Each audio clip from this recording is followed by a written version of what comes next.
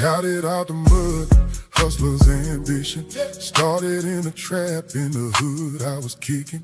Made a few lefts, got myself hemmed up. Sirens in the dark, had no place to run up. I had nowhere to turn, living life so rough. Pocket full of pride, heart full of rust. Thank you, Father, for keeping me when I wasn't keeping myself. For real. You covered every secret I tried to hide from hell. By grace, by grace, by grace. Yeah, we saved through faith, not by work. Can't earn this way. It's a gift you gave. By grace, when I was lost, He called my name. Oh. Not by me, it's all His grace. All glory to the King. Yes. Praying, Mother, keep me lifted up when my life was a mess. Hands raised in that little church while I'm outside chasing a check.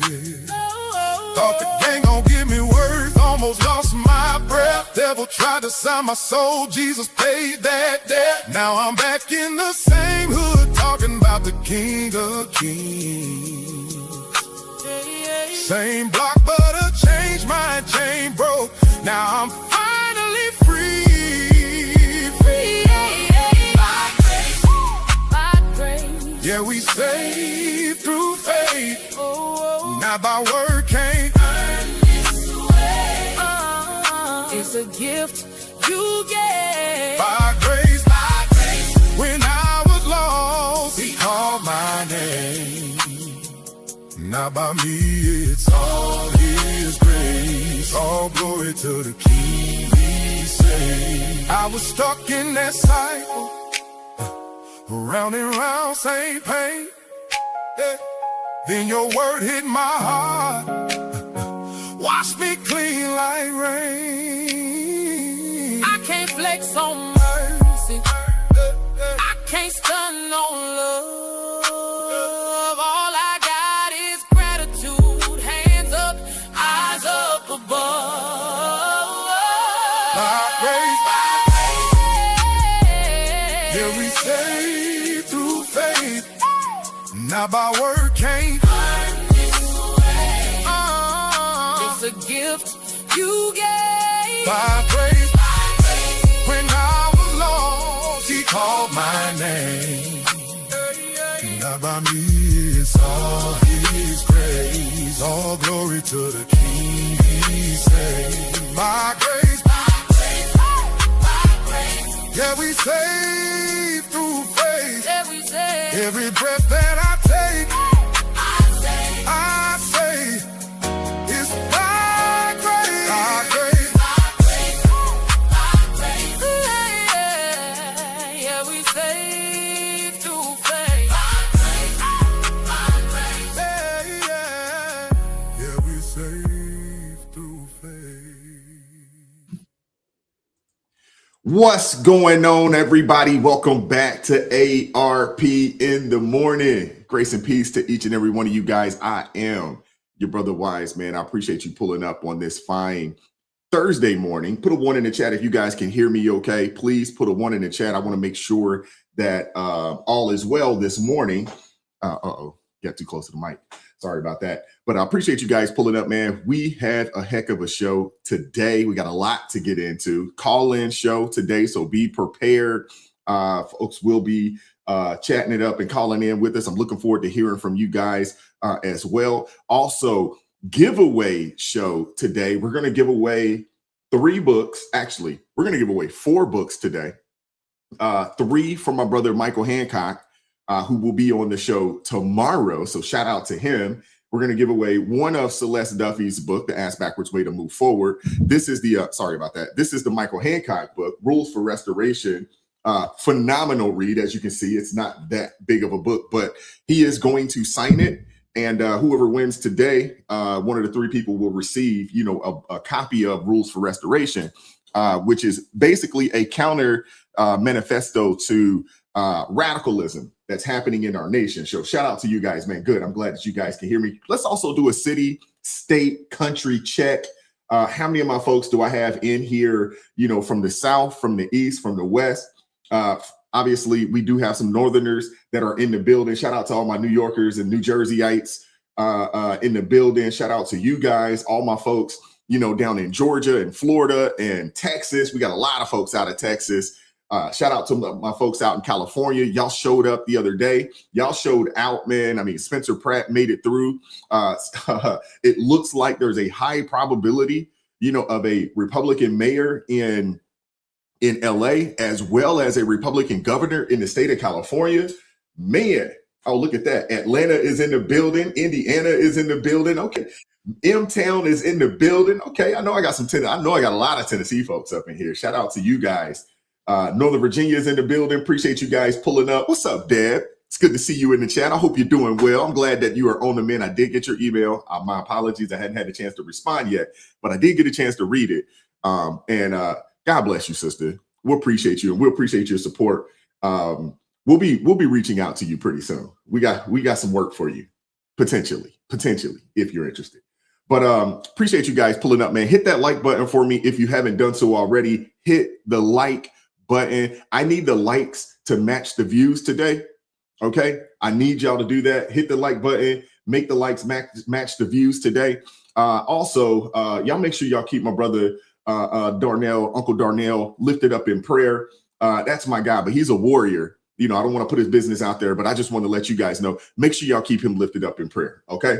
Can y'all do that for me? I appreciate you guys. Thank you so much. Super chat, super thanks are greatly appreciated. Obviously, you can buy your brother a coffee. You can obviously get you some merch. I need to rock one of the t-shirts in the near future. I need to do that. Also, OET, I got to rock one of those. I'm not going to clown it today. I got to rock one of the Garden Project t-shirts. I'll probably have one of those on next week as well.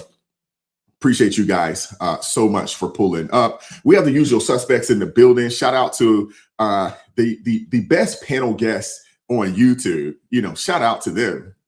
Phenomenal group of people. My brother Minister Danzel's in the building. We have my sister Celeste from Celeste_Duffy's in the building. We have my sister Crystal from Crystal Beyond Labels. We have my brother AT is in the building. My brother Jeff should be here today as well from It's Not Your Fault L&I Recovery Channel. Hopefully he received the link. If not, he'll be here. I'll get it over to him. I did just email it to him, so hopefully he has that. But appreciate you guys, man. Shout out to Dion. Appreciate you pulling up. St. Louis is in the building. Shout out to you. Appreciate you all pulling up this morning. We got to get the show started off properly. Today's verse, shout out to my brother Hunter, is out of the book of Acts. Shout out to my brother Hunter. And it's, let me see here. I want to make sure that I'm ready to go. Okay.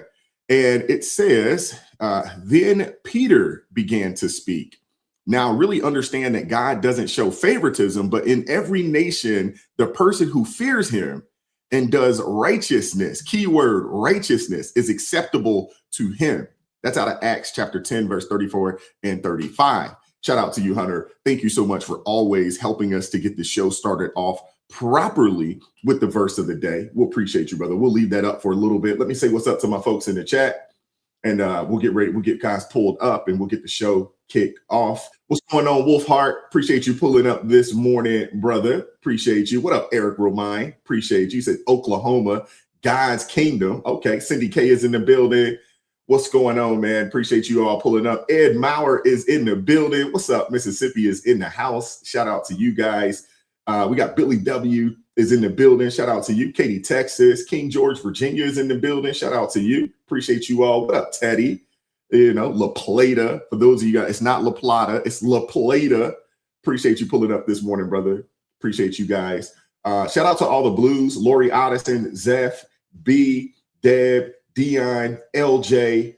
Appreciate you guys so much for pulling up and helping to keep things peaceful in the chat. Thank you guys so much, man. We appreciate you guys for doing that, because y'all know it could be a challenge. If you're trying to mod and do this, it's very difficult, almost impossible to do. So we'll appreciate you guys pulling up this morning.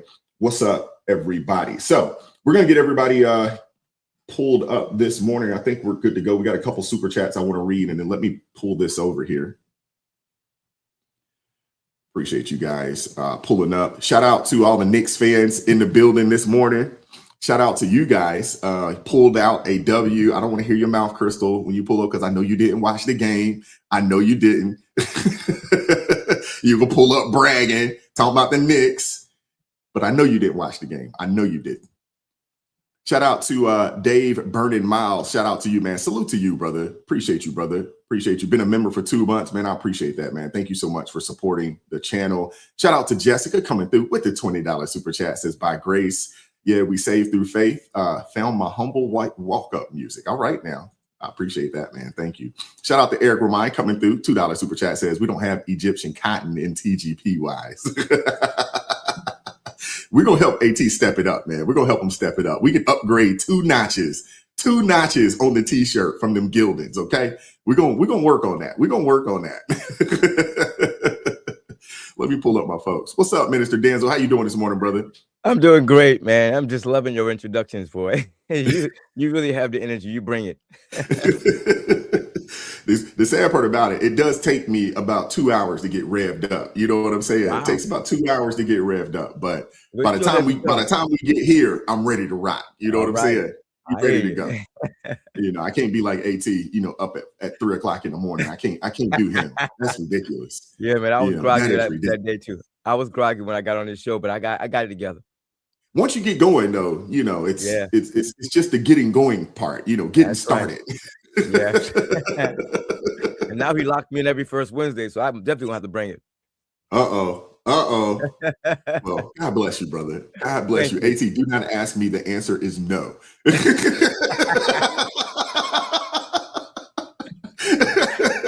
I'm just putting it out there early before you get any thoughts in your head. I'm just putting it out there early. No. What's up, Crystal? How you doing this morning? Hey, sis. Good morning, family. First of all, I don't need to watch the Knicks to celebrate the Knicks, okay? I just want you to know that. I don't need to watch the Knicks to celebrate the Knicks. I'm going to say W all day because New York is doing what it's supposed to be doing. Outside of that, you know, they had to make up for the mess with Zoran Mamdani. So right now, I have my New York pride right now, right this very minute. You keep doing what you're doing, Knicks. Represent for your girl one time. One time. Good morning, everyone. Hey, chat. Y'all gonna see me act like this, and don't let them win the entire thing, because then I will cut up. There will be a whole. You see the Knicks orange sitting on me right now, though, right? Okay. I just want you to know. Okay. Hey, Crystal, they're gonna have to win 3 consecutive national championships to be able to compensate for Mamdani. I mean, they will. They may have to win like 8. They're gonna need more than 3. Yeah, you're right. 8 or 9, but you know, I'm just saying they're gonna need more than 3. 100%. And to be honest with you, I don't know if there's any compensating for that. I don't think there's any compensation for that. That was a joke. You're absolutely right. Bad joke.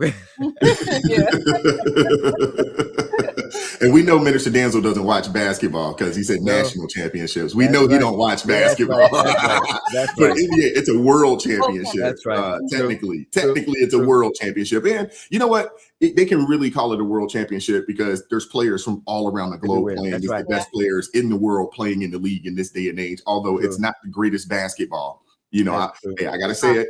It's not like it was, you know, in the 80s and 90s.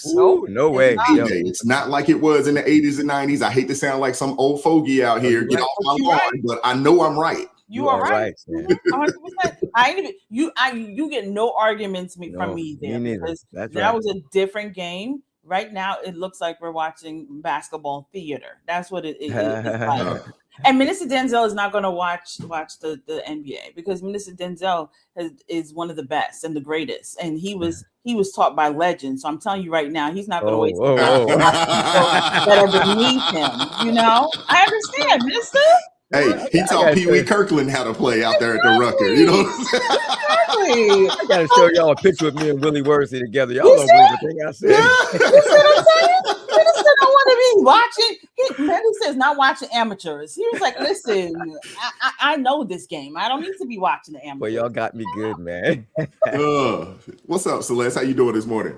Good morning, gentlemen. I want to offer a personal congratulations to Crystal on the Knicks win. Amen. I know that you're supportive of them, was of great encouragement, and it caused them to go on to victory. So you go ahead and hold them up. Thank you, sis. Thank you. This has been an amazing week for you, girl. Yes. Yeah. Well, I hear you have been out here, and I've been watching y'all out here. Y'all been out here doing big things now. Doing big things. Yeah. Yes. We're starting out. We're keeping the work going. Ain't nobody gonna shut this one up. The only one that can shut this one up is the Lord Himself. Amen. Amen. And I want to say thank you to Professor Sonny for noticing I was on time and ready with the mic. That's right. Thank you for noticing. Yeah. She representing today. What's up, AT? What's going on with you, brother? I don't know which of the four of you I need to pick on first. I really don't, right? First of all, we're not getting Egyptian cotton. Let's just go ahead and get that out the way right now. We'll get an extra special one made just for you. We'll have a presentation ceremony. It'll be on TV, and I feel like you still won't show up because it's not bougie enough, but we're going to do it anyways. Minister Danzel showed up on my show yesterday. I asked him for feedback. He went camo dark on me the rest of the day. This man said, I'm not going to talk to him. Have me get up this early in the morning again, AT. But it was a fantastic conversation. Crystal, I didn't realize how defensive I am of my. Y'all understand that Crystal is my little elderly sister in Christ, right? And this week has really proven that to me. Crystal, I don't know if anybody texted you this morning, but someone hopped into my live and I asked everybody, like Wise does, where are you from? And someone said, with your name, with your background, I'm from Chicago, Illinois. And I'm so on high alert right now, Brother Wise, because of what's going on. I was like, did somebody steal her identity? Don't play with me today. I'm not in the moment. It was actually Carmen. She just forgot to get that stuff aside. So I was looking out for you. But Crystal, and I'll shut up, Wise, I'm sorry. Celeste, I invited her finally to TikTok. Celeste, you were unable to make it yesterday. I am so glad you were unable to make it yesterday. Wise, there was a panel about Black Republicans in the United States. Crystal Romans was up there. Do you know who showed up into that live about 20 minutes after I invited Celeste? Don't tell me Ren. Wow. The name Ren, I just want y'all to understand. Ren is, like, you think I'm hated on TikTok? Ren is the most infamous, crash out, Black. I don't know what she is because she's not a liberal. She just hates white people. That's it. Wow. Even though allegedly the father of her child that she's with in a relationship with is white. Not allegedly, he is. Not shocking. She wants reparations. She yesterday on TikTok, I told my group this morning, Wise, I can't really say the whole expression on your platform, but I was called a y'all are familiar with the animal known as a raccoon. I was called a raccoon, and I was a raccoon splaining, right? Just drop the rab before it. Right, so Celeste, you missed a good one yesterday. Are you sure you want to do this, Celeste? I told you yesterday, I was like, sign me. I'm so ready. So listen, we'll consider this practice for the view. Let's go in there and let's get to sparring. Yeah, good. The view is less combative than TikTok. It would be good practice. Yep. Good practice. That's right. Wow. Last but not least, we got my brother from another. Oh, look at him. What up, shit, mate? What's going on with you, man? He representing all the way. He representing all the way. Hey, you see that? I got backup today, AT, so I don't want to hear nothing. Absolutely nothing today, okay? How we doing, everybody? Doing well, man. How are you doing? Very good, thank you. I'm not doing this to slight AT. I got every first Thursday of every month, I counsel down at the VA, so they like when you have to wear your garb, But what's this? Right. That basketball, the Knicks, is that the team that Caitlin Clark plays for? I'm a white guy. I don't watch basketball, so Jeff. Good job to the Knicks, I guess. That's wonderful. Jeff, I love you. Congratulations on the grandbaby, my love. Thank you, little Francesca. Little Sabrina Lucia is doing wonderful. Thank you for your blessings, your support, your prayers. And thank you to the gentleman, the person from the ARP family who sent my beautiful daughter a gift that was very well deserved. Do you see how much diapers are nowadays and formula? Yeah. Oh, my word. It's unbelievable. Yeah. If anything should make somebody think about having a child, it's walking through the Publix or the Walmart and seeing those prices. My goodness. So true. Crazy. You see that? Thank you, shipmate. Look at that. Kirsten in the building. I'm going to be nice. Navy in the house. Yes. I'm going to be nice to Jeff because that's an absolutely wonderful cause. And so I'm not going to come his way on that. Let me give him the highlight. Everybody got to see this right here. Come on now. He representing hard today. He representing hard today. Look at that. Help me out. On your left shoulder there. I don't know Navy ranks. Because they don't teach that. Class petty officer. Petty officer second class. What's that E wise? What's the E for that? E5. E5. Thank you. Okay, I appreciate that. Thank you for your service, Jeff. Thank you for your service. I do appreciate it. Yes.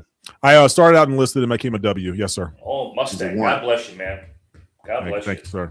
You went the warrant route. Those are the real officers. Oh, I couldn't could not do it the other way. I appreciate my soul and my my character a little bit too much for that.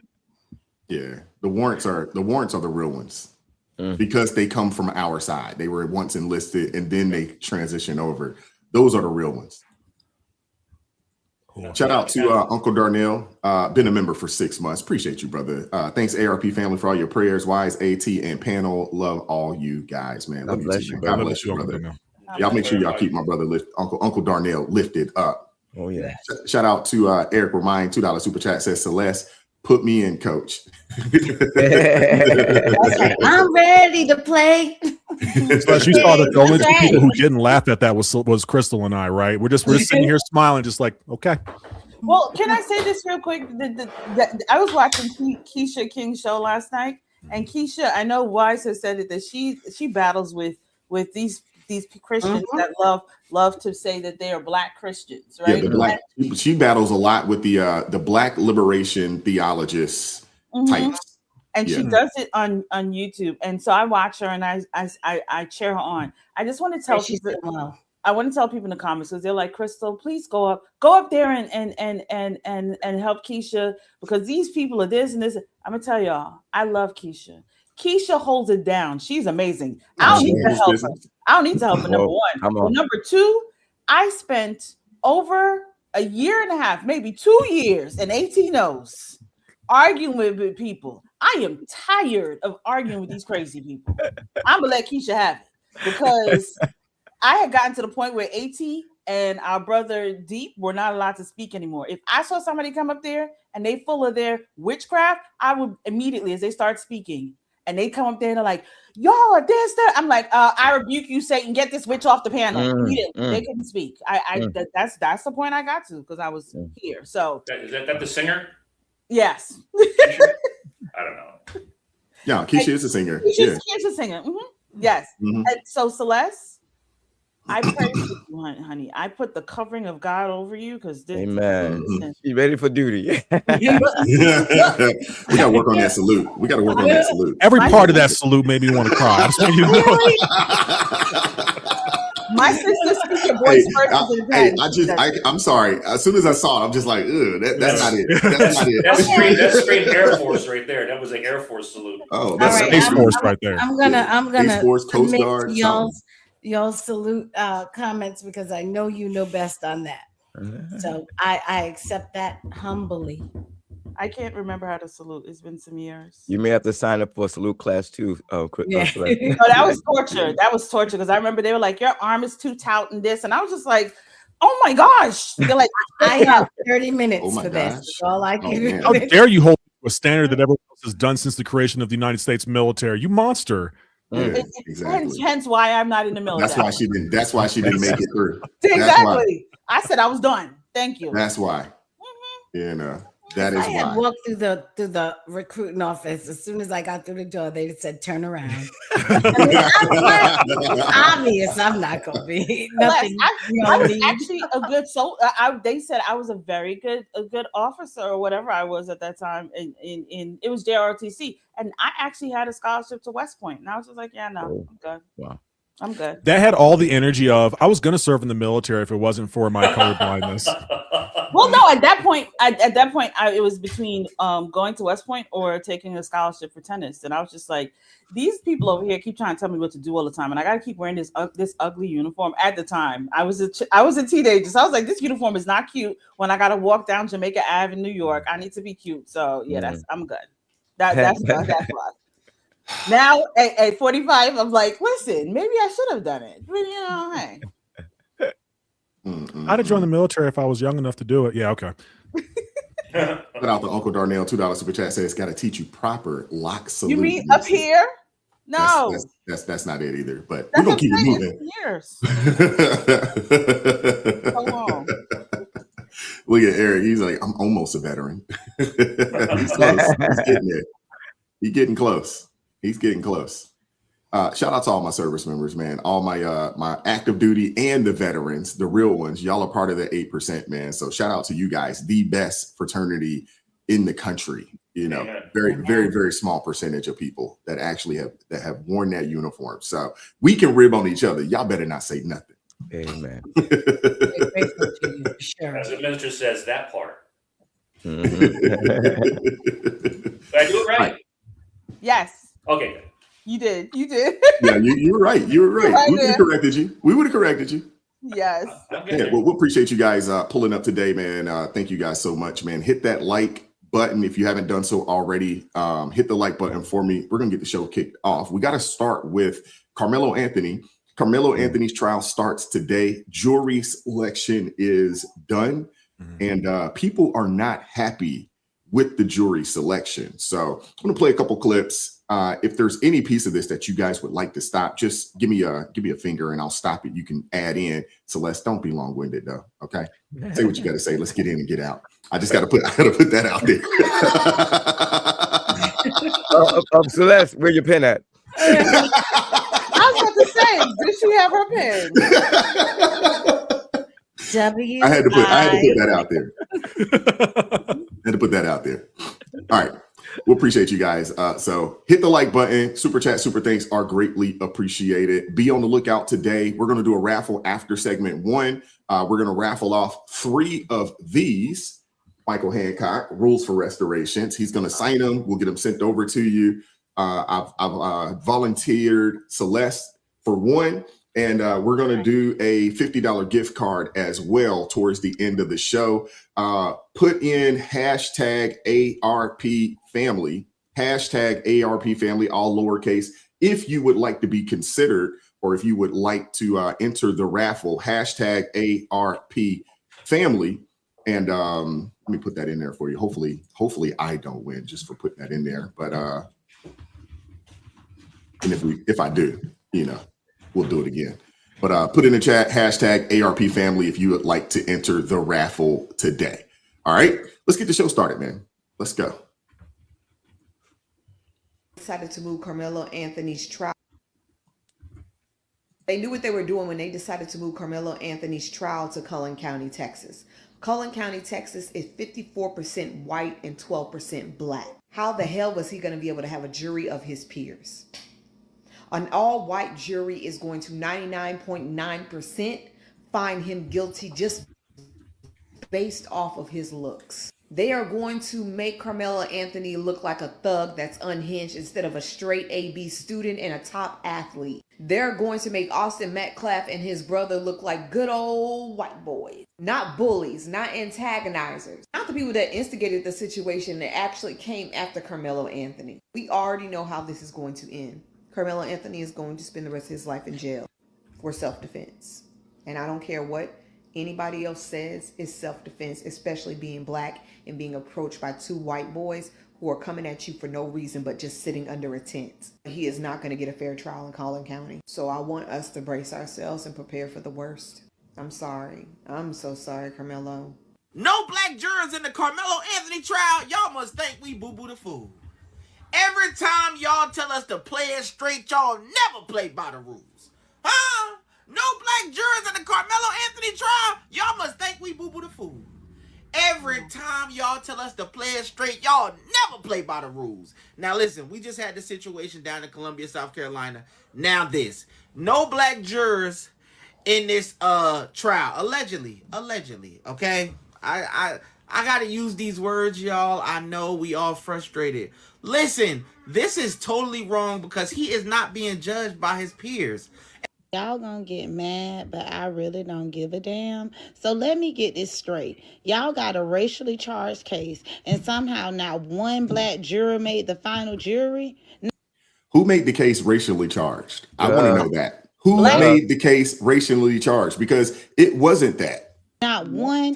Then y'all wonder why people don't trust the system. How the hell is that a jury of his peers? See, this is the type of stuff that make people look at the system sideways, because every time it's time for us to trust the process starts looking funny every single time. And what really gets me is y'all act like black folks are stupid. We're not stupid. We can see, we can read, we can count. We know when something don't pass the smell test. Then when people ask questions, all of a sudden we're the problem. No, the problem is y'all keep creating situations that make people question whether justice is actually blind. Because if public trust matters so much, why do things keep looking like this? I'm just asking. And if that question makes people uncomfortable, maybe that's because the answer is uncomfortable too. They not playing by the rules, y'all, but I'm not surprised. They knew exactly what they was doing by moving Karmelo's case to predominantly white Collin County. Not one black juror was selected for the Karmelo Anthony trial. Prosecutors argue that this case has nothing to do with race. The crime was not racially motivated, so this does not violate any legal rulings. The judge did overrule the defense's argument, saying that these are just high school students who got in a fight,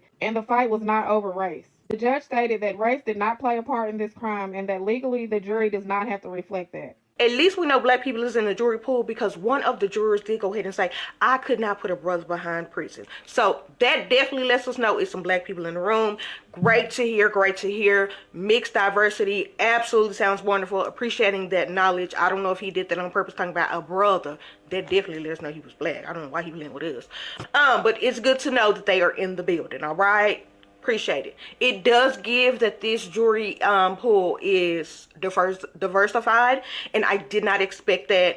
So far from the prosecutor's questioning, it does seem like a lot of them think that Karmelo Anthony looks very young still, and so that is their mind state. They are referring to him like he's still 17, honestly. Even though he is now 19, it seems like they're still referring to him like, it's a lot of people keep saying he looked like a child, he looked like a kid, he looks very young. And that it does seem like so far a lot of people are responding to the questions that Prosecutor Mitchell is asking, and they are kind of, as a group, kind of sounding like they are stating that they could not put him behind, prison. They could not put him behind bars for a very long time. Some of them are even saying not even for 5 years. It will be kind of like a manslaughter time frame. And so I did not expect that from this jury pool. So the young man, Karmelo Anthony, got an all-white jury. In the black community, well, they're going to be a little pissed off. But before you get your panties in a bunch, just think about it for a second. This is going to be played out as a black and white case. You know that. I know that. And if I'm on the defense, I'm looking for a bunch of white liberals, because they love to be the black savior. Now, had this been the 1960s, I would say, yeah, this boy is getting hung. But this is 2026. And I can show you videos right now, YouTube, white people in the streets of New York kissing black folks' feet like they show enough. It's a really absurd thing going on in this world right now. But fortunately for the law, this is Texas. And he gonna get found guilty. And this really ain't about whether he's guilty or innocent. This is about trying to get this young man the lowest sentence they can give him. Like manslaughter. Unfortunately. Do you know how long I've had this finger up, Wise? No, I'm trying to follow your rules over here. Understood. I was looking at other things. And I just want to say this real quick, so I'm tired of them saying that. Nowhere in the U.S. Constitution, the Texas Constitution, or any constitution does it say that a jury has to look like you. A jury does not have to be the same race, the same age, the same gender, or the same background as you. It just needs to be a jury of your peers as an impartial jury. In other words, they are from the area in which you live in. That's all that it means. So this mentality that someone has to be the same skin color and look exactly like the person on trial is asinine. And they proved the reason why. This woman said, oh yeah, there was a black person who said, I'm not going to convict another black person. You don't see anything wrong with that?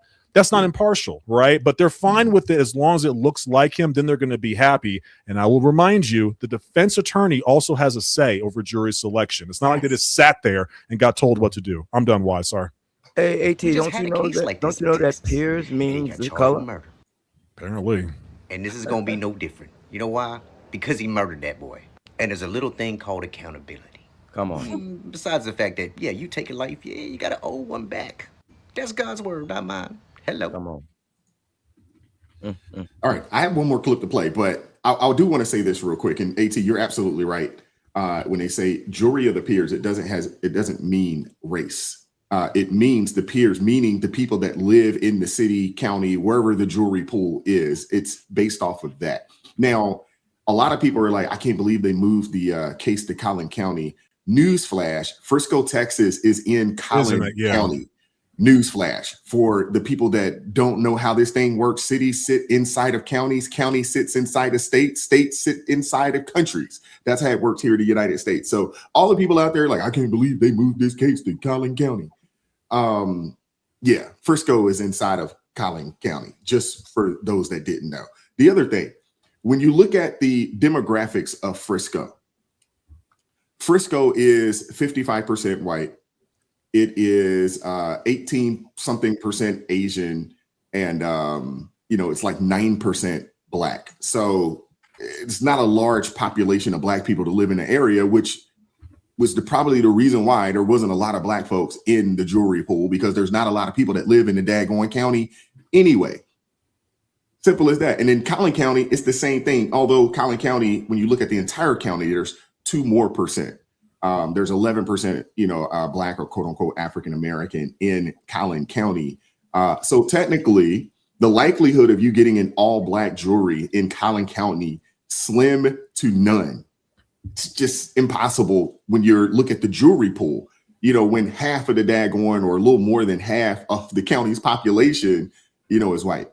I don't understand these people. I really don't. But they're grasping for straws. But they've been grasping for straws since last summer. Can I just add that that area, but just in case people are like, well, why are there not more black people that live there? If you understand the wealth that is in that area, then you'll understand, because that is a very I have very close friends and family that live over there. They make like, and that's why when people were fussing about, we need to support Karmelo Anthony's family because they're poor black folks. Y'all are sadly mistaken. They weren't poor. They were not poor. They lived in Frisco. Exactly. They were not poor. Again, I know people that live in Frisco. I know people that surrounding area. They're not poor. So when people were saying this poor black family that ain't got no money, no, they have money. And that area is people, these are what you would call the middle and upper class black or people that live in that area and that community, because that community has money. I just want people to be aware of that. No, absolutely. Well, the median household income in Collin County is $120K. Frisco, I think it's slightly higher in Frisco. For those of you guys that aren't familiar with Frisco is where Jury World is. That's where the Dallas Cowboys practice. And I say Jury World for those that don't know. That's where the Dallas Cowboys practice at. That's where their facilities, a lot of the players live in that same general vicinity. There's some money out there. So Karmelo Anthony didn't come from some poor, broke, destitute family. He didn't come from that. He actually comes from a fairly decent family just based off of all the information. Unfortunately, even just because of that, just because he comes from a well-to-do family doesn't mean that we don't have some kids from the suburbs trying to thug and bug. Crystal, you talked about that the other day, when your cousins would come to visit. They don't come from that, but why y'all trying so hard? So we do see that. We see it. I've seen it a lot, out in Maryland area, PG County and stuff, like they living in, $700,000-$800,000 houses, but they shooting and carrying on. It's crazy. Go ahead, Celeste. Celeste. Oh yeah. I was going to say, of course, very quickly that I think that I see you, AT. I think that this whole the whole idea that he was a victim and this is self-defense is built on a lot of assumptions. And it's really a case of, do you see the glass half black or do you see the glass half white? Because you could make a case that it's exactly the opposite, that he was actually antagonistic. He went into the other people's space. He sat down in the other people's space. Once he was asked to move and leave the other people's space, he refused. He was repeatedly asked, even in an aggressive way. He continued to refuse and then issued a threat. He was the perpetrator. So no question. I'm not sure how you get him as the victim. Come on. So, I mean, you can almost do the same thing with the brothers. This is tragic. I think Mika hit it on the head the other day. This is tragic because these are two young men who are at the height of their testosterone and at the lowest point of their cognitive and emotional intelligence abilities and self-control abilities. That's something that has to happen over time. You've got a lot of testosterone and not as much self-control. You're a danger out here to yourself and to everyone else, which is why we have to manage our young men. And things like sports are there to do that. It's unfortunate that at this sporting occasion is when this happened.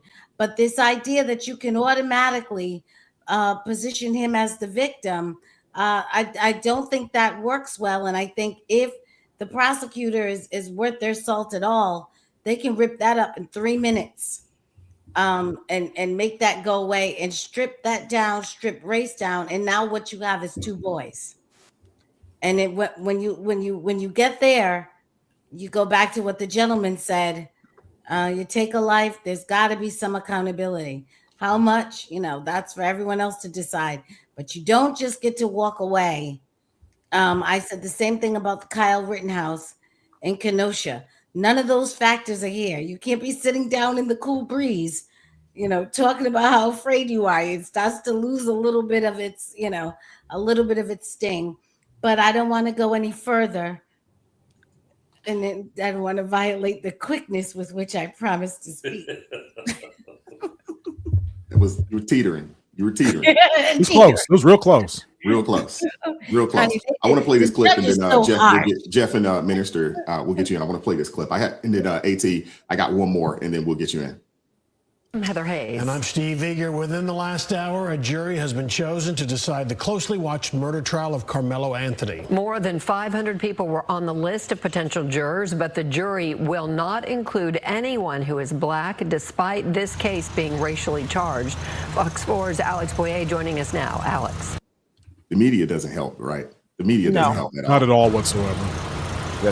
Hey guys, good evening. That's right. And I can tell you that a court spokesperson confirmed that there are indeed no black jurors on this panel. And I can tell you that before this jury panel was seated, the defense objected to 3 black women being struck by the prosecution.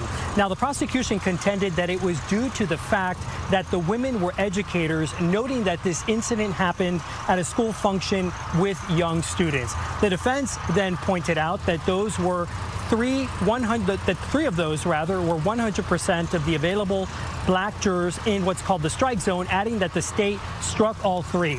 The judge went out and reviewed their questionnaires and came back and said that the defense's challenge to the 3 jurors being dismissed was denied. The judge said the court found that the state had non-racial means to strike the jurors. Now, background. Karmelo Anthony, 17 at the time, is accused of fatally stabbing 17-year-old Austin Metcalf last year at a Frisco ISD track meet. Anthony was reportedly sitting under a tent for a school that he did not attend. Witnesses say the two got into an argument and Anthony stabbed Metcalf in the chest. Metcalf died in his twin brother's arms. Police said that Anthony told them he acted in self-defense. Now, this case has become racially charged, fueled in large part by online speculation, rumors, and misinformation. On Wednesday, attorneys for both sides got an hour and 45 minutes to question the reduced poll of these potential jurors. They were questioned on their views on a variety of topics, including race, how they felt about serving on this case, and if they would hold it against the defendant if he chose not to testify on his own behalf. The defense also tried to gauge if the potential jurors would be uncomfortable giving Anthony a lower sentence if there is a guilty verdict. I talked to a jury consultant about the process so far. It's an excellent team on both sides. I believe Bill Worski has, he's a veteran prosecutor. He's tried some very high-profile cases. And then Toby Shook has been both a prosecutor and a criminal defense attorney. And then Mike Howard is an excellent criminal defense attorney as well. And they, along with the DA, it's going to be a very well-tried case. And I did speak with Allison Richardson before the jury was sat, so I did not have a chance to ask her about these late-breaking developments. Now, this high-profile case continues to draw supporters and spectators to the Collin County Courthouse. We saw another group of folks demonstrating at the entrance of the courthouse this afternoon. We expect that to continue throughout the trial, which the judge hopes to have wrapped up by the end of next week. And I can tell you that 19-year-old Karmelo Anthony... Oh, man. I want to play the clip from those guys that were out there. So that's why I wanted to show that, because I have the clip from those guys that are out there in the streets. But Jeff, what are your thoughts? I'm going to be careful here, being that, it's just so, it breaks my heart that everything has to come down to us against them every single time. It's so sad. A person's life was taken. Another person's life is probably over. And it's whatever we can make political or racial hay with. It's always lives. It's lives that are used to make political or racial hay with. And at the end of the day, and I hate that cliche, I'm sorry I said it, but when it's all over and said and done, the people that are out there protest, they don't care. They're not going to make any difference in their community. They're not going to make any difference in their family's life. It's so sad, because it's all this is a ego thing. Get me on camera, talk about, he's not being tried by his peers. Well, does that mean he would have to be tried by 12 black teenagers? I mean, come on, are we splitting hairs here? I mean, we're all Americans, and the jury pool was picked, and like AT said, he had an opportunity to discount any juror he didn't want to have on but that's where we are.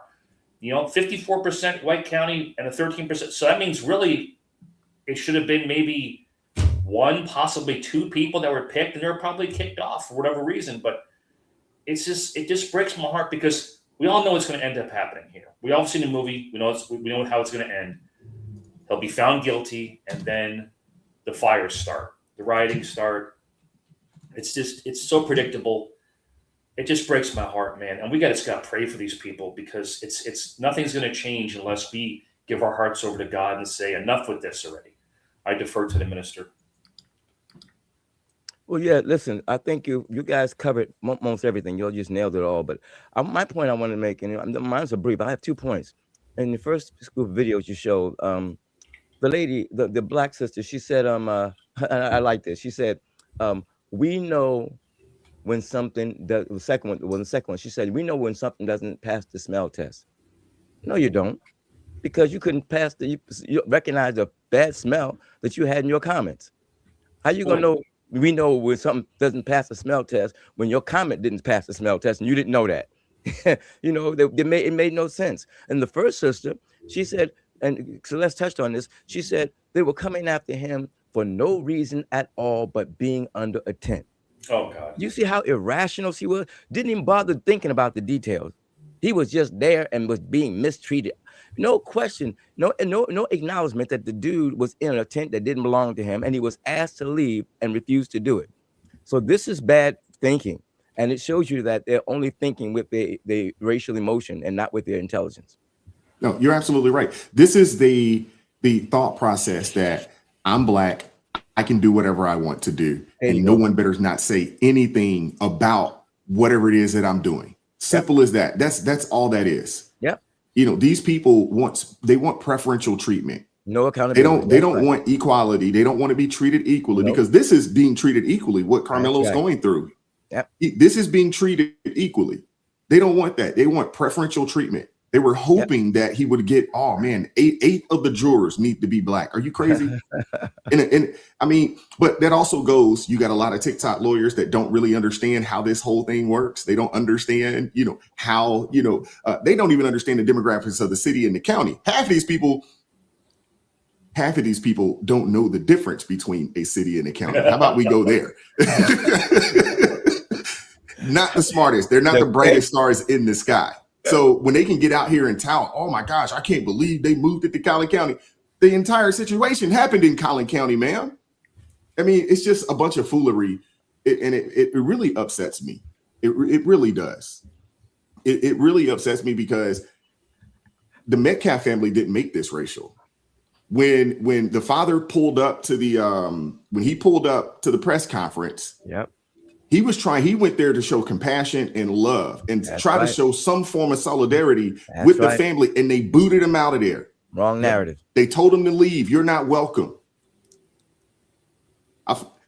If I feel bad for anybody, I do feel bad for, I feel bad for the Metcalf family, but I feel bad for young Karmelo Anthony, because I think he's been given very bad information. Yes.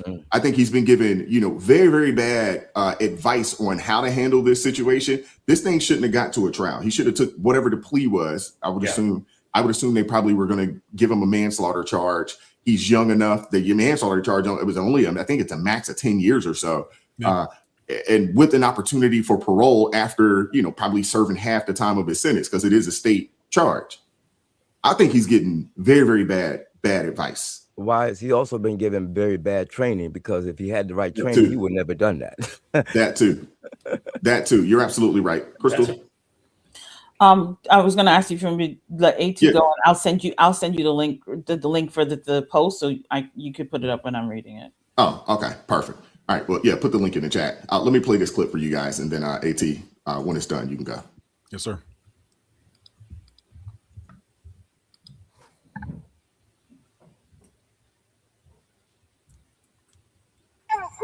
Self-defense is not a crime. Self-defense is not a crime. Self-defense is not a crime. Self-defense is not a crime.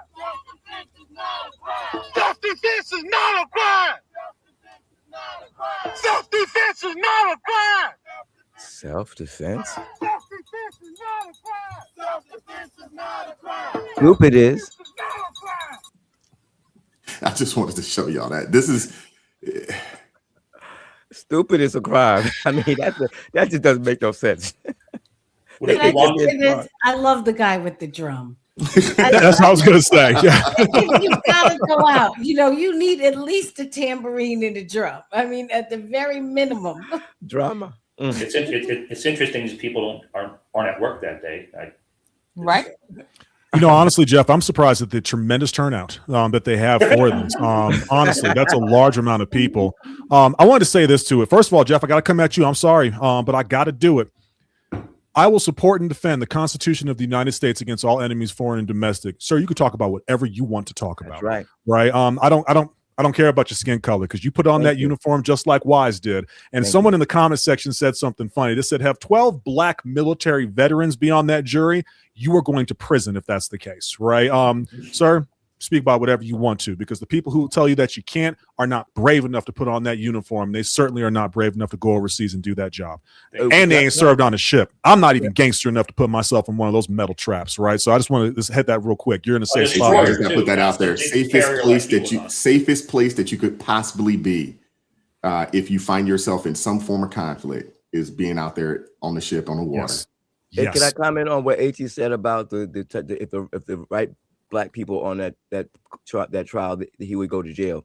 But remember, when they say that there's no black jurors, they're talking about the brother that you played on Tuesday, Brother Wise. They're talking about that kind of juror. They're talking about that kind of juror. Y'all had mentioned the news, and I want to give y'all this tidbit because Crystal and I talked about this one again until we were sick in the face on TikTok, because a lot of people, because he is black, they ignore every single fact associated with this case, right? And when the father went out there, he didn't just go out there for solidarity. He went out there to forgive Karmelo Anthony. And he tried to give forgiveness, and his reason was because he's a Christian man. The problem is that there is another, and I cannot stress enough, quote unquote, Christian man that is supporting the Anthony family. His name is Minister Dominique Alexander. He came out immediately in solidarity with the family, and he is, last I checked, still serving as the advisor to the family and the main public spokesperson for that family overall. He represents Next Generation Action Network. He's the one in charge of it. Here's the problem with this gentleman. If you go to that website, you will not see a single scripture on that website. According to them, their biggest issues are gender and LGBTQIA plus equality, environmental justice, civil rights, racial and social justice. They are a proud partner of the BLM movement. This minister back in 2009 was arrested for seriously harming bodily injury to a 2-year-old child by shaking and hitting him, resulting in head trauma. Pled guilty, did probation, but violated, so found himself in prison in 2016 for a minimal time. He learned his lesson in 2019 by committing a domestic violence charge. This was a felony aggravated assault and misdemeanor for family violence. And understand, your past does not disqualify you from being able to follow that path of righteousness. He is still living in that sin to this day by continuing to put out all of this hateful narrative around this. He's the first one that came out and told the family, go with the racial direction. Ignore the fact that you came armed to a school event by the district's rules in that school. You cannot do regardless of how big the knife is. I know people want to say that one. By their rules, you can't do it, and he willingly did that. And he knew he was not supposed to do that. 2, he escalated that situation first. Escalation in a court of law is not, hey, you shouldn't be here. That's not escalation. If that's the case, Wise could say, I'm not supposed to be here, and I can have him arrested. Escalation is touch me and see what happens. That is illegal escalation because it implies the use of, and I'm not leaving. And that applies the use of force. But then the whole self-defense thing, here's the harsh reality that people don't want to accept. All 5 of the people on this panel with me could come over to Montana and they could jump me in my parking lot. And as long as, one, I'm not worried about these 2 over here because they're too sweet to fight me, but as long as they have no weapons in their hand, and one, this is a public space, we'll say, I got everybody else around looking at me, and there's no fear that I am going to lose my life because they haven't put their hands on me. They haven't threatened to take my life. They haven't even threatened bodily harm. That's what happened in that situation. They said, hey, you need to move. Guys came over to that, right? Even if they pushed him. Push, knife, you don't want that precedent in the United States of America. And I will tell you the truth. While I hope that justice is served and I pray for Karmelo Anthony, the worst thing that could happen is for this boy to walk. Because I know the black community will be happy, but the precedent you set is that as long as you are white, we can do whatever we want to do to you because we're going to say that we're a marginalized community, it's self-defense, and that you all started this situation. But if he winds up getting sentenced, I have a feeling that we might be looking at another riot from the BLM side of the house. Jim Crow in reverse. But that's actually what they want.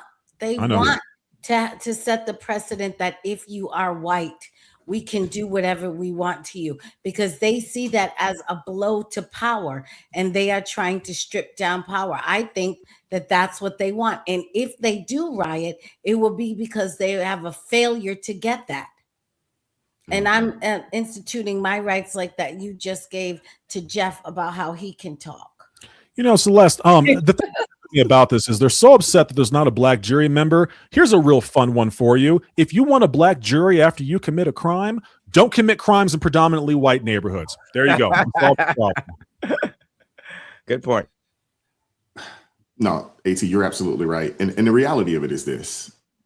Dominique Alexander and, the BLM likes, he obviously read Kevin Jackson's race pimping book. The multi-trillion-dollar business of liberalism.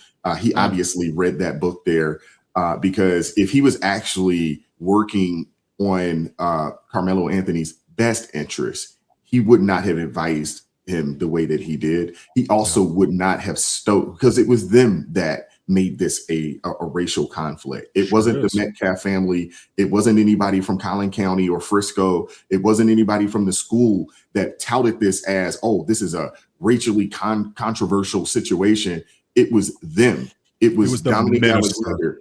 And I don't even want to call this dude minister, just Dominique Alexander. Simple as that. And the thing is that he started an organization. We're going to give him a little bit of, a little bit of publicity here. The new National Action Network or Action, is that what it's called? New National Action Network or something like that? They changed the name recently. Yeah, something like that. They changed the name?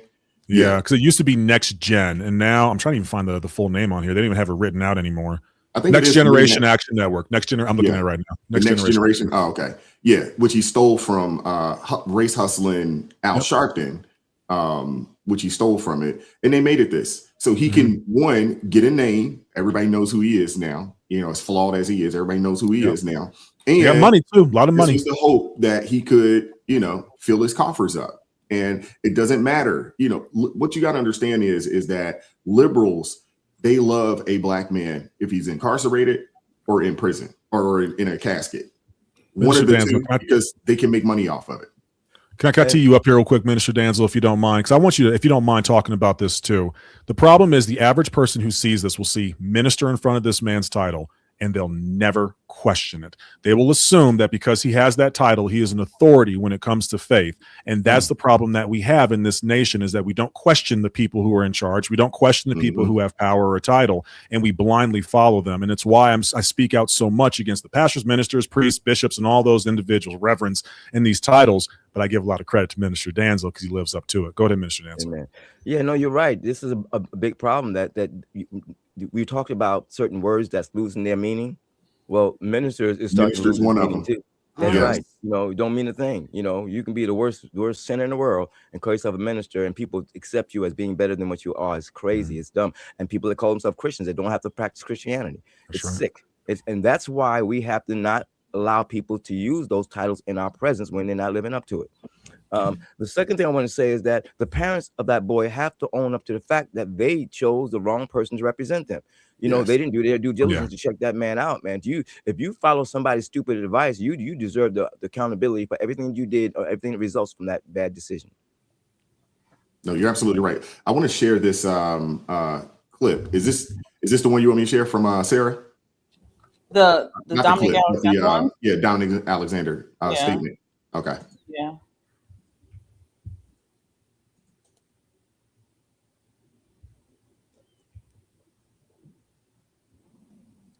All right, there you go. So this is what Dominic Alexander put out yesterday. Sarah is in the building. Sarah Fields is in the building, and she's covering the entire thing. So his thing was, he said, today during jury selection, the Karmelo Anthony trial, we witnessed a deeply troubling development. The prosecution used its final strikes to remove the remaining qualified Black jurors from the jury pool. The Next Generation Action Network is outraged. A fair trial is a constitutional right, and public confidence in our justice system depends on the belief that juries are selected fairly and without discrimination. The removal of all remaining qualified Black jurors raises serious concern that cannot and should not be ignored. While we respect the authority of the court and the judicial process, respect does not require silence. We will continue to closely monitor this case and ensure that our community and people across America remain informed of what is taking place. We are calling on the court to do the right thing and ensure that Mr. Anthony's constitutional rights are protected throughout these proceedings. Justice must be fair, justice must be impartial, justice must be for everyone.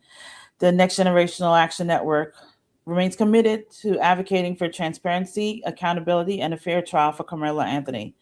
And so I shared that with Wise because that is from Sarah Fields, who's in the courtroom. And I appreciate her because she's going to give you exactly what is happening. No spin, no fluff. She's just going to give it to you as it is.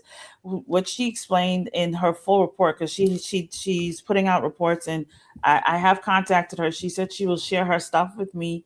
Hopefully we can get her on. Wise and I did speak about it, but she's in court every day. So usually when we go live, she's in the courtroom. So for now, I told her I'll grab some of her notes and share with you guys. So she explained yesterday, she was like, the minute she arrived at the courthouse, she felt the tension between the supporters of Karmelo and those following the case for Austin Metcalf's side remained high. Like, it was intense.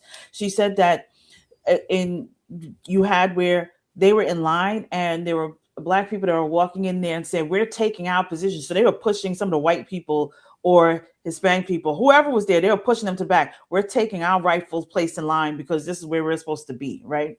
So the district attorney began, the judge started asking prospective jurors about the presumption of innocence, reasonable doubt, the defendant's constitutional right not to testify, punishment ranges, media exposure, and whether jurors could set aside their personal opinions and decide the case solely on the evidence presented inside the courtroom.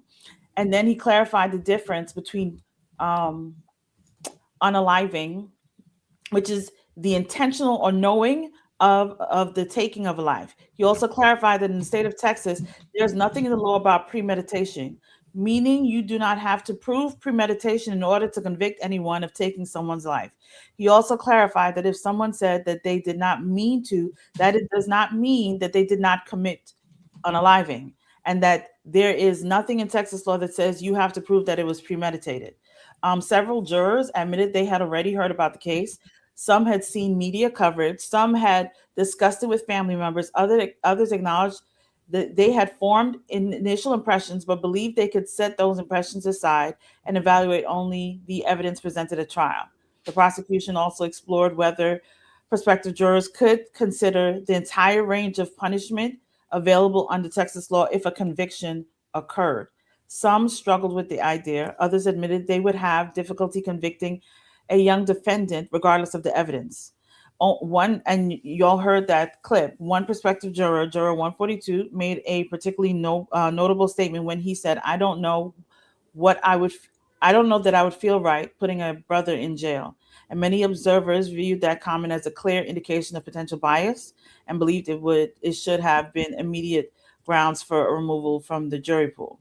So there were also extensive discussions regarding race, public reaction, and concerns that jurors might face criticism depending on the verdict they can ultimately reach.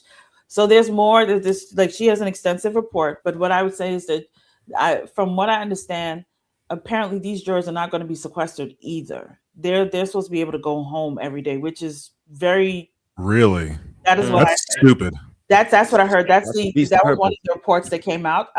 Still waiting for that to be fully confirmed, but that was one that they will not. They said this is a unique thing that they will be able to go home every day. The thing that people keep missing, because they're like, "Where's no black jurors? There's no black jurors." When we go back to Rodney King, O.J. Simpson, black people literally let O.J. off because they were trying to pay back for Rodney King. Right. That's right. So to me, the fairest jury is what is sitting there right now. I know they want their black people on there, but the fairest jury is what they have there. Because if you're going to say something like, I don't know how that I would feel right putting a brother in jail, that right there tells you that you're biased. It has come out that the people that let the OJ off said they did it because it had nothing to do with evidence and everything to do with, well, y'all remember what happened to Rodney King. Mm-hmm. So clearly, black people can't be unbiased. These black people, at least, because when you look at what you, as Celeste said, Mika's beard guy, he prosecuted the whole case on TikTok. He prosecuted the entire case on TikTok. And the thing is, you heard the woman saying, this is self-defense and we need to be there for the brother and so on and so forth. Y'all weren't there. That's the thing that throws me. Y'all haven't seen, because no videos have been released. Y'all weren't present. Y'all have no idea what's going on, but you're saying this was self-defense. He was defending himself by going in somebody else's tent, sitting in someone else's tent, refusing to leave from that tent, and then telling the person, if you touch me, touch me again and see what happens. That is not someone that is afraid and self-defense. That is an aggressor behavior. That is straight aggression. So we have to get to the point. I said this last night. I told all black people they need to shut their mouths because they're irritating me. I literally said that because y'all continue to drag on with this stupid race stuff, and y'all want to talk about slavery and all that other stuff. Y'all should have done better. Y'all know what happened in the past. Y'all should have done different and showed something different. Show how you are supposed to treat others according to the way God wants us to treat others. Not be out here doing the foolishness that y'all are doing. And so right now, that young man, and that's what this case should have just been about, was this young man took another young man's life. And that was it. That's simple. That's all that matters. Yeah. And everyone should have been praying for those parents, both parents, because both parents are dealing with loss for their sons. So that should have been the end of the case. And I have to question, because I know Carmelo Anthony's family came out and said, we're a good Christian family and so on and so forth, but they sound more like a black liberation family. Because you probably go to Freddie Haynes Church. Exactly, because the way I'm built, my first form of advice would have come from the Lord, not from a race hustler. That is where I would go, because at this point in time, only God can fix this. I'm not looking at no race hustler. I'm looking at God. Only God can fix this. Only God can get my son through this. Only God. Why in the world you went to a race hustler? That tells me everything that I need to know. So when people are jumping on there and saying, I can't believe that you would support and they're a good Christian family. Y'all need to learn the difference in the definition of a Christian and stop coming to my comments something about Christian. Y'all don't know nothing about Christian. Keep your mouth shut. Yeah. Go ahead, Minister. It's Crystal, you thank you for that, the details of that background about we needed that information. And I my point here is that, because I was going to ask that, but you just stole my thought. But but what I add to that is that you notice that all the people who objected to the absence of a black juror never brought that point up. They never even brought up the possibility of that they were justified in not selecting these people. So that information is very important. That information about how people were thinking and why it was a just thing not to have them on that court case is very important. And when you see people who aren't willing to even acknowledge that, you can understand how irrational they are. Yeah, you're absolutely right. I do want to say this, and we're going to keep it moving. In the state of Texas, he is being charged with a first-degree homicide. Essentially, there is a few other lesser charges that he could be convicted. So he did the way Texas is in comparison to some other states. If you get charged with something, the jury has to see you guilty of this particular charge. And then they could, which is kind of how Zimmerman got off, out in Florida, because they couldn't, because there was people that came out and said that, well, we probably would have charged them with, a lesser charge had they actually brought forth. But in Texas, if you get charged with first degree, if they can say, you know what, not guilty on the first degree, but we want to convict him of the actual crime itself. So they could charge him with either the second degree, the manslaughter, there's aggravated assault, and then there's deadly conduct. So they could say not this, but we think this, and then the penalties, are different as well. So I think that's a lot of the reason why they charged them the way they charged them, because they'll let the jury, based off of the evidence and the cases that both the prosecutor and the defense puts forth, they'll allow the jury to make a decision and say, you know what, we don't think this is first degree. We actually think this is second degree. And then the penalties are different, because if he gets convicted of the first degree, he could face up to, I think it's life. It's 5 to 99 years. But the second degree charge, only the max is 20.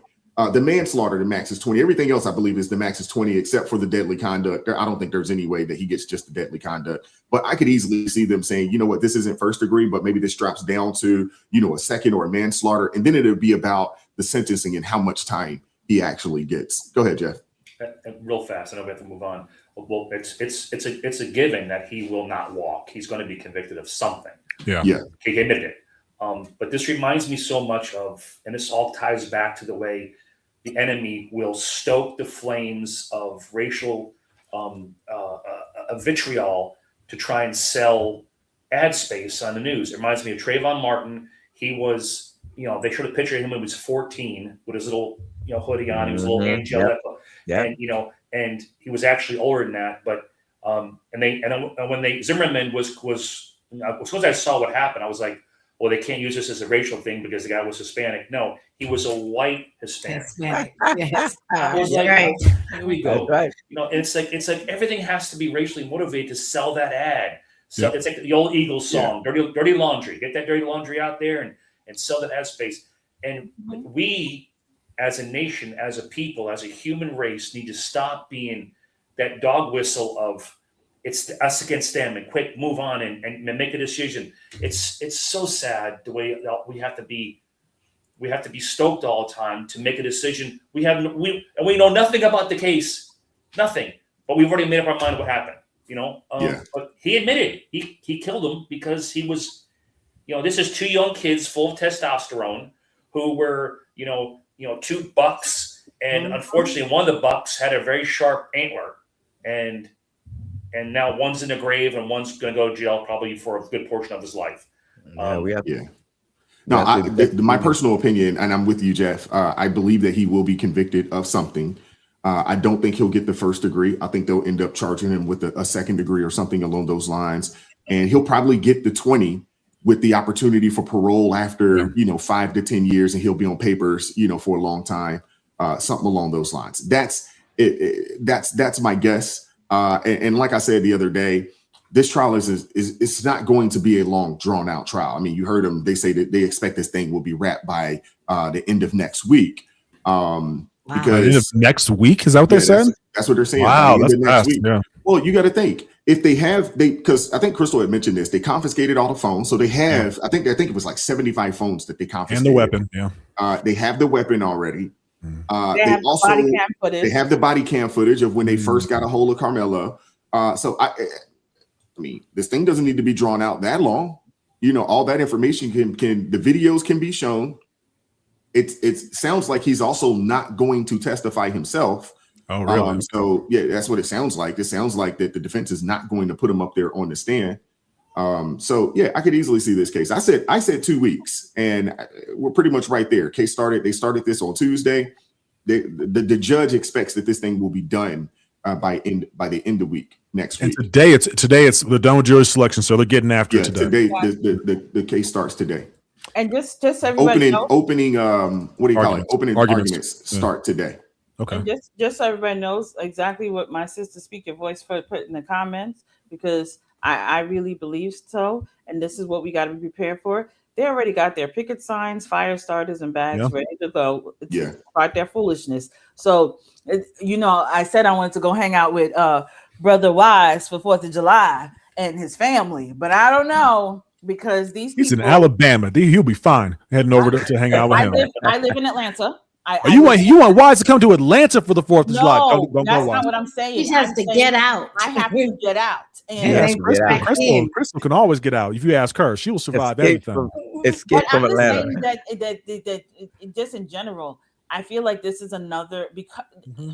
And no, listen. I know people say, "Crystal, don't be a conspiracy theorist," but I'm just saying, we're in the middle of midterms. Okay, all we needed was this type of foolishness to begin. And so that we have all kinds of issues. Another summer of love, maybe, I don't know. They will milk it. Because we are in the middle of midterms and they want power back. I just want y'all to understand. That's right. They will not let it go away. Playbook that they got going on. So just keep your head in a swivel. That's all I have to tell you. And Tuesday is making their opportunities look bleaker and bleaker. Mm-hmm. So not only are we in the middle of midterms, this was started out as a guaranteed win. And it looks like sand through the hourglass, it is slipping, is slowly, possibly slipping away. So the desperation is going to begin to rise when people really start to realize, hey, we may not get this the way we think we were going to. Yeah. I think you guys are giving them entirely too much credit. When I looked at the people that were out there protesting, it wasn't that many. I don't. No. He said he had a drum. It's not them that's the problem, though, Wise. That's the problem. They're not the ones. We're not concerned about them. I'm just saying that I don't think that I don't think there's going to be that. I don't see riots. I don't see I don't see it. I don't see that happening. I mean, I could be wrong, but I don't see it happening because I think deep down, based off of the information, and once this case is over with, I would assume that this thing is going to air. We're going to get a chance to see it. They're going to air it, and once all the information comes out, Did you see the comments? I'm sorry, Mr. Diz. I just have to ask, did you see some of your comments under your video that you put up yesterday? Yeah, I did. Are you sure that you think that these people are rational in their minds? Small percentage of people. But to Jeff's point, the media can stoke this thing and cause that. They're going to. They could. It always happens that way, and we don't hold the media accountable for when they do that stuff, and that's a big problem. Because the media would be so bold in doing that if everybody got in front of their stations and said, listen, you're the one causing this problem. We want you to retract what you said. We don't do that. So that could be a major problem in this. See, MAGA's racist. Look what Trump started. Look at all the white people. They don't listen to black people. We're still a marginalized community. There's systematic racism in the United States. We deserve justice. We deserve our rights. We deserve to push back. If we won't do it, the legal system won't do it. We'll do it ourselves. March down the street. Let's organize this. Get your picket fences. We're going to disrupt their lives like they take away from our lives. I'm going to clip that, Wise. I hope you're right. I actually genuinely do.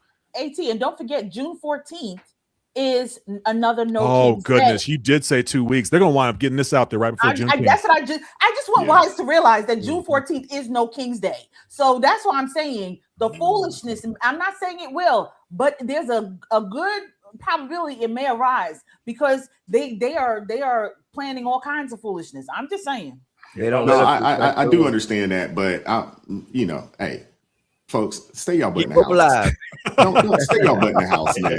If I was a betting man, and I am, I would say that there's probably going to be everything is coming to a synergy right here. It's like with Juneteenth, 2 weeks, and right now they are. Listen, people will do anything for a $50 bill. They got people. They're going to get the Greyhound buses out and go. Where are we going? Where are we going? We're going to Texas. All right. Let's go. They're And not the gonna have that Democrats out there. and the Democrats are desperate. They're losing. They're bleeding. Yeah, they are. They're losing. They're getting handed to. They're Yeah, getting their desperate. tails handed to them right now. They are, especially when you see what happened out in California. That's right. It's not going the way they thought it would. But I think this is what I think. I think the American people. I think there are a lot of Black folks out there that are looking at this with the side eye, like, no, we know we got that percentage of race hustlers, and we got that small percentage of people, that they want to push this narrative, but it's not a full-fledged a narrative that's being pushed by a plethora of Black people. I've talked to folks, they ain't even thinking about this case. They're not even thinking about it. But watch, you keep saying Black people. Yes, they're crazy Black people, but white liberals are insane. Why do you keep saying Black people? The You're white right. liberals You're are right. insane. So even if the Black True. liberals say, you know what, I don't know, the white liberals will be like, no, we have to stop them. That's exactly. They're the most Chris, can I ask you a question real quick? Did you say that there's a No Kings protest on specifically June the 14th, the 250th birthday of the United States Army? Yes, That's unfortunate. That really is. They're trying to come, and they're having a concert to combat, because President Trump is doing that event on June 14th. They're even start doing their own concert to come against the America's 250th. The people who will never serve, who will never defend the country, who have no idea what it takes to defend the country, are going to come out. That's so disrespectful. It really This is what they do. That's I mean, what you they got to do. think, when they had the National Day of Prayer, they were protesting down in Alabama. So this is what they do. That's right. This is what they do. This is their MO. Let me read some super chats and we'll keep it moving. Wow. Shout out to Cap America coming through. $5 super chat says, "Lady, the crime happened in Collin County." Yes. Shout out to Uncle Darnell coming through. $5 super chat says, "Wise, you can't hinder Aunt Celeste's voice. Don't you know wisdom is long-winded?" I mean, talk about it. Wisdom only spoke for one chapter in the book of Proverbs as Lady Wisdom. So I know what you talk about, Uncle Darnell. One chapter is not that long-winded. Listen. I'm not gonna let them take me down. I'm not gonna do it, Chad. I'm gonna stand strong. I'm standing strong. I didn't say that right there, Celeste. He said, "Don't you know wisdom is long-winded?" That wasn't me.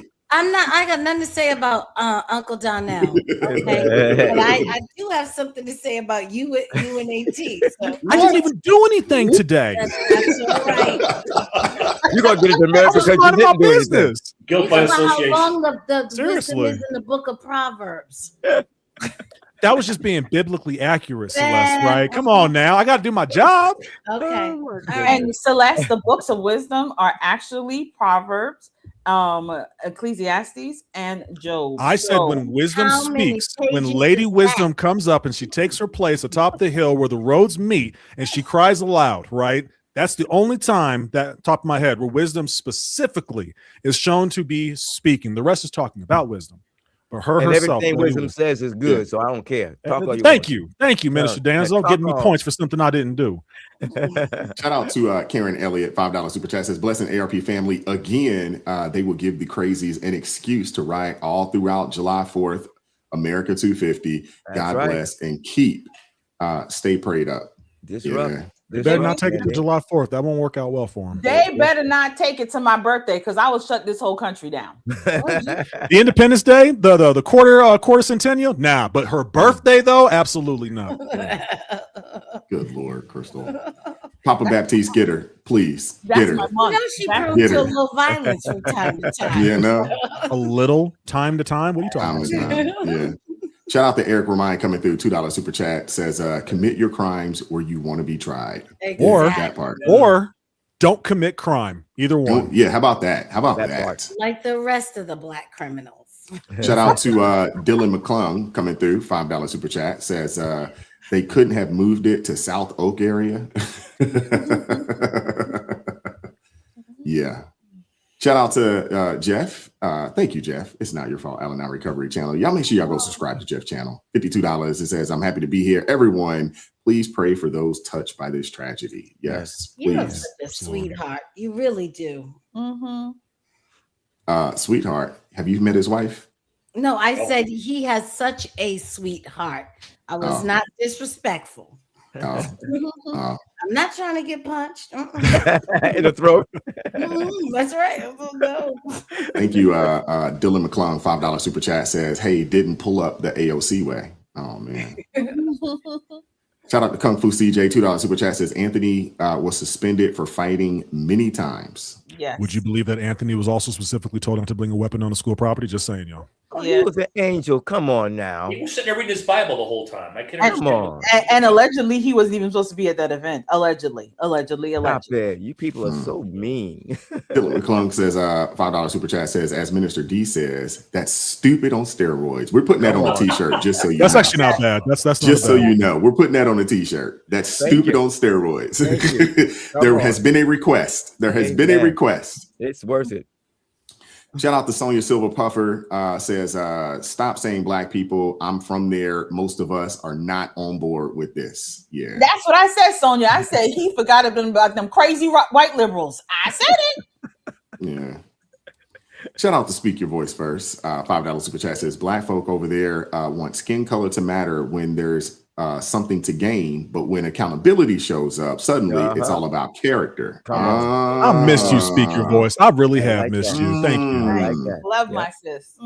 Thank you to Holly Galloway coming through. $10 super chat says, I was PD, police, in Orange County, California for 21 years, which is 3% black. I rarely got a black juror. Jury pools are pulled from your city and county's registered voters. That is not racism. That is reality. Yeah. I have to agree with that. And also, y'all have to remember when they call you for jury duty, just in case you've never been, they're not telling you what case you're going to be on. No, you don't get to choose. So what happens is a lot of people find excuses not to be on a jury. I'm just going to tell you. A lot of them be like, I'm not, I can't, I'm a single mother. I can't, or I got to work. I got something going on. I got school. Yeah. They do it all the time. So you upset that there were no black people on the jury, but a lot of black people be like, I'm not going to jury duty. I just want y'all to know. I've heard that is true. No, you're absolutely right. Now, I hadn't been called. I hadn't been called for jury duty in 25 years or so. But if I was, I'd probably find a way to get out of it. I'm guilty of doing it. Really? I would love to do jury duty for like a good case too. I've always been. But I'll probably get because, like Crystal said, you don't get to choose. Yeah. And one of my friends, and what really scarred me is one of my friends. He did a PDF trial that he was on, and he was a juror for that. And see, AT, you thinking about the cool stuff? Ain't nothing. I mean. Yeah, he was like, they showed the graphic, the pictures, but I couldn't be on that. The pictures. He said there was footage. He was like, yeah, we had to sit through all of that. And I'm like, dude, he was like, bro, it's changed me for life once you sit through a case like that. I'll remind you, I saw some pretty grotesque stuff back in the day, but I couldn't do a PDF case. I hope I'm saying that correctly, because as soon as they asked, like, you have bias for this case, hang them. That's my bias, hang them. So they wouldn't put me on the jury. So, you don't get to choose. So you never know. You never know what type I get the jaywalking case. That's going to be on CNN national television. I have gone every year, and they have called me every year, and I've gone every year. I have learned. I don't do it on purpose, but when I was younger, I did. But when you are too enthusiastic, they're not going to put you on the jury. I've learned that very quickly. When you're super enthusiastic, because I'm like, okay, what do we have to do until they're like, yeah. All right, they're dismissing her. Yeah, get her out of here. Get her out of here. Shout out to 2020 Vision, $5 super chat says black liberals and racists in 2026 ignored treat people how you want to be treated, and two wrongs don't make a right. Oh, you're right. 2020. Right. Shout out to Lynn J. Son coming through with the $5 super chat says, you know that if the jury is not sequestered, the left will intimidate them. And then the left will call it just peaceful protest, freedom of speech. I'm surprised to hear that they're not being sequestered. I'm actually surprised. I'm hoping they change that, but hopefully they change from it. the reports that I got, because I saw it on Sarah's, I believe, and on Savannah from TPUSA Frontline that's out there. They both said, interestingly, that they won't be. That I want to know who made that decision, because that's irrational. And it doesn't make sense. It doesn't make sense. Lynn J. Son, $5 super chat says, it's not the trial attendees that will be the problem. It's the useful idiots watching the mainstream media you got to worry about. That's what I'm calling Brother Wise. You think? Yeah, I understand. Shout out to Papa Dot, member for 8 months, helping Wise work his 100 days a year.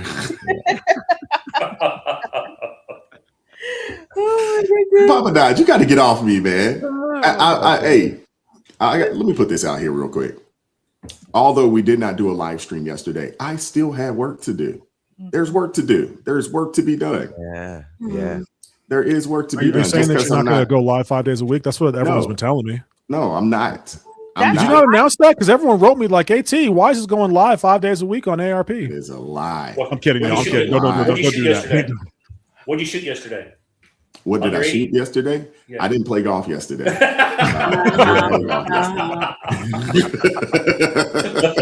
You almost got him too, Jeff. You almost got him. I didn't play golf yesterday. Shout out to Cap America coming through with the $20 super chat. Says,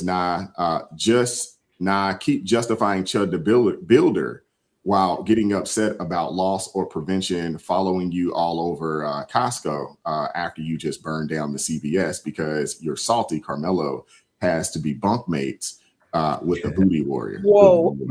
Wow. Okay, Cap America. Whoa. Who was that for? Who was that for? Who is Chud the Builder? Chud the Builder is well, if you want to explain, go ahead, Celeste.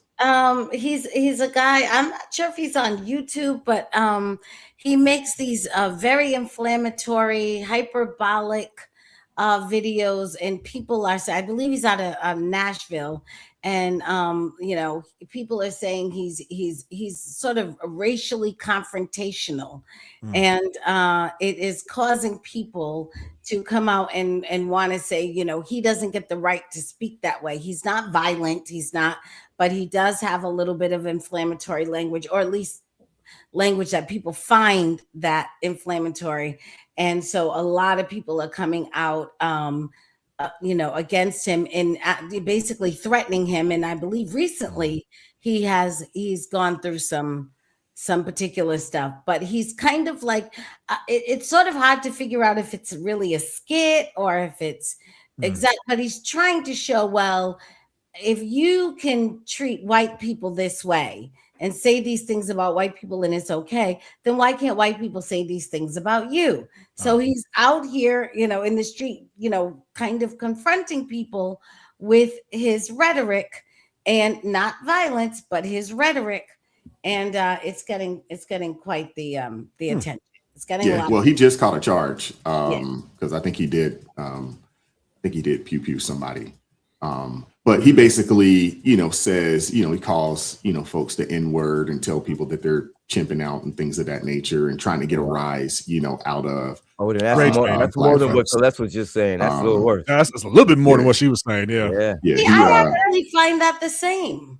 Oh no! He's trying to, trying to get a rise. He says things to intentionally try to get a rise out of folks, but really what he's showcasing.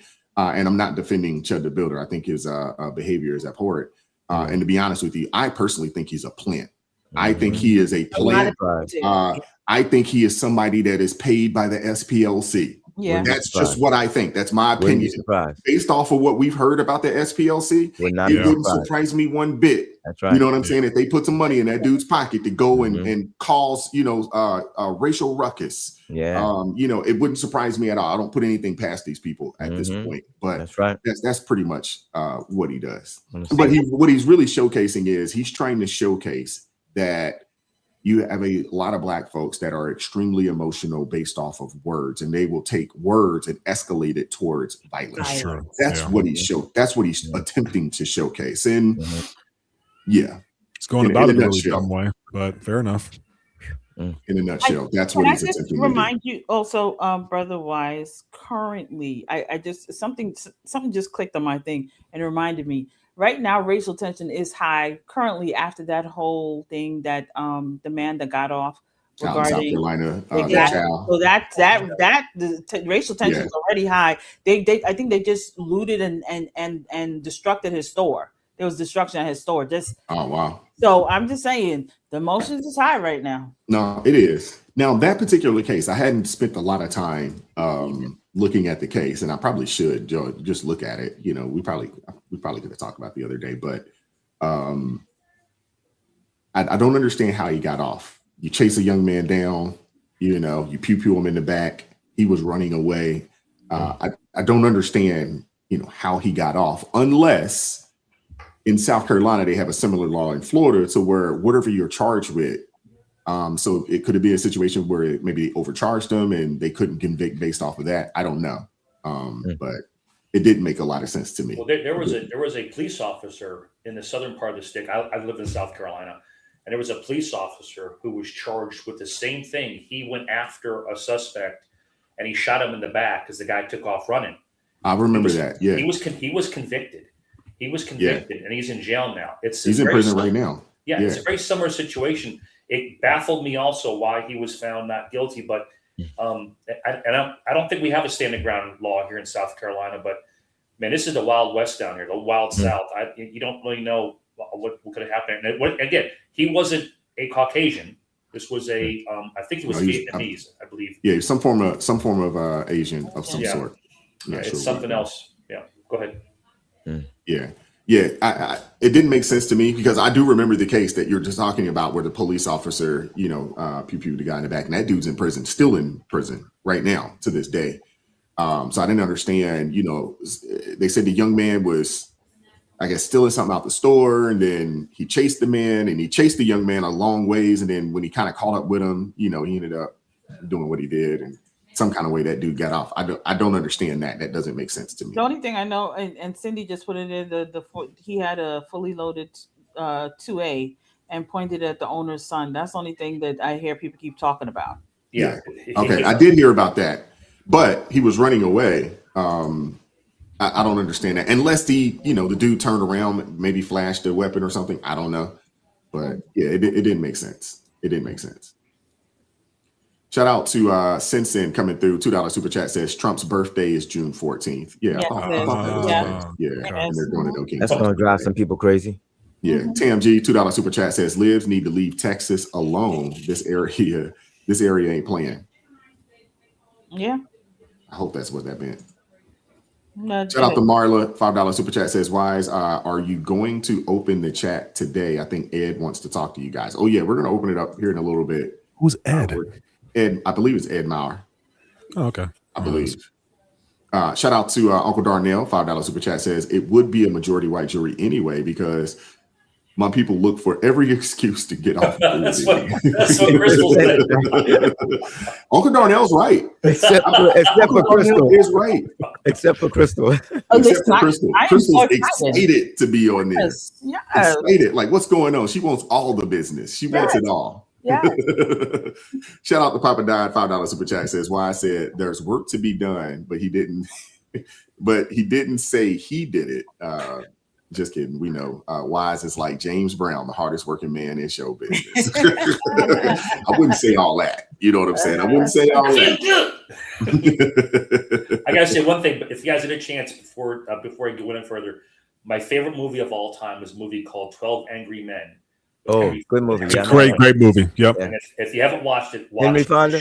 It's phenomenal. It shows the Very well biases going into a trial, then afterwards. Very well done, yes. Check it out. Jeff, it also shows the flaws in our jury system because one person really can just hang the entire jury, and that's I've been at many juries, and I've seen people just from the jump. Just did I say it right? From the jump. And they'll come out and they'll be talking about all kinds of stuff.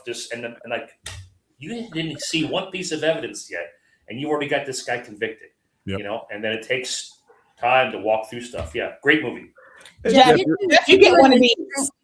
Thank you. Yeah, you're doing extremely well in your Black assimilation classes. Don't do that. Don't do that, Jeff. No, Jeff reminds me of the white cop on Sanford and Son. No, Wise. I'm not telling Jeff to do this. I'm telling Jeff he gets one of these because he's got the lingo going. He gets one of these. Mm-hmm. Okay, I was about to say, Jeff, don't start doing Although that. if I ever see you do that, though, Jeff, we're gonna have to have a conversation. I'm gonna kick you. I'm gonna kick you off, and then we're gonna have a conversation, and then I'm talking to your wife. Like, I don't know what's going on with this guy. And you've got our number too. That's what scares me. Shout out to TMG, $2 super chat says, hit the like button and subscribe. Yes, Amen. Follow TMG's instructions. Shout out to Cold Steel right? Rails, Wrong, $20 wrong. super chat says that there is still work to do. There's always work to do. There's always work. And shout out to Airborne 85 Vet. Appreciate your service, brother. $10 super chat says, I really appreciate how you debate hard topics with respect.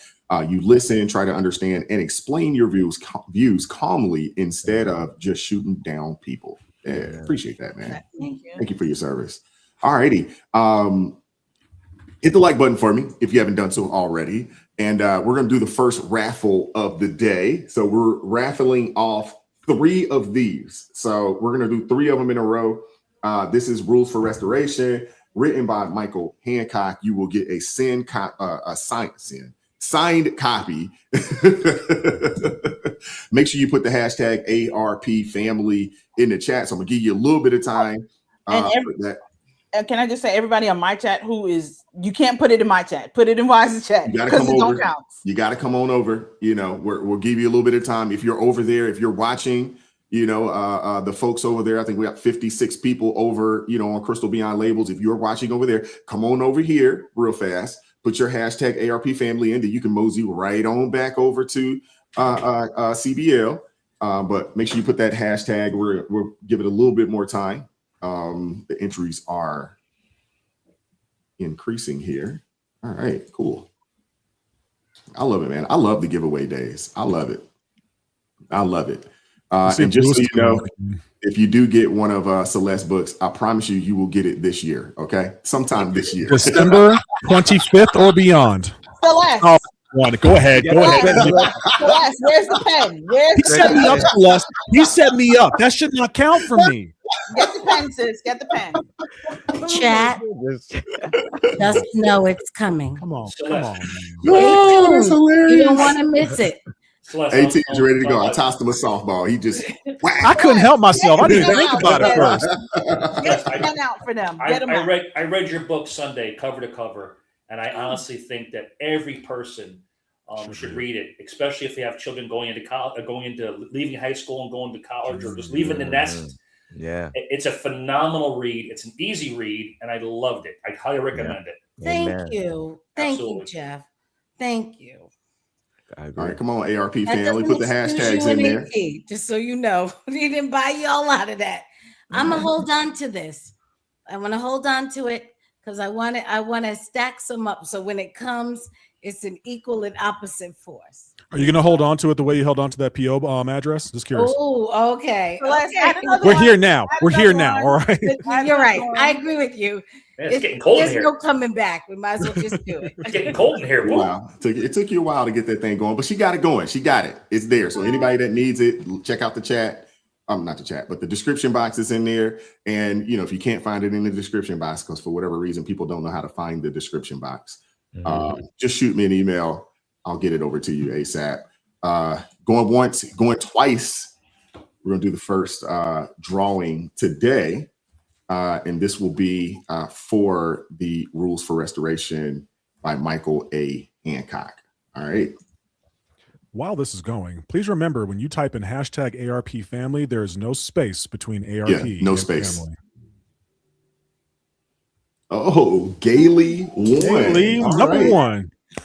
All right, now congratulations. Let me see if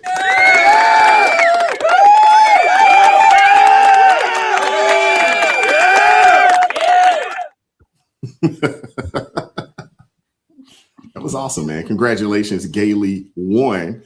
If I can get my mods, please make sure you shoot me. Gailey won. If you're still here, shoot me an email. I'll be looking out for you. And then I need your address. If you have a P.O. box or wherever you would like the book sent to, please shoot me an email with that information. You can send it to askwisetoday@gmail.com. All right, let's do it one more time.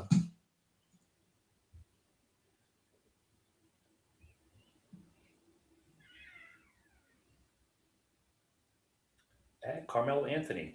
All right, here we go. Jeanette. Shout out to you, Jeanette. Congratulations.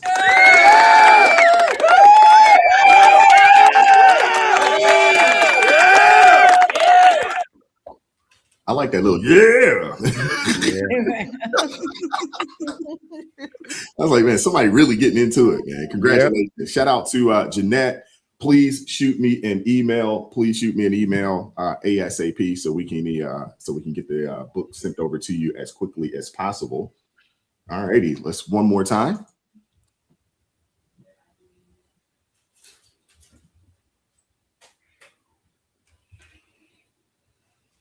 Karen Elliott. I know that one too. Karen Elliott. There we go. Congratulations, Karen. Congratulations, Karen. Congratulations. The applause.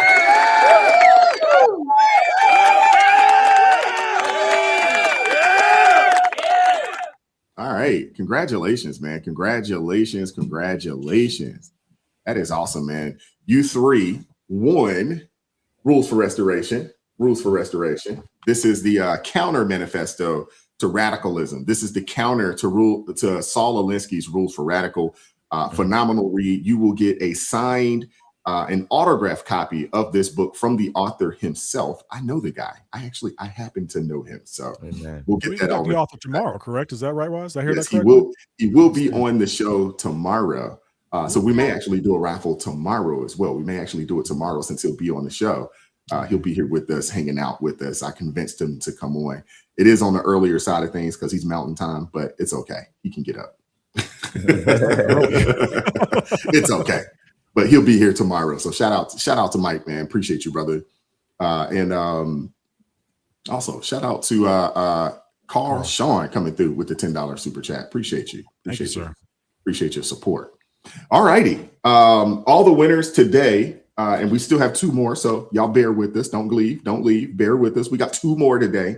We're giving away a signed copy of the Ask Backwards Way to Move Forward. I don't have my copy here. I got it. That's all right. You got it. Oh, boom, boom, boom. Okay, perfect. So we're giving away one of those, and we're also giving away a $50 Amazon gift card today as well. That will be the final raffle for the day. I love Thursdays, man. Just give away, man. We're gonna get a chance to talk to you guys as well. I love it. So shout out to you guys. Once again, Gail Lee won, Jeanette and Karen Elliott. Shoot me an email, askwisetoday at gmail.com. Please shoot me an email. All right, perfect. Thank you, Deb. Deb said she sent the winners to you. Appreciate you, Deb. Thank you. Shout out to Karen Elliott with the $5 super chat. Says, thank you. Got something to read while recovering from surgery. Crystal prayed me up last night. Wow, I'll be watching if I can. God bless. All right now, Karen. God bless you, sister. I love it. That is awesome, man. I'm telling you, this Rules for Restoration, it is a great book. It's not that big, but it took me a while to get through. Not because it was a long book, but like once you finish a chapter, you almost kind of got to sit and kind of digest that thing for a little bit. Okay. And then I also wanted to go back and then look at Rules for Radicals just to see, because he speaks on each rule and things of that nature. Right. Each chapter starts with a piece of scripture from the Bible. The book is phenomenal. It is phenomenal. Phenomenal read. I'll let Mike tell you guys about it tomorrow when it goes up. But I want to move on. Let me see here. Let me remove that. I don't know if you guys had a chance to see this. I don't know if you guys had a chance to see it, but it is graduation season. I think you guys know this. We talked about proms. We talked about prom season, about 2 or 3 weeks ago or so. This is graduation season. I don't know why, for the life of me, I don't know why young people want to act a fool just to get their daggone diploma. This is high school. This isn't even graduating college. This isn't, I got a PhD. No, this is high school. And this is what young people are doing. Y'all got to see this right here. AT, this one's for you. I told Chris, I was like, oh yeah, this is going to get AT riled up. It's going to get him riled up.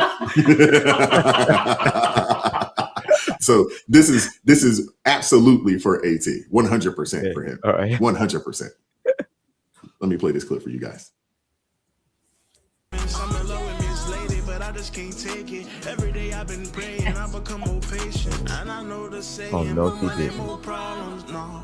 More money, more people with their money problems looking for you to solve. Hello everyone, my name is Typion Campbell/Siki Sue, and I'm reporting here to talk about my discrimination. Wait. I've come here to talk about how I've been wrongfully done at Chicago Tech Academy and how I didn't receive my diploma because I did a split on stage. Now, a quick backstory. I've been telling these people for weeks that I was going to do a split on stage. It was not a surprise. They just thought I was joking. And that's the problem now. Don't think I'm joking because I'm not. So, yeah, I did my split on stage, and I walked across, and it was an area where you're supposed to take pictures with your diploma. And the person who was handing out my diploma, she was just looking slow. Well, excuse me, not slow. But she was standing there looking crazy. So I'm like, babe, what are you doing? Hand me my diploma. And she's like, I honestly thought that they mixed up my name and didn't have my name in the right order. I didn't even think that she was purposely not trying to give me my diploma at first. And then everyone's telling me, oh, just go back and get it, go back and get it. And I'm like, wait, you're telling me to go back and get the diploma, and she's telling me to keep walking. So what do y'all want me to do? So I was just confused. I ended up keep walking across the stage, and I was standing there your hair for a long, minute. girl? I was standing there like, I'm not moving until I get my diploma. I'm not moving until I get my diploma. Why didn't you give me my diploma? So I ended up sitting down. Long story short, everybody's like, sit down, sit down. So I had a seat. I went, sat down, whatever. You're so full of After I sat herself. down, I was escorted out of the graduation ceremony, and I was taken outside by a dean. And I was met with my principal, Shackleford, Miss Shackleford, Zatea Shackleford to be exact. And I was met out there, and she was beyond angry, like livid. It was genuine tears in her eyes, and her mouth was shaking. She was really, really, really, really upset. And she's like, you need to figure out a way how you're gonna make up for this. You're not getting your diploma until you figure out a way how you're gonna make up for what you just did. And I'm like, wait, I have to figure that out, or do you have to figure that out? So yeah, this was honestly just a confusing experience. Long story short, I ended up leaving. I didn't even get to do the left to right or right to left with the graduation cap because I was really upset. Like, I was really upset. And then to end this off, stupid girl. The next line of students who went, a girl went up that stage and did a. So let me tell y'all something. That girl still received her diploma and everything. But my act, the whole world shook. So yeah, it's been countless of times where I've been punished more than another student just because of me. I think the school has something personal against me. Why? I have no idea. I think it's because I'm happy, I'm glowing, I'm always outgoing. No. Oh, you're beautiful. You're wonderful. I have money. Are you guys surprised that you heard that daggone that beep in the background? Are y'all surprised that fire detector went off? No. What is with that? I don't understand. We all know it. It's the time of the year where you see viral videos from graduations just like this. Luckily, here at home, there's a split decision on if this move went way too far. Well, too much. That was too much. See how long the dress and everything is? She covered. Meet Tyvion Campbell. I will be attending Georgia State University this fall. She says she'd been telling friends. She's going to fit right in down there in Atlanta. For weeks that for graduation at Chicago Tech Academy High School, her exit was going to be memorable. Yes, I gave many warnings. I told my friends, family, and I told my peers, my teachers, I said I'm going to do a split on stage, but no one took me serious. And when I did it, everyone was shocked. She followed through. After walking across the stage at the Harold Washington Cultural Center, Campbell waved to the crowd, dropped it into a split with a dance move, popped back up to accept her diploma, except it never came. I did a pretty princess wave, That's did my right. split, got back up, and I tried to reach for my diploma, and I didn't get it. And I was confused at first. I thought they mixed up my name. Video of the moment shows Campbell looking back towards school officials as the audience cheered. The principal telling her now, don't give her nothing. She looked around her, don't give her nothing. Don't give her, make her walk. It's not racism, folks. The principal, they looked like there were two black women up there. Vice principal, principal. Those are two black women. This isn't racism. No, she didn't have to. Tyvion. The reaction from the crowd was loud. Campbell says the only person who took issue with the celebration were school leaders. My principal, Ms. Shackleford, she told me I need to think of a way to make up for what I've done. and this was supposed to be a celebratory moment, and I made it about myself. The 18-year-old says she was escorted out of the ceremony and still has not received her diploma. She also says she never saw any written rule prohibiting dances or celebrations during the commencement. We did receive rules, but the rules had nothing to do with what you can and cannot do while you walk across the stage. Think you have sense, that's why. For the new graduate, the biggest disappointment isn't the online attention. It's the feeling like a milestone moment was taken away. It was disappointing. It really hurt my feelings. I cried, and I couldn't even continue the graduation. Despite the controversy, Campbell is looking ahead. She graduated with a 3.5 GPA and plans to study business administration. As for the split that started it all, they're just gonna have her standing there looking crazy. She has no regrets. I hope everyone stay true to themselves and never change for anybody. I did get a chance to talk to the principal of Chicago Tech Academy and was told to email for a statement. So far, we haven't heard back. Tia Ewing, Fox Chicago. Smart stupid is the worst kind of stupid. Hey, offended by everything, ashamed of nothing. And what's really sad is her mama defending this. Your mama defending your ratchet behavior. Oh, Mama's why you have that ratchet behavior. No, you're right. Celeste, I'll give you the first word. I know you're going to give us something good. Well, you know, I will give you something quick. This is another demonstration of, and Jeff can attest to this, I wrote about this in the book, of children raised with high levels of self-esteem and low levels of self-control. And unfortunately, what we are finding is not only are they coming from their homes with this high level of self-esteem, they're also being nurtured in this high levels of self-esteem in their schools. Because really what should have happened, if this girl's account is correct, the school faculty should have, in that program, after that happened and they didn't give her the diploma, they should have announced to the line coming after her, this student did not receive her diploma because of the inappropriate way in which she crossed the stage. And if you cross the stage that way, you will not receive it either. So come on, try us. They should have done it right then and there. That's right. Thank you. So now they allowed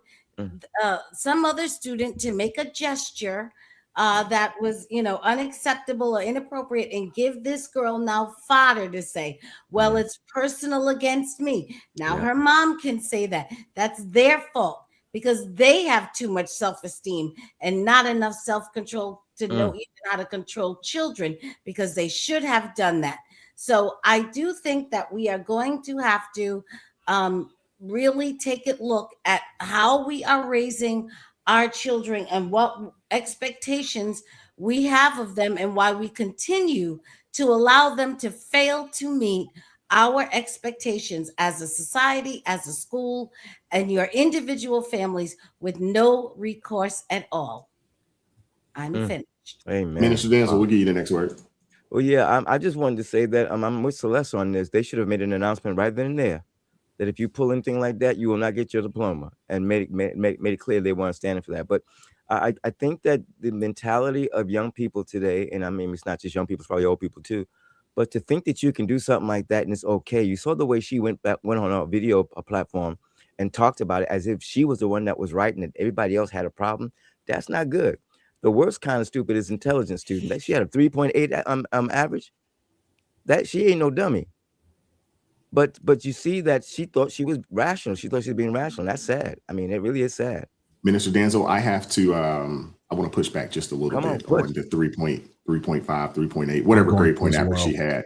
I don't think that a 3.5, 3.8, I don't think a 4.0 grade point average in today's schooling is the same as it was when we were in school, 30, 40, and, you know, for some of my elder statesmen up here, you know, longer. It's not the same. You know, as someone that, you know, I mean, you raise kids, but as someone that has raised kids, you know, in this era here. Oh, yeah, you're right.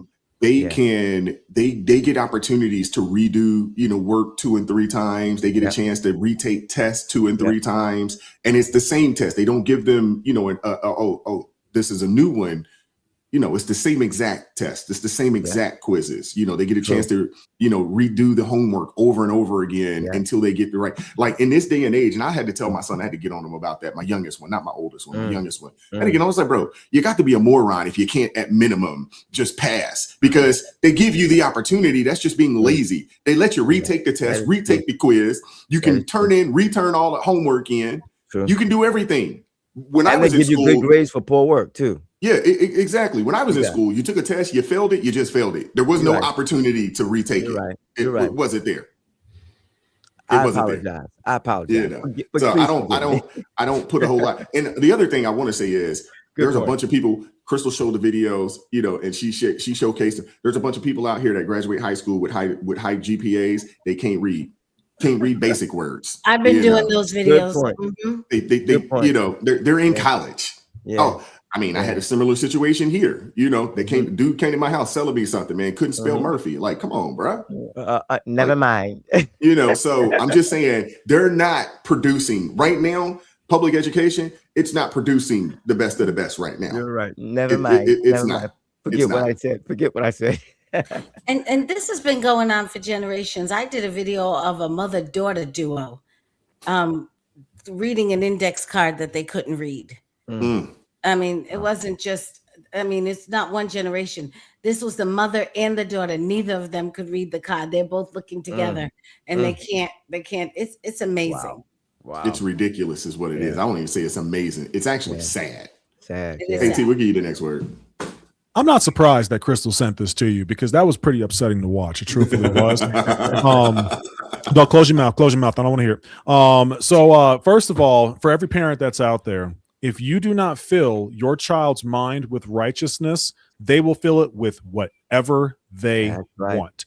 And this is a prime example of it. Now, Wise, you did a lot of recruiting. How much does GPA actually matter when it comes to somebody's ability to bring something to the job, their ability to function in society? And I got to disagree with somebody in the comments section. My man, Laz Maniac, you said Chicago Tech. She's no dummy. We got to do our research on this one. The tech throws people off. They're like, oh, it's got to be a great school. This is one of the worst schools in the United States of America, right? Out of 17,901 schools they have, they're 13,427. They're in the bottom 25 percentile. Wow. Their niche, supposedly, and this is according to, where am I at on here? U.S. What is this? U.S. News.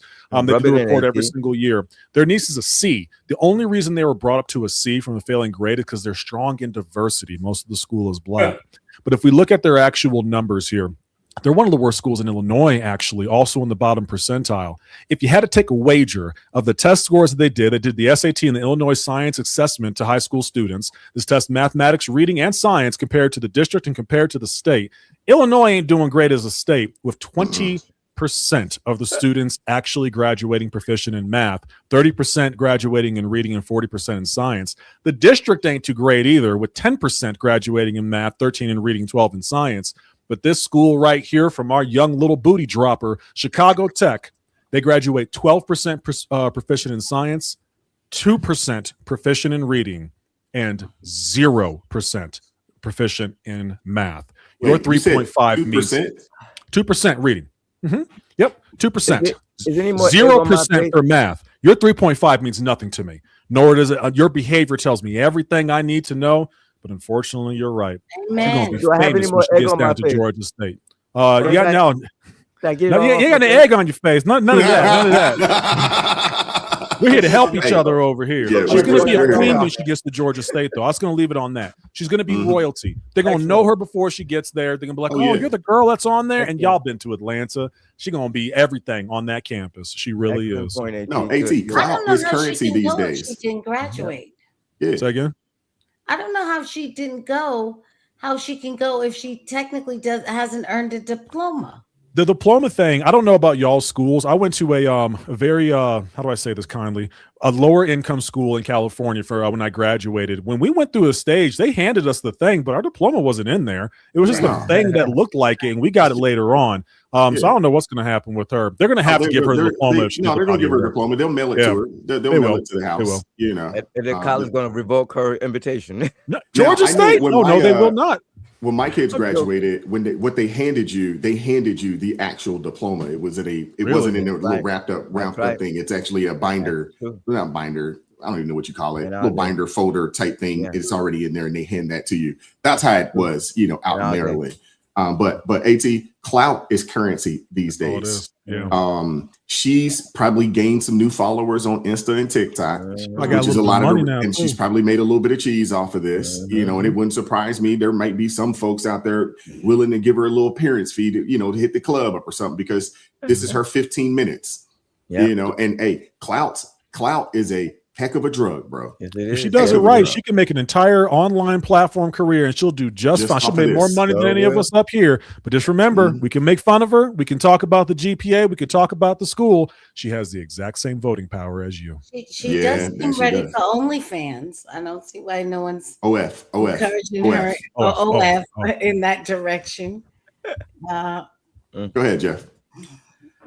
I didn't realize Jasmine Crockett had a daughter, but that's good one. Good one. You did mention the fact that this is a society that is they crave attention to be. It's the likes, it's the clicks, and they don't. It's just and the minister made a comment about the fact she's constantly grooming herself. Oh man, it's a self-grooming. I did a lot of identifier when I was just got into sales of reading people's body language, and she's doesn't believe half of what she's saying because she's trying to groom herself into thinking what she's doing is correct. But it's this, with the rise of Chat GPT, GPAs mean nothing anymore to me. It's a joke. It's these kids aren't really learning anything. Learning how to pass a test is all we're trying to do. Wisdom comes from God. It doesn't come from a book. Knowledge can come from a book. Knowledge can come from school, but wisdom comes from God, and that's what these kids are missing today. And I don't remember the exact scripture quote. Minister Danzel, you can help me on this. The humbled shall be exalted, and the exalted shall be humbled. These people that all they care about is me.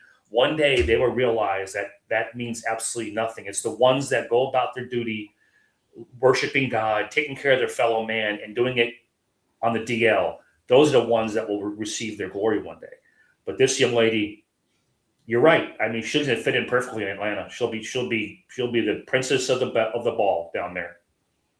And look at Crystal like, nah, I don't know about that. I don't know about all that. I will say this, Atlanta, is the midnight ballerina capital of the country.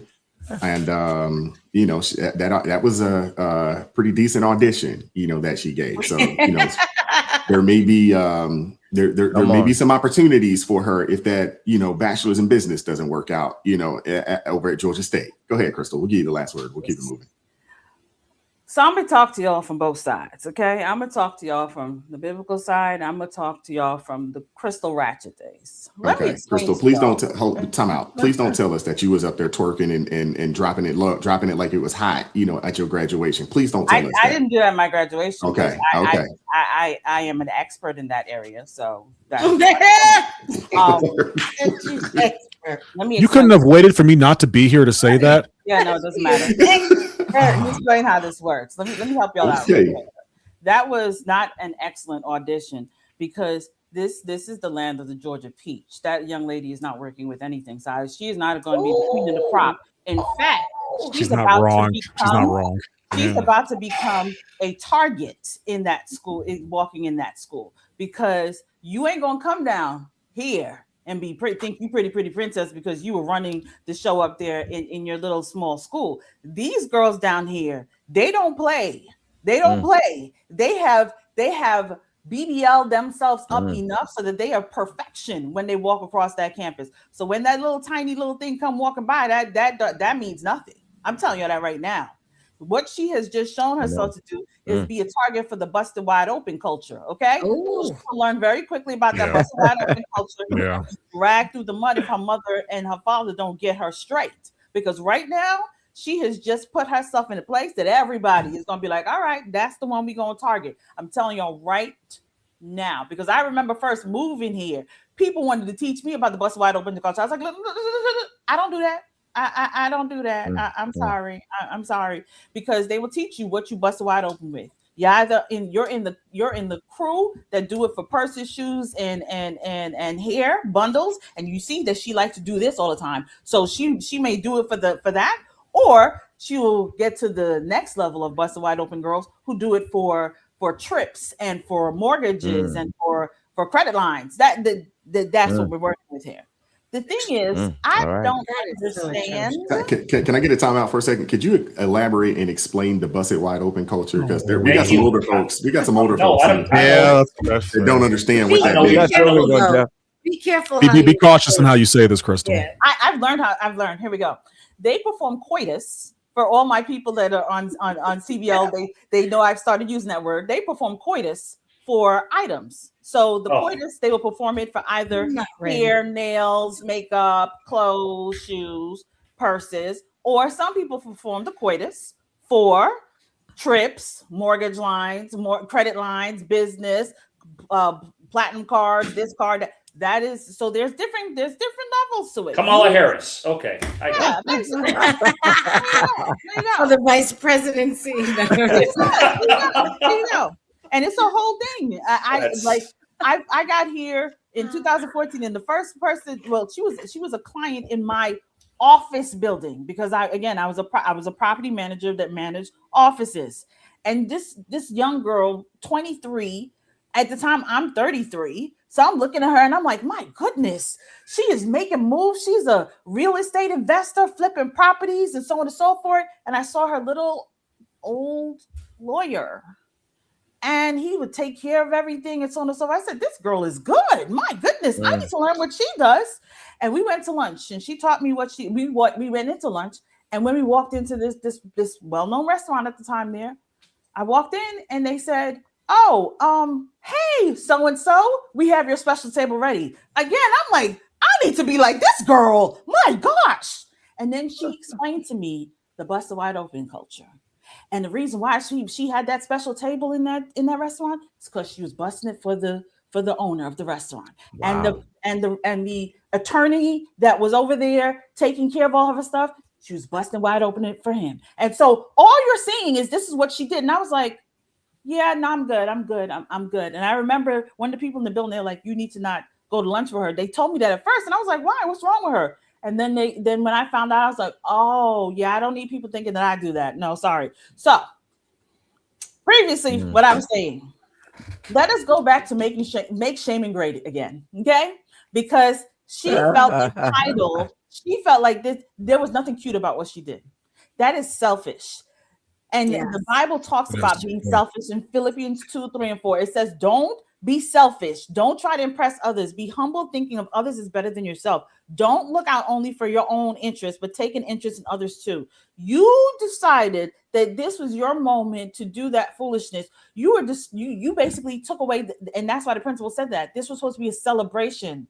And you decided to make this about you in the most disgusting way. What happened to elegance? What happened to being a lady? I don't understand.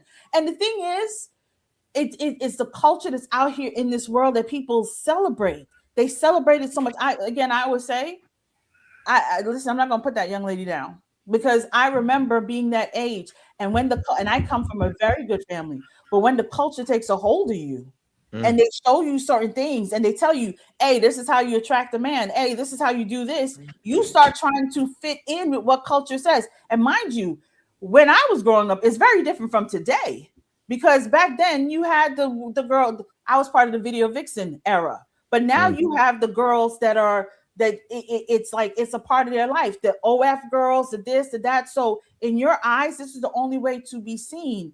And what that young lady just showed me, honestly, was how insecure she is. She's 100% insecure. That's why she was grooming herself. She was grooming herself constantly. She was dropping it like it's hot for everybody because she wants to be seen. Yeah. She wants to be recognized. She wants to be remembered. So honestly, if this young lady ever see this video, especially you coming here in Atlanta, girl, I'm telling you, Go watch what was that movie again? Wise with Ice Cube, not Ice Cube, but Lisa Ray. Yes. Players Club. Players Club. Go watch Players Club. Go. That's an old school movie. Go watch Players Club because I think you need to watch Players Club and understand that they will, because you're not Lisa in this instance. You'd be that little cousin, and what they did to that little cousin is horrific. You would end up being like that girl if you don't change who you are immediately. Work on yourself. Learn to love yourself. I can say when I was twerking and learning to perfect the art of twerking, and I did. But I learned in it that was me at that time dealing with insecurities because I did not like myself. Because I was the nerd in school, I was this, I was that, and I was trying to be accepted. I was trying to be seen. I was trying to be loved, regardless of having parents that loved me. But it was just out there. I wanted people to like me, and so this was the way of doing it. Young lady, work on yourself. Learn to love yourself first of all. Learn to love God. Then learn to love yourself. You'll be so much better. I agree with you, Crystal. I know exactly what you're talking about. I just want to add to that this caveat that we have to teach these young people that no matter, even though that's true, you can get caught up in that kind of environment and you can do some stupid things. You're accountable for what you do, and it will follow you.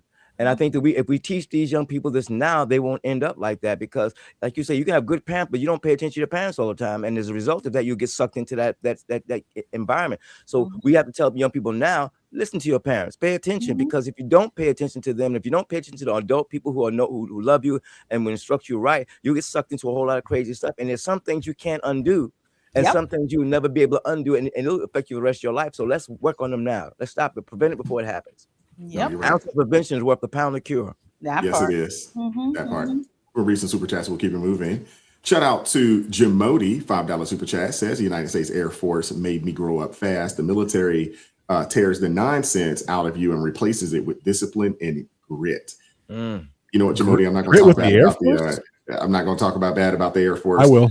But I do agree in the sense that the military definitely will give you that discipline and grit that is needed to really forge your way, out here, in the world. I will say that much. And I do agree. I was a wild child before joining the military. Seriously, super wild. He had you beat. Thank you for your service, Jamodi. It changed my life. But thank you for your service, Jamodi. Amen. Shout out to Eric Plummer coming through, $2 super chat, says ARP family, love y'all. Shout out to you, Eric Plummer. Appreciate you, brother. Uncle Darnell coming through with the $5 super chat, says she didn't do the left to right because she was afraid of messing up her hair, apparently. Did anybody else notice when she did that? I don't know if it was just me. She specifically did this. They didn't let me even do the right to left or the left to right. You did it with your hand. You gave yourself the answers that it's left to right. How did we mess this up during the process? It just irked me. I'm sorry, Wise. Go ahead. Yeah, no. Well, I mean, not only did she drop down into the split, she dropped to a split twerk. Yes, she did. Yes, she did. She knew what she was doing. She knew exactly what she was doing, and she knew it wasn't right. Not easy. She knew it. She knew what she was doing wasn't right, and that's why she was like, "Well, I've been telling people that I was doing, hoping that somebody would not say anything, so she would have an excuse to be able to do it." Wise, I'm sorry. Jeff said it's not easy. Like he tries this once a day. When I graduated from Howard back years ago. Yes.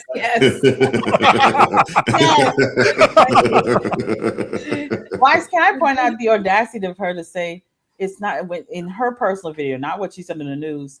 The principal said, "I need to figure out what I can do to make it right," and I'm like, "What do you mean? You need to figure out what to do to make it right?" Like, no accountability. No, that's why teachers are quitting in droves. That is why, because these kids, you can't do nothing with these kids. The first thing she said was she was slow.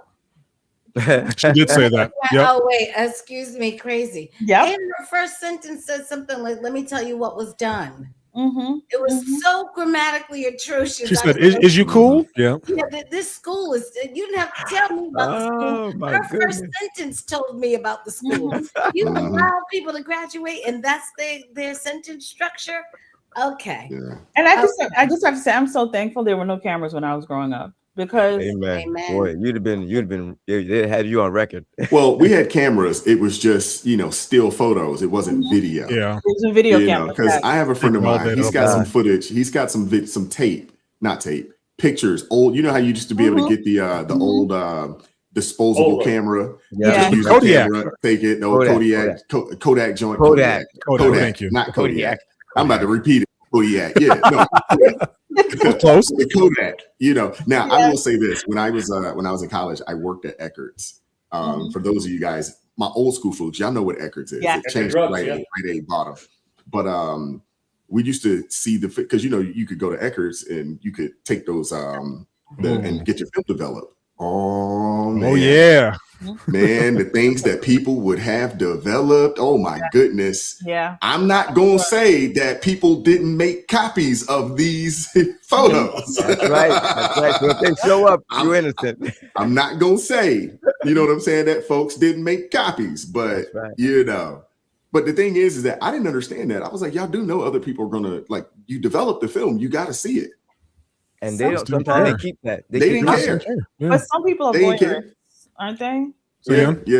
They didn't care. Oh man, you would be surprised the type of video or type of film that would get developed. Man. Hey, Brother Wise, completely unrelated. Your friend who has those pictures of you, any chance you have his contact information? Completely unrelated. Exactly. Exactly. Because I know I want to reach out. I've seen the pictures. They're not that incriminating. You know what I'm saying? Well, the ones you know about. Put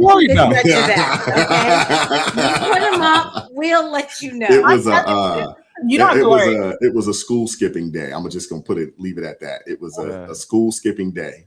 Wise, you don't have to worry about that. AT will never find it. Up to now, AT still hasn't found any of the music videos that I did. And I stopped looking in my defense because I forgot until this very moment that you did them. Believe it or not, incriminating you, Crystal, is not what I spend all my time doing. It's what I'm going to spend my time doing today. But in general, it's not what I do.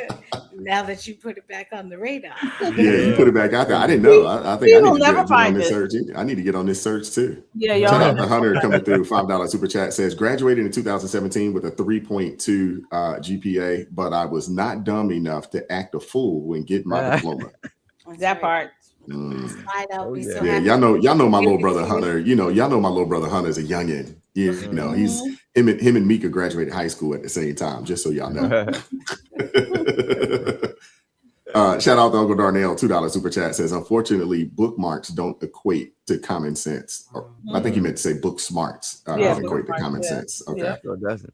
I'm not sure she has any book smarts. I agree. I'm very, very skeptical on very, very, very, very skeptical. She's highly articulate. But that also just goes to show you, Celeste. And I said this, we've been talking about this for a while. It is easier to get into college these days. They will literally accept anybody in this day and age. Yeah. Well, that's it's easier to go to college than to join the military right now.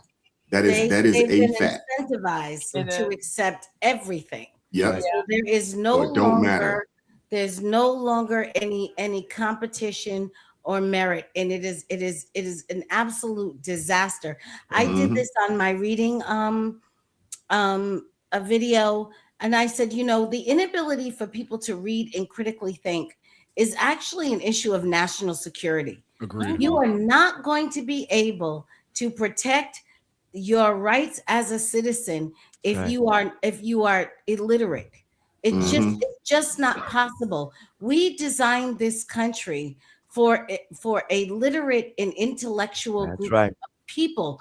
You can't have a bunch of dummies or stupid people, as Minister Denzel says. You can't have people, particularly in functional adult roles, looking to carry out the mission of citizenship, and they're not intelligent and literate enough to do that. It's funny to watch these grown people stand on the sidewalk and not be able to read a basic eighth, maybe eighth in the United States, but a 5th grade sentence in China or in India, and not realize the implications that has. But I don't want to take too long. Yeah, well, you went long enough. Did y'all see the video of the girl who was driving around for 2 weeks with saying her car was hot, and it was so hot, and it was so hot, and it was a new car, and she took it back to the thing, and she told them my AC is not working. It's just blowing hot air. And they were like, did you press the AC button? She was like, no. She's like, and then they pressed it and it worked. Yeah. I bet it did. Yes. I saw that. And the fact that she decided to put that on social media, I'm just like, yo, what is going on? Stupid on Push steroids. the AC button. And really, there's no one you could ask. Mm. You couldn't Seriously, get on where's YouTube where's your and father? say how to put your air on in the new car. YouTube didn't. No one had a video, an instructional video for you on the dashboard of your new car. Wise, you said the answer just now. Where's your dad at? You realize here in about 15 years at most, you're going to have a group of young individuals, young adults, where you're going to go up to them. You can give them a key to your vehicle and say, here you go, start the car. And they will not be able to do it because now all cars are started by pushing a button. And I just want to point out that Wise has made fun of Celeste. He didn't get a point, right? I want there to be an investigation into a righteous perspective. I think there's discrimination going on. Shout out to Nicholas Ventura coming through. $2 super chat says, with the rise of Chat GPT, that GPA means nothing. No, you're right about that.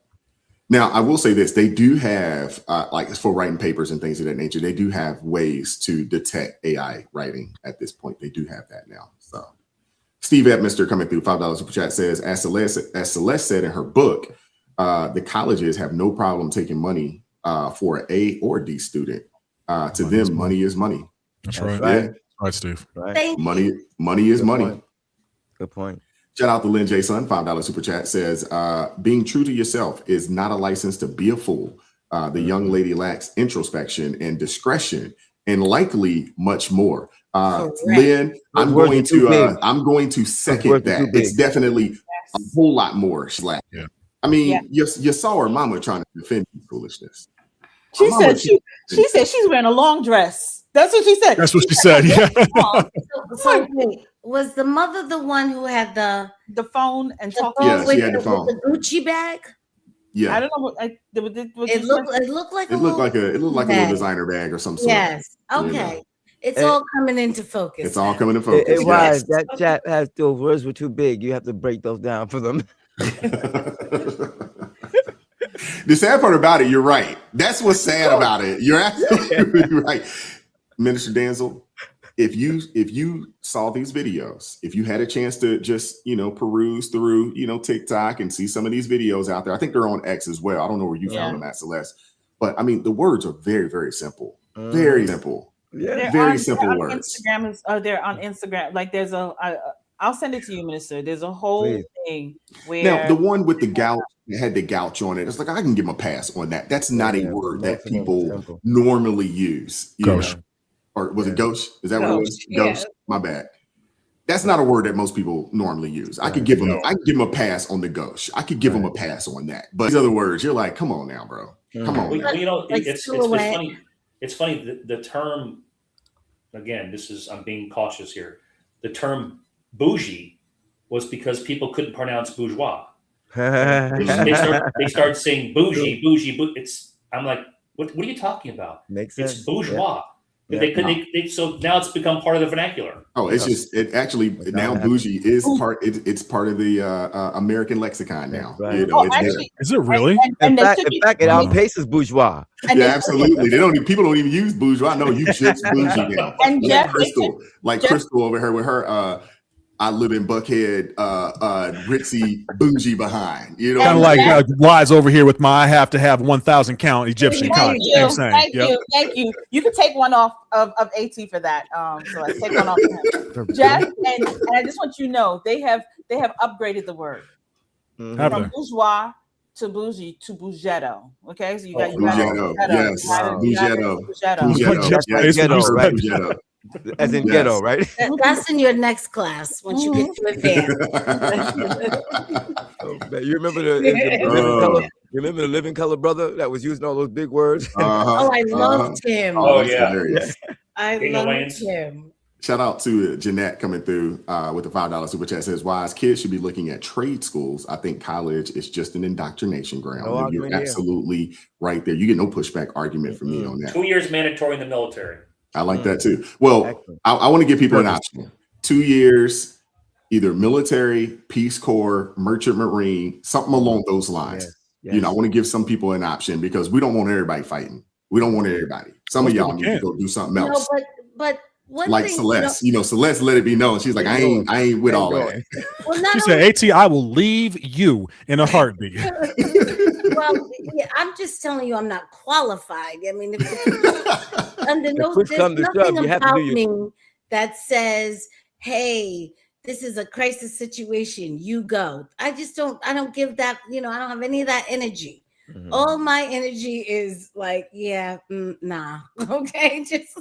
But there are other countries that do this, and we're not saying that people should serve so that they can make a career of it and fight.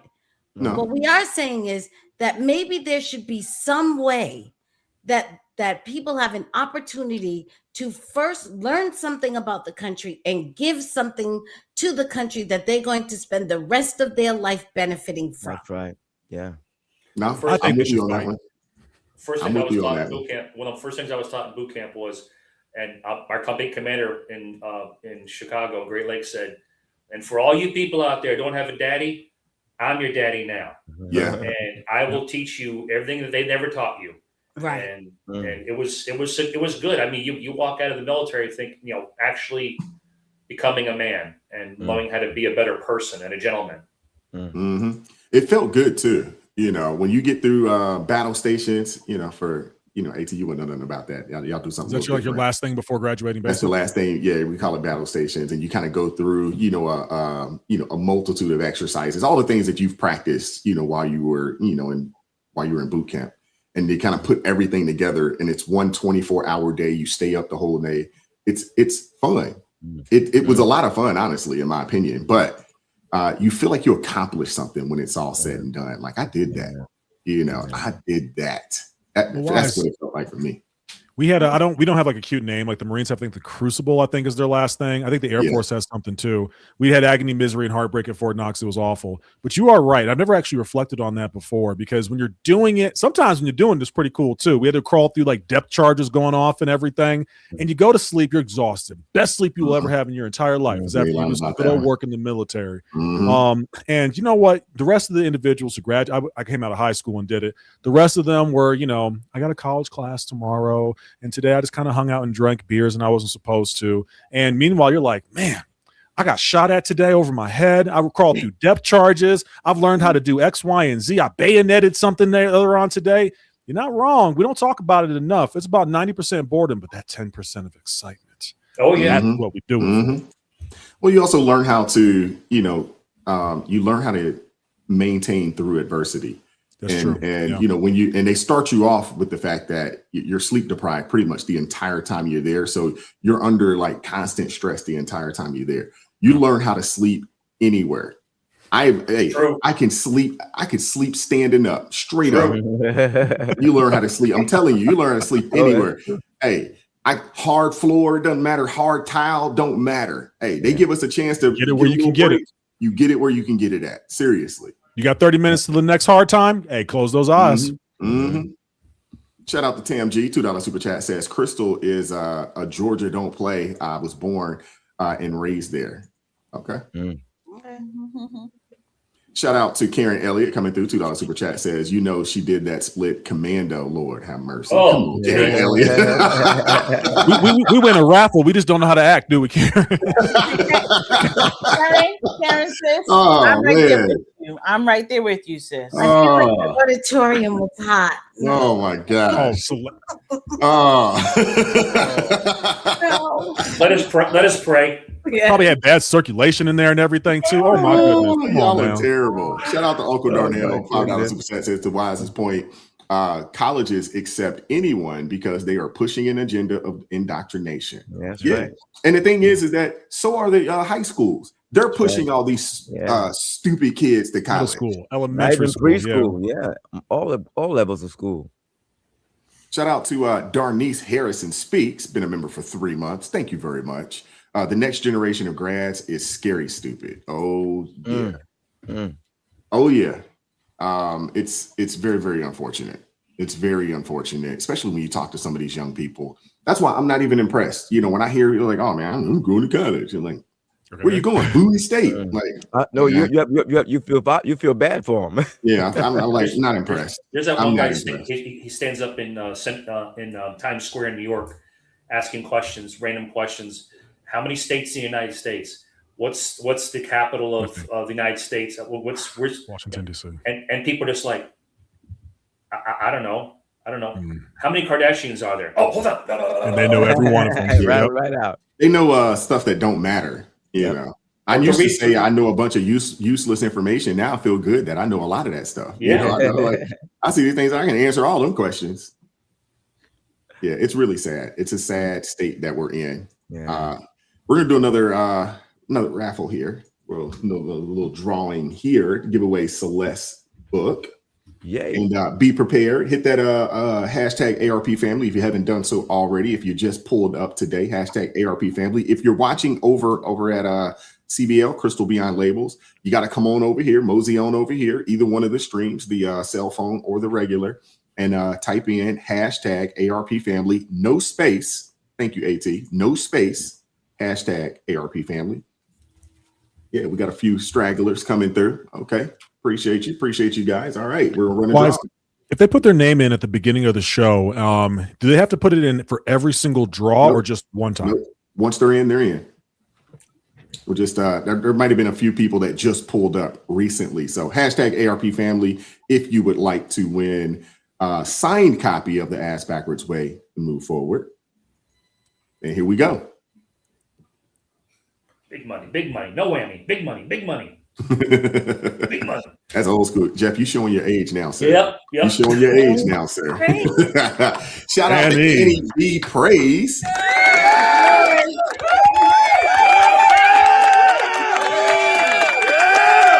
Yeah. Annie must have been praying. Shout out to Annie V. Praise. Congratulations. You won Celeste Duffy's book. Can you showcase that for us one more time, Celeste? Showcase it for us. We're gonna give you the big. There you go. You got the Ass Backwards Way to Move Forward. Shout out to you. Appreciate you guys, man. Thank you so much. Shout out to Lewis coming through. Hashtag AARP. Come on now, Lewis. Come on now, Lewis. For a long time, people thought it was like, why is he supporting and representing AARP? I'm like, I'm not. I'm not even old enough. Kristen was told me about you. I was like, what? I'm going to be a geriatric old man up here to talk about politics? Okay. AARP. You know how many times I had to correct him? I was like, I said ARP. AARP. I said ARP, sir. She had to correct me for an embarrassing long period of time. Single A. All righty. And last but not least, hold up. Kenneth said apparently she has a P.O. box we can send to, and eventually we get it back.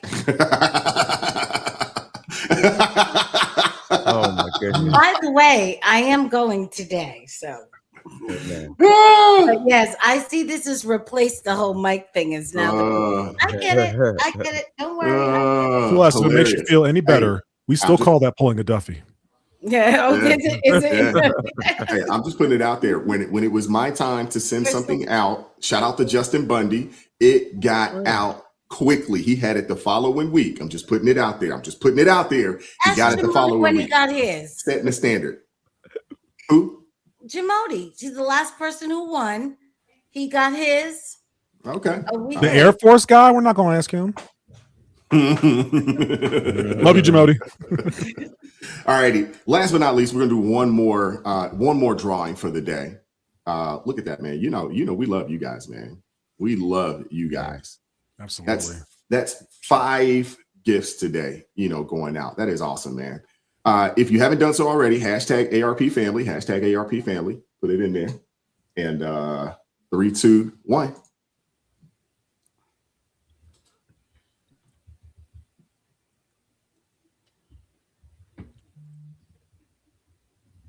Oh, hey. Miss Unique and Gifted. Congratulations. Okay. Where's the celebration? What? Oh.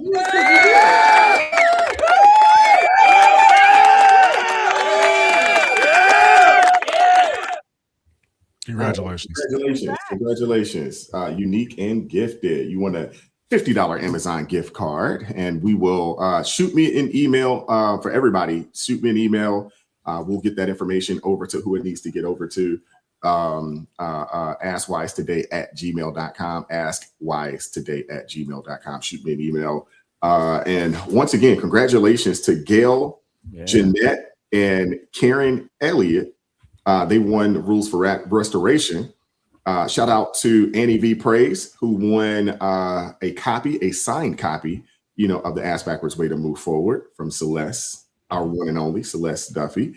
And shout out to Miss Unique and Gifted, who won the $50 Amazon gift card. Man, that is awesome, man. You guys are awesome, man. Thank you guys for pulling up and being a part of this. We had 113 entries today, which is Wise. Speak Your Voice First said the best way to end this celebration is pink pants. That's what she said. No, she did not. She would never do that to me. She did. It's in the comments. You talking about the same Speak Your Voice First? Yes. She looks out for me. Hey. Foul. Hey.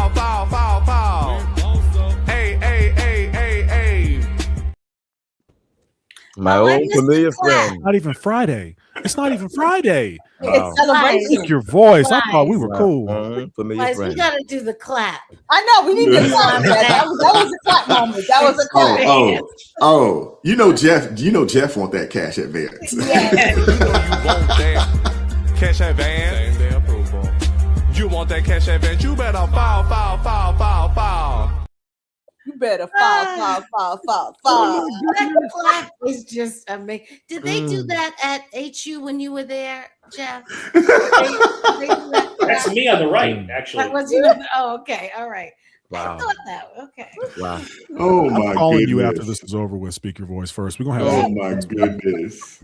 Thank you, sis. Thank you, sis. Wow. Oh man.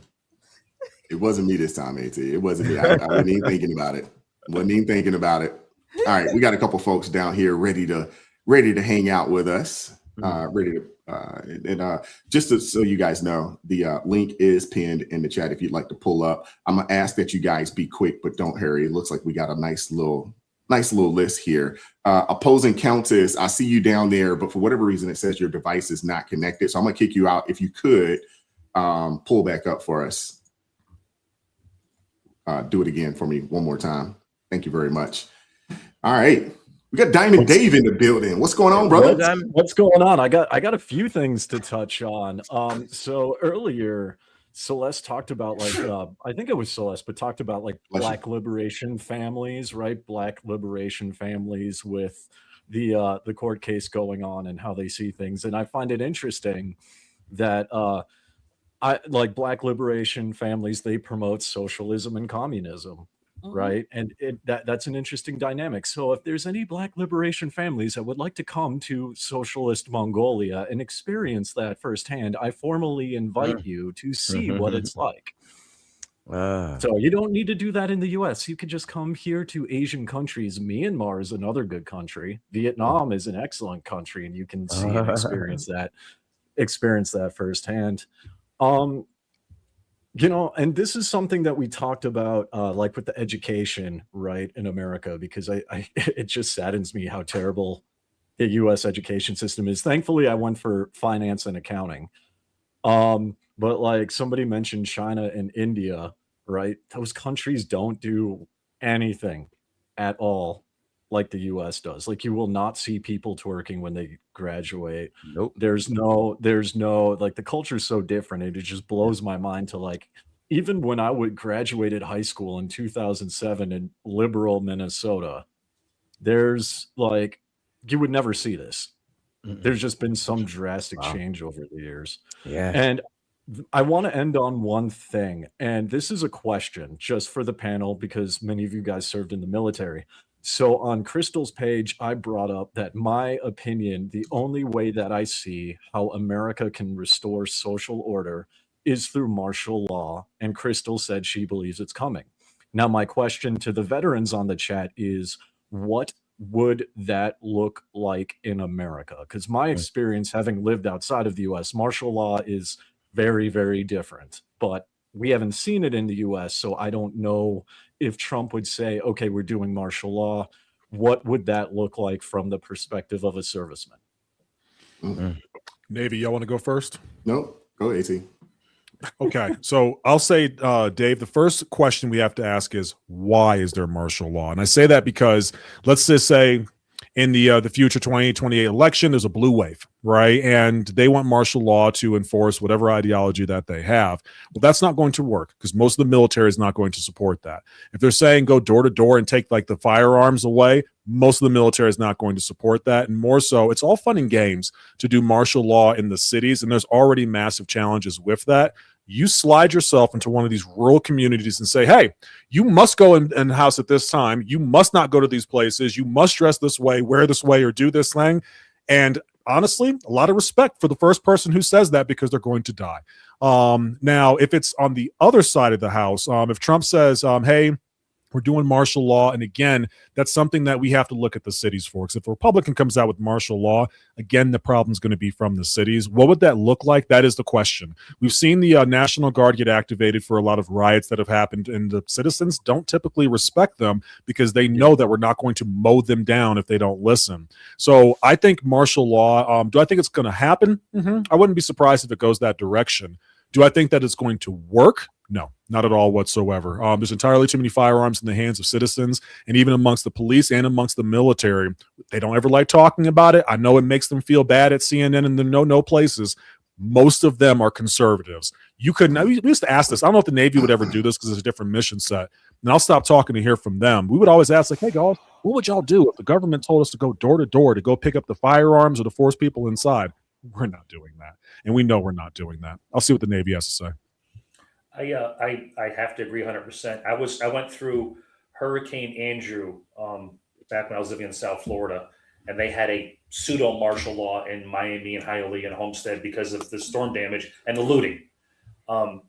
Once the word got out that the National Guardsmen had no bullets in their pew-pews, it was a joke.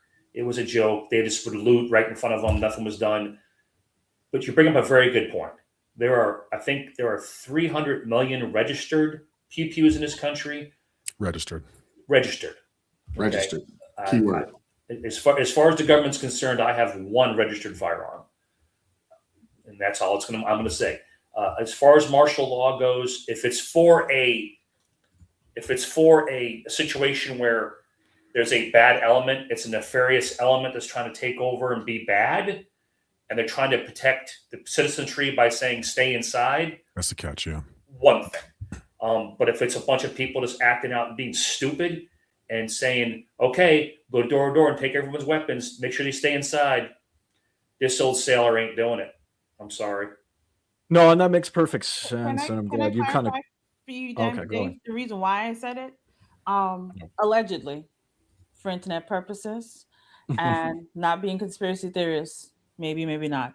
Allegedly, there's mumblings around that a lot of things are going to be dropped as Tulsi is leaving her position.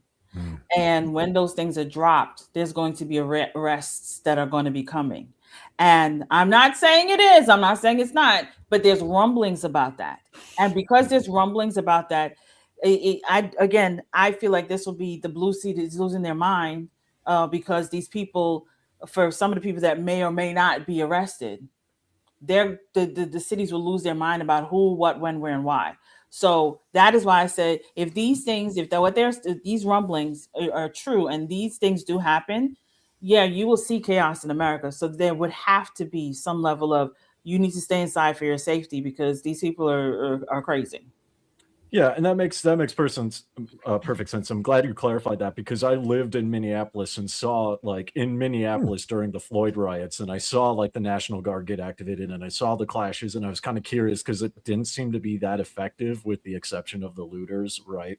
It didn't seem to be that effective. But it's interesting you mentioned that, and I'll just ask one more question.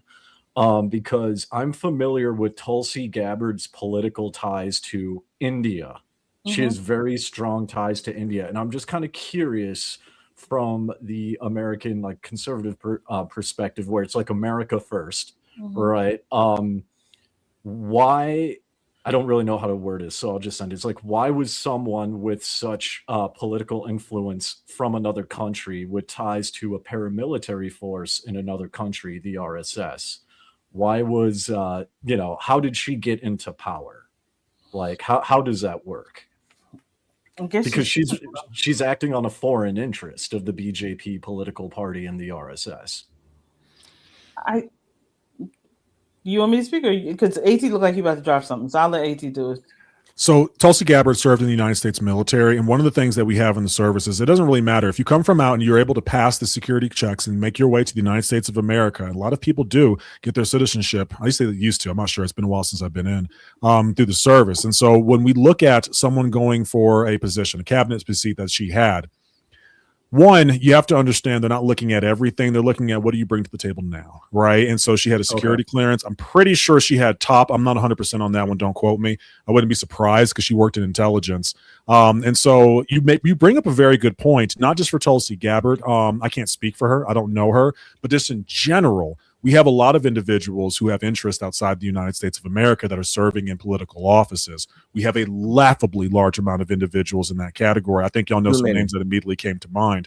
And so I think the broader question, and this is the one I don't know the answer to, Diamond Dave, is I know why. Got that. It's the way our election cycle is set up. It's a popularity contest. As long as you shake hands with enough individuals and they vote for you, you'll get in, right? Liberals complain about this all the time when it comes to Trump. Inappropriately, sure, but he did have some court cases. And as much as they get upset, he legally can serve as the president of the United States of America. That's all that matters.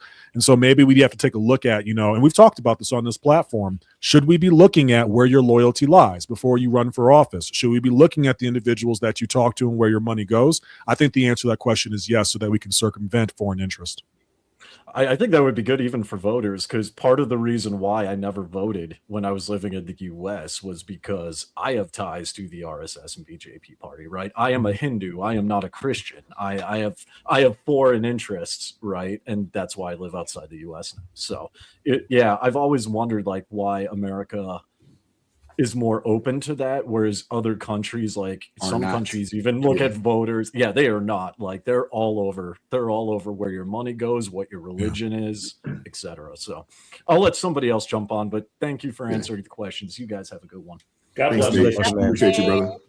Can I say something about that martial law thing? I think that if there was a natural disaster that took place and martial law was called, I think that would be fine. People would be willing to get with that.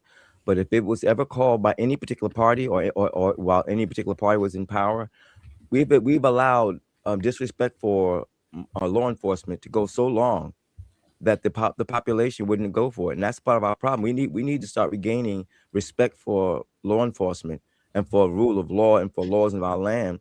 And when our leaders don't do that, we are asking for a disaster. Because when you do not have the respect of your population, it's only a matter of time before they start going completely out of bounds and try to take over.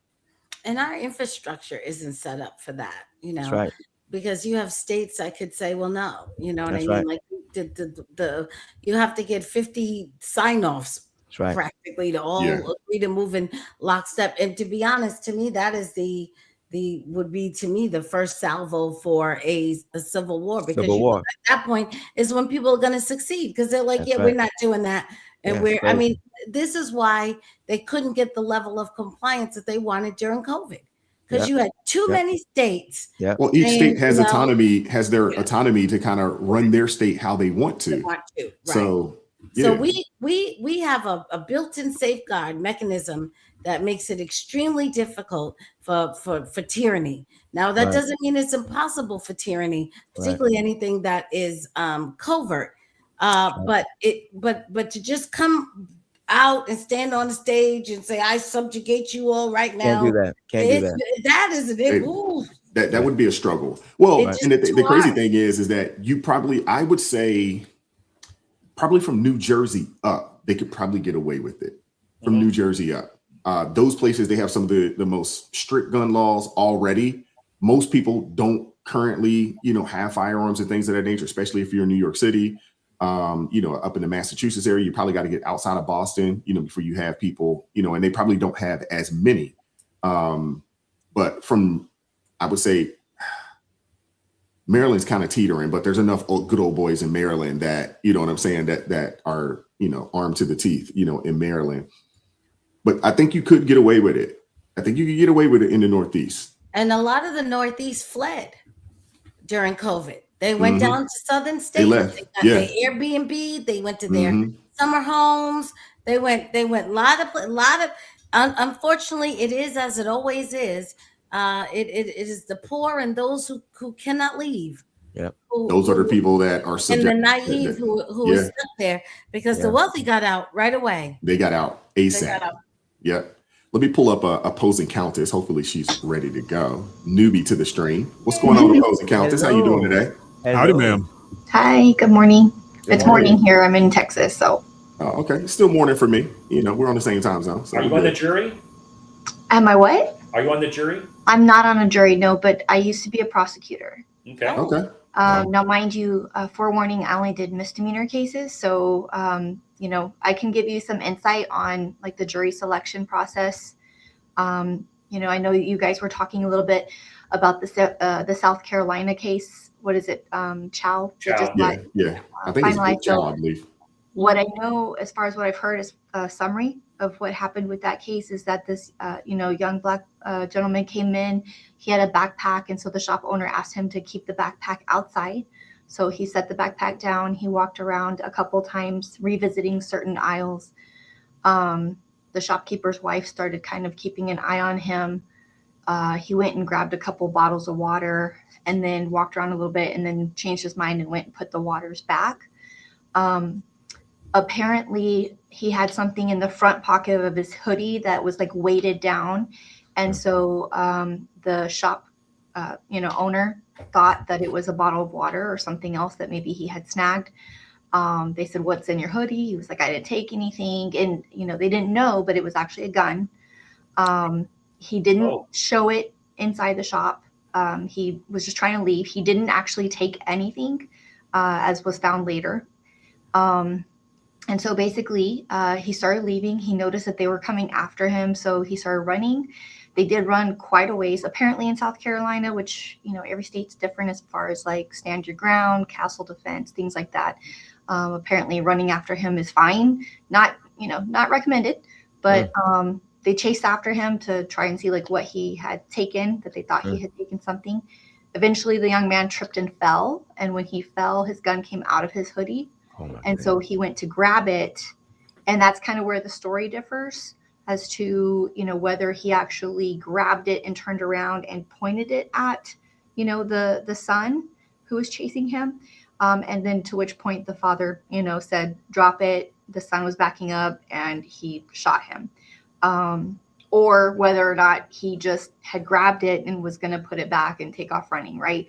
The only person, unfortunately, who can testify to that is the father and the son. Their stories match in saying that he had turned around and was pointing it, you know, towards the son. In South Carolina, the requirement to meet the murder level, the elements of the murder, has to also include like malintent. So they have to have been able to prove that the dad had like malicious intent to go after him and shoot him, which, you know, according to the story, that happened in the moment. It wasn't their intent necessarily to, you know, to do that until they actually got to that point. So that's where it failed in meeting the requirements for the elements for murder in South Carolina. Opposing countess, what about manslaughter? So that's, I don't know. I haven't gone to go look at the elements of manslaughter. A lot of people were commenting that they probably could have met the elements. I think it would have been a closer decision for the jury, you know, because you don't have to have that malintent. Well, according to the law, it's reasonable doubt, beyond all reasonable doubt. And just what you just said right there, if I'm on that jury, if all I'm hearing is that, there's reasonable doubt that Yeah. And, you know, it's up to the prosecutor or the DA's office actually on whether or not they're going to use murder or if they're going to do a lesser charge like manslaughter. I can say from personal experience that there were, you know, I know at least one case off the top of my head that I tried, that I told my boss, I don't think that I can meet these elements. You know, there's enough there to get like, oh, maybe, but it just wasn't a very strong case, and I was told try it. So it could have been the chiefs, the bosses who told him no, like this is a very, public case. People are looking at you. Try it as murder. I have a question. Was it a CISA licensed gun carrier? No, I don't know. He was well, South Carolina is constitutional carry, so it doesn't matter. Really? Yeah. And you can carry it at any age because he was 14. No, I would say no, probably no. not. No, not for the youngin. I'm talking about for the childs. Okay. Yeah, and it differs from state to state, right? Because each state is fighting over what is considered constitutional, carry. You have to be 21 to purchase a handgun federally. So many states require the age of carrying a handgun to be 21, even though some states say you can carry a shotgun at 18. It differs from state to state. Texas is a constitutional carry state as well, but every county is still prosecuting it a little bit differently until everybody's on board with the same understanding of the law, and that will happen once a case actually reaches the Texas Supreme Court. And they chased them all the way outside, or all the chase happened inside the store? Outside. It was all outside. Yeah, somebody compared it to like a football field. It was hundreds of yards. Basically. Yeah, they went a long ways. Yeah. And then as far as the Karmelo Anthony case, Frisco actually falls into two counties. So you have Denton County and then you have Collin County. And the difference on which county is chosen is basically where the incident occurred. So the incident occurred at the stadium. The stadium falls in Collin County. So that's how that county is selected. It's rare to have a case moved, venue-wise. You can do it depending on, like, if you want it to fall under federal law versus, state. That's a jurisdiction issue. But the attorney never filed anything, as far as what I could find, to indicate that they wanted to try to move venue. And yeah, I saw people talking in the chat about like peer. What does peer mean? Does it have to mean that the people on the jury are the same color as him? No, it's people who come from the same dichotomy, right? So it can be somebody who is around his age or the same color, or it can be people who live in the same community, which is basically what the whole point is of going through a jury pool. And so, yeah, so basically the jury selection process is not so much as, oh, I'm going to pick the best juror that I can. It's a process of eliminating jurors. So you have a jury pool. And so like for misdemeanors, our jury pool would be usually around 30. And then we would go through and eliminate until we've used up all of our legal eliminations. And then the first 6 that are left in the jury pool end up being the misdemeanor jury. Same process applies for felony. So if you have, I understand that they did a jury pool of 600. Our normal felonies are around 100, but I think that because it was such a publicized case, they needed a bigger jury pool to make sure that they don't do what's called bust the jury. And so that basically means that they have eliminated too many people to have the jury that they need.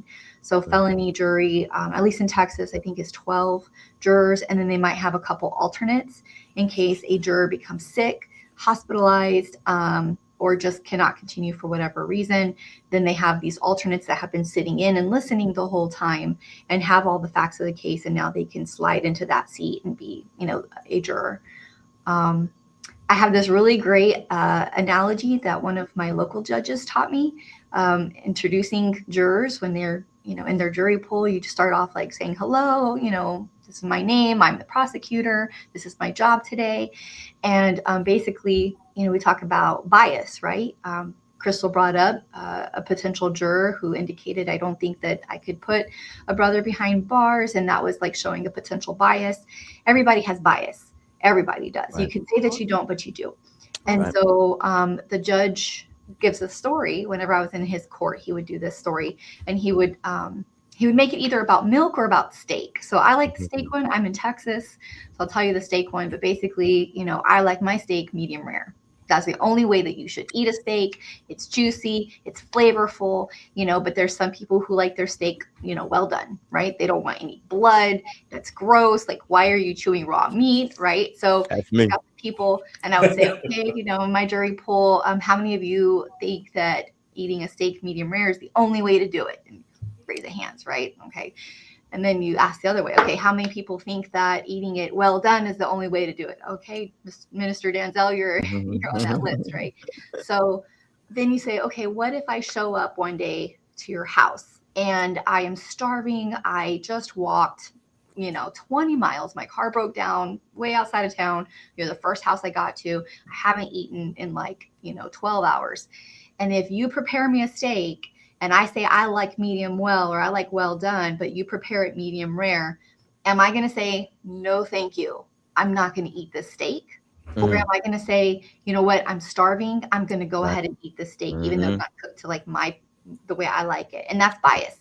So if you are so biased against medium rare steak that I hand you medium rare and you refuse to eat it because the only way you will do it is well done, then your bias is too strong.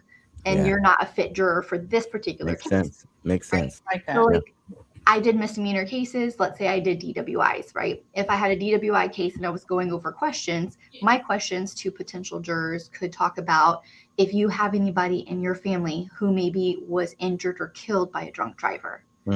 Your bias may be too much for this case. You might be a great juror for a robbery case. Right. Okay. But for this case, your bias is too much.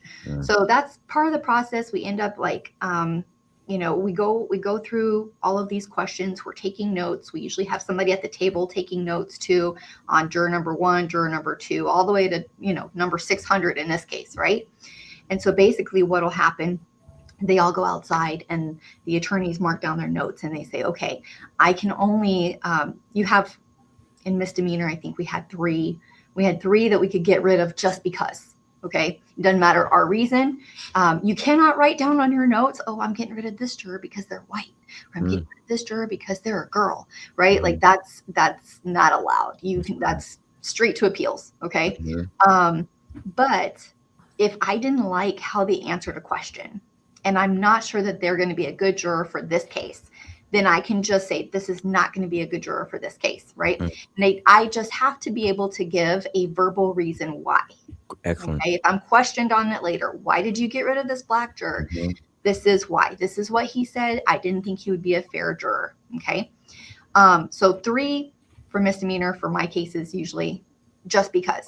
But then you also have things that you can do to get rid of a juror. I forget the technical word, but it's for cause, I think is what it is, right? And so the Crystal's example where, they said, hey, I don't think that I could see myself putting a brother away.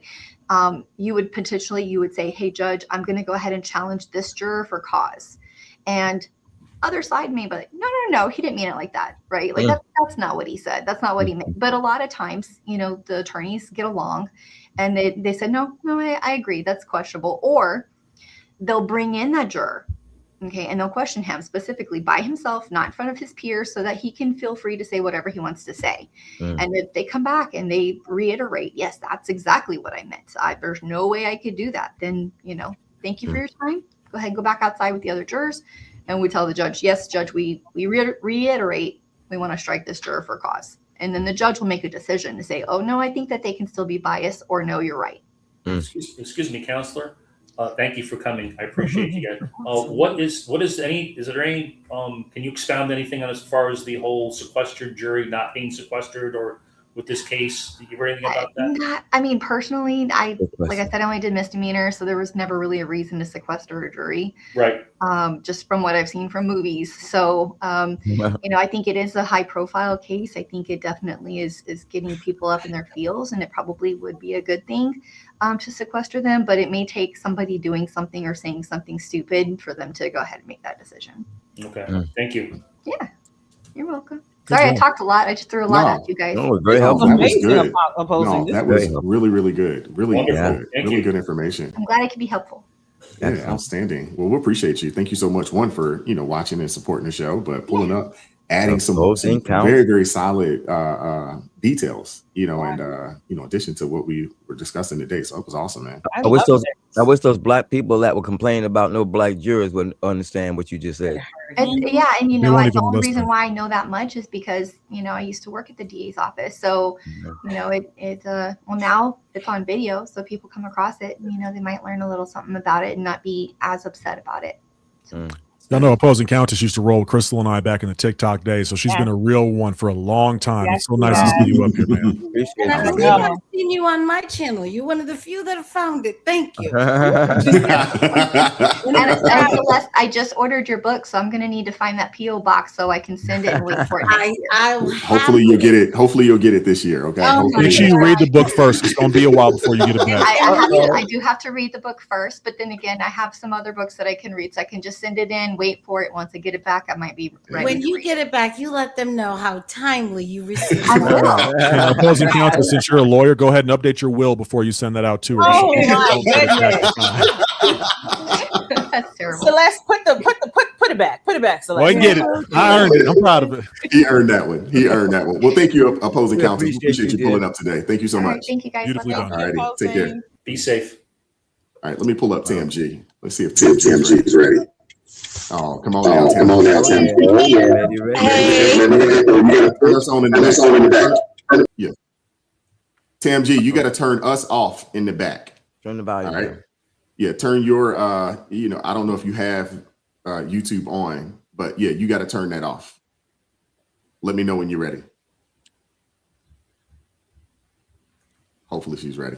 That was really good, though. Thank you, opposing. Yeah, that was awesome, man. That was awesome. It's great hearing from an actual expert on the situation. Yeah, she's fantastic. We need her back on some of these other when we come into these cases and we have absolutely. We'll have to reach out to her, get her back on here. She knows what she's talking about. She messages me in the middle of these conversations like, no, AT, you got that wrong. No, AT, it's actually this, right? This is how it's actually pronounced, AT. She loves her stuff. Uncle Darnell is in the building. Shout out to you, brother. Hey, Uncle Darnell. What up? What's going on? Doing? Man, we're blessed. Ridiculously blessed. I heard that. Hey, real quick, I want to hit on the Karmelo thing. I got a few points in a couple of scriptures. I'm gonna read from my notes here. First off, accountability or lack of. His parents, they show a lack of accountability in raising Karmelo, and I only say that because of the decisions that he made and then the decisions that they made after the incident happened. The biggest is their representation choices. It seems like they chose the first person that told them that their son was a victim instead of an aggressor and that they can get some money from it. Because it looks like that's all they tried to do is grab money. As far as Karmelo is concerned, his actions speak volumes about them raising him and not holding him accountable. He was the initiator of that incident. He elevated the aggression in the incident. And the biggest thing is he had no business being there. That's right. Yeah. That's right. That was not his track meet. That was not his school. It was not his tent. Now, exactly. And you need to think about this. Karmelo is no stranger to sports events and their setups. He knew he was in the wrong place. He knew he should have got his butt up and left when they asked him to. Because if that was him and that was in his school, they probably did the same thing. So there's no excuse there. And there's no self-defense because he took a knife there. It's almost like he's saying, I'm going there to start something. Yes. So that's another thing that needs to be looked at. Psalms 10, actually it's Psalms 10, 3-4. Actually, verse 4 says, the wicked in the haughtiness of his face will not seek or inquire for him being the Lord. All his thoughts are There is no God, so there is no accountability or punishment. Mm. They ought to be ashamed of themselves for taking an obvious situation and turning it into the circus that they're trying to turn it into. Amen. For one. Okay, my next point is this, and a lot of people gonna hate me for this. I don't care. Blacks are racist. They are. I'm gonna put that out there because from what I'm seeing, the majority of situations are not considered racist until or unless blacks get involved. You never hear many people hollering about this is racism unless a black person is involved. A black person and a white person, I'll say that. And what that leads into is this victimhood mentality. Because it's racist, I'm black, I'm a victim. It don't matter what position I hold in this conflict or whatever, or this situation. Right. The fact that I'm black, I'm a victim because it's racist. Period. The next point I want to hear that is, where's the love of Christ in all this? When you got somebody like Alexander posing as he's a minister and not living up to the name. James 3:1, again, I'm coming out of the Amplified, says, not many of you should become teachers serving in an official teaching capacity, my brothers and sisters, for you know that we who are teachers will be judged by a higher standard because we have assumed greater accountability and more condemnation if we teach incorrectly. That's right. Now, you may say Alexander doesn't say that he's a teacher, but he is a guide. And he is guiding them, the Karmelo family, in all the wrong ways for all the wrong reasons. Amen. He will be held accountable for that. That's right. Darnell, you were saying about, where's God in all this? Where's Jesus in all this?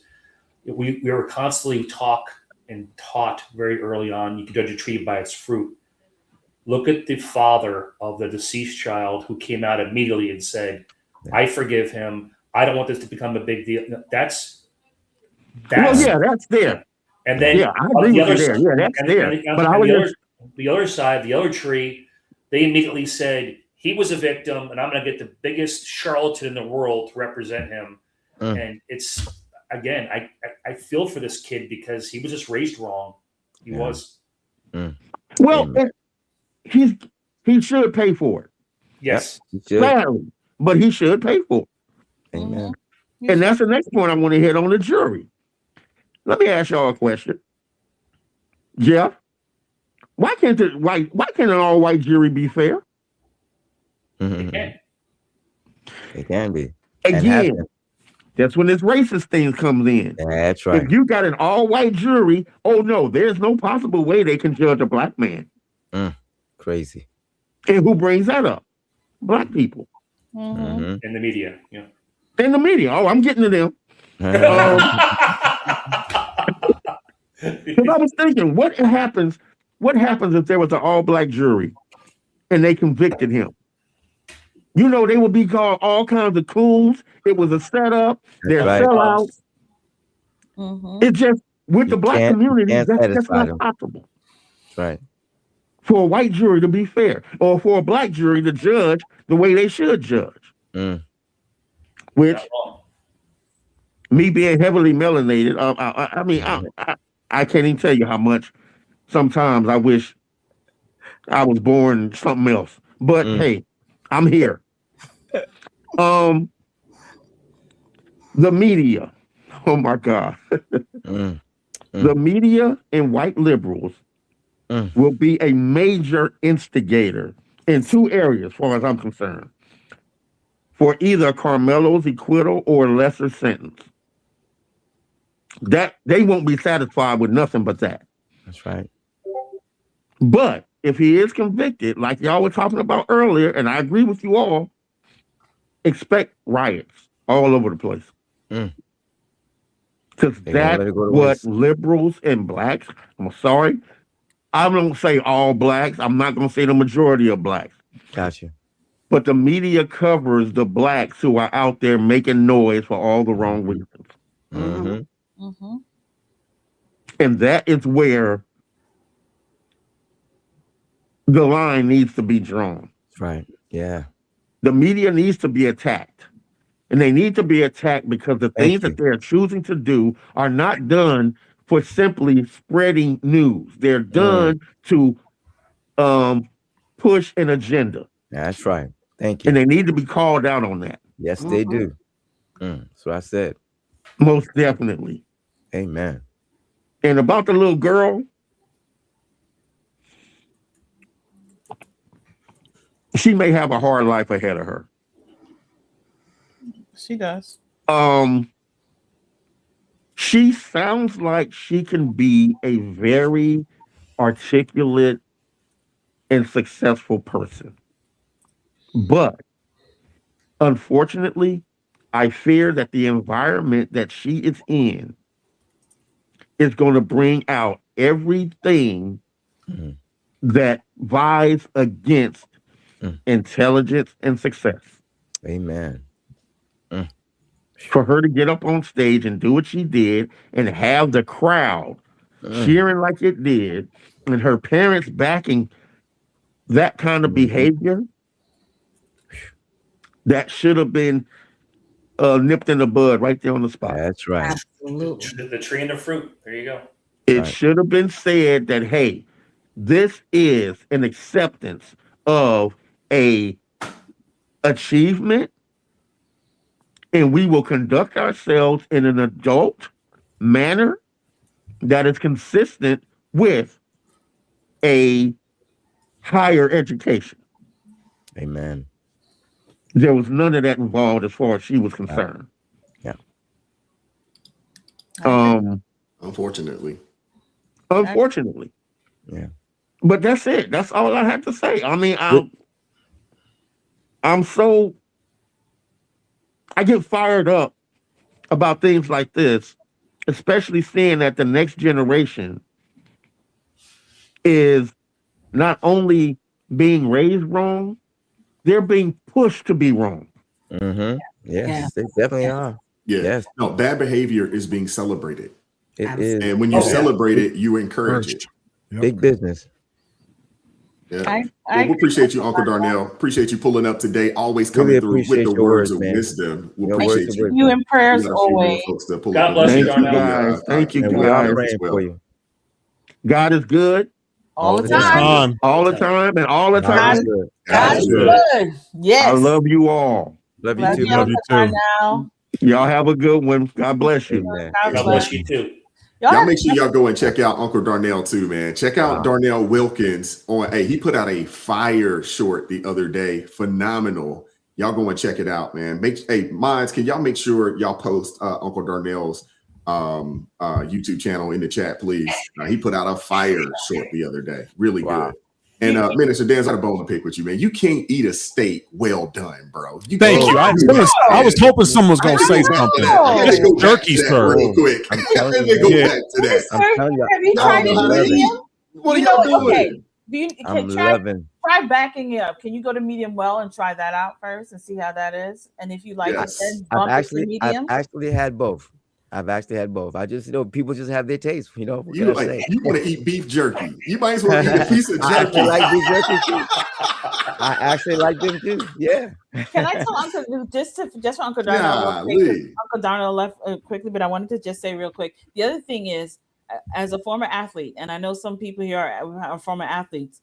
When you go to events, they keep the kids in their separate tents because you don't want no one stealing what's in your bag. So that is why they keep the tent separate. So the fact that Karmelo was in somebody else's tent, that became a huge problem because the kids nowadays, they'll be stealing stuff in your bag. So them telling him to get out the tent was nothing wrong with that because you were not supposed to be there. And athletes are very particular about you being around their stuff. Don't be near my stuff. Don't absolutely. This is not complicated. Well, it also keeps the rivalries down.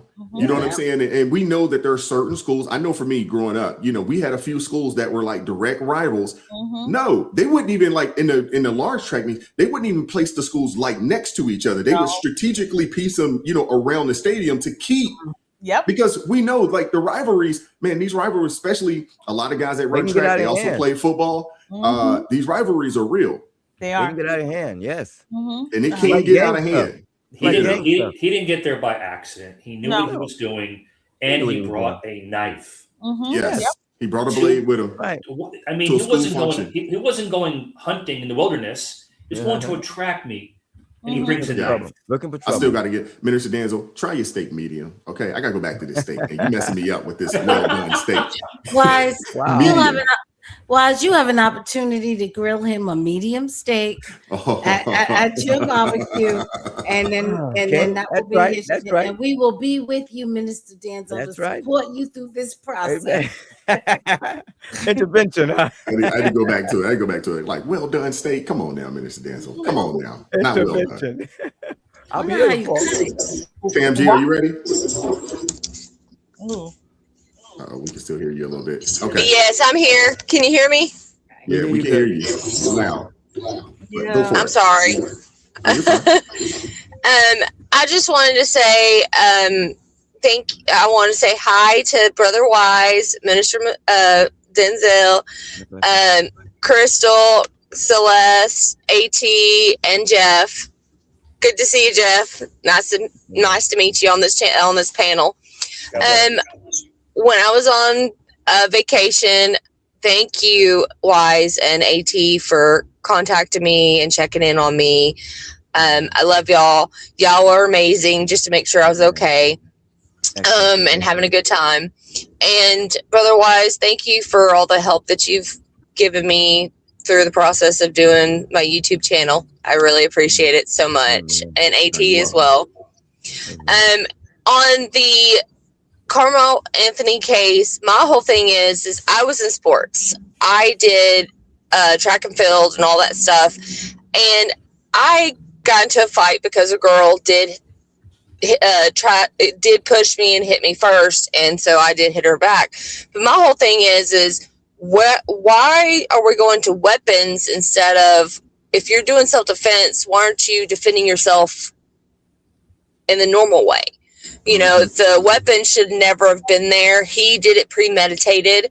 I know from sports, from school period, you're not supposed to bring a knife. You're not supposed to bring any kind of weapons to school, even if it's a sharp object that can hurt somebody. You're not supposed to bring those things. Right. So he premeditated that. That's my personal opinion. And I hate to say this, I don't care if he's white, black, Hispanic, whatever, pink, purple, blue. He needs to have the book thrown at him because he killed somebody premeditated. He knew what he was doing when he brought that knife. He knew it. He knew what was going on. And to me, it looks like he might have been raised in a family of violence. It may not look like it was, but what was going on in his family atmosphere for him to think he needed to take a knife? And that goes for any child of any race. If you're bringing a weapon to a school event because you're afraid of something, why? I did a lot of help with the children advocacy and all that, with prisons, all kinds of different things. And child advocacy, we talked about that. You don't do that. That's not appropriate. So it is saddening to see two families being hurt for something that could have been avoided. Right. You know what I mean? And my thing for Crystal that I said earlier, it was, Crystal, you were right. Somehow that $2 thing only lets you do so much. That girl that's going to Atlanta, she don't know what she's getting into. I'm from Georgia. I'm from Atlanta. So no. But the Carmelo Anthony thing, it just saddens me for the families that are having to go through all this. It saddens me more for the family that lost the son, because it could have been avoided. And I am more sad for the brother, the twin brother that was holding his brother when he was dying. And that will scar him for the rest of his life. And I did love that the school allowed that twin to accept his brother's diploma. It was amazing. They did do the right thing for that. I've had people in my school that killed themselves or had been killed, and we put seats for them, you know, especially the ones that were killed before graduation. And it's sad. It's sad to see. Amen. But I have to get to work. I just wanted to come up here and tell everybody that I love y'all. And I don't know, my live show yesterday was kind of a weird one. I'm still working the kinks out of it, but the whole thing of that was Pride Month should be about being our pride in God first and then America. And I said in my show, I said we should be proud of being a Christian from January 1st all the way to December 31st every single year. Proud to be an American from January 1st to December 31st every single year. So I'm going to get off here, but I just wanted to get up here because Wolf asked me to come up here. He said he always loves me getting up here and talking. So he loves everything I say, he says. So,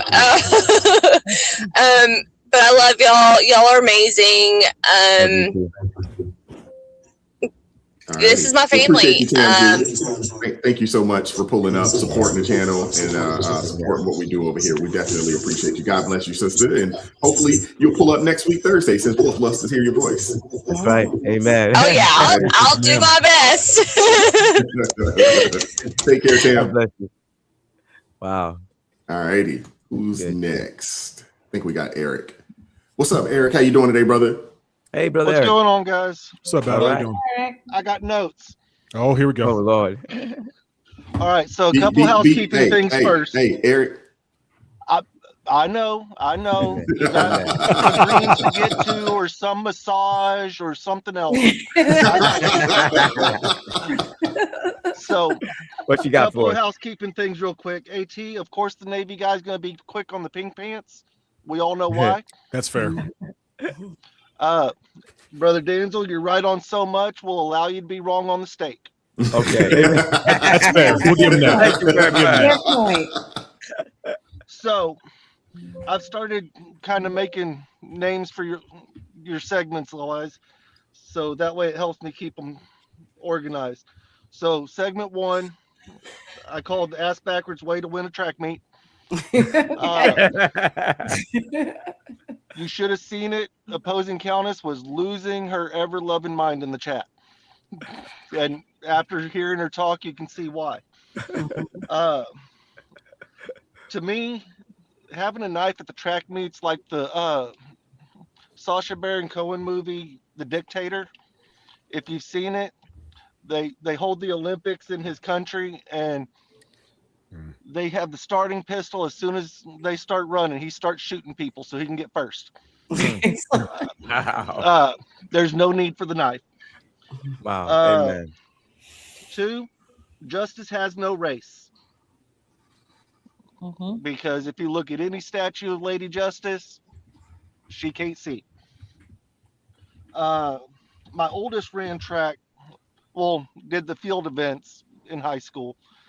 And with the tents, that is like, if you'll indulge me, we're going to role play a little bit since we got 2 Army guys on, 2 Navy guys on. Navy, I need y'all to imagine y'all are corpsmen on the green side.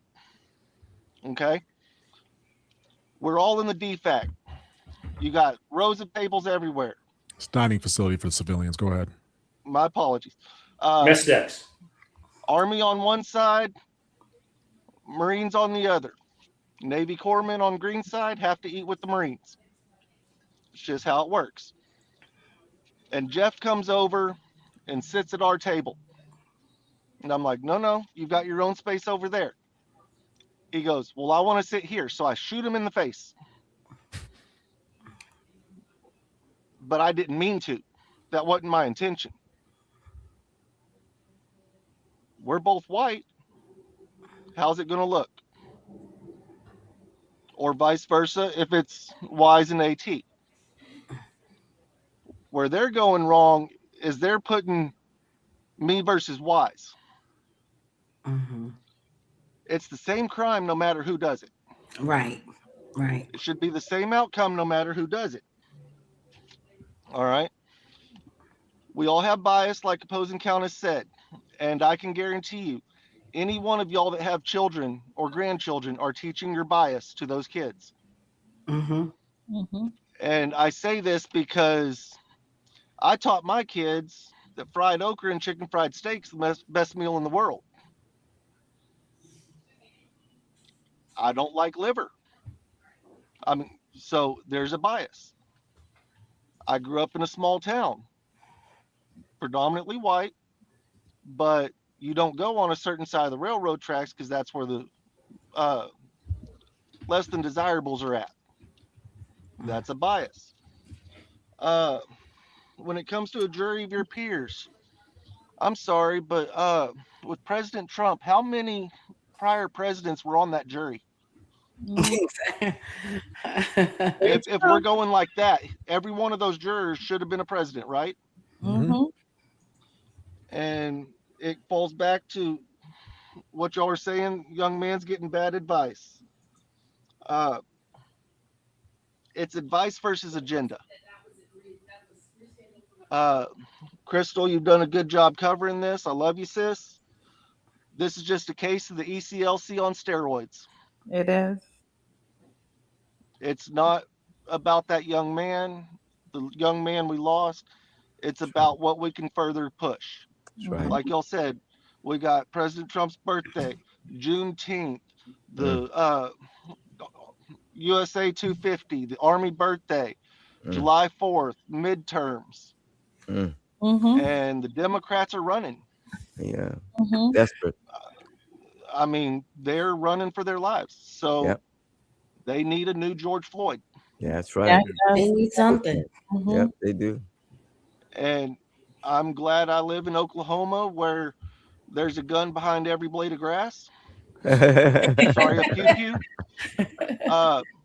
Not only do we have concealed carry, we have open carry. And if you don't want to get a carry permit, we have veterans carry. All you have to do is prove you're a veteran and carry around your weapon.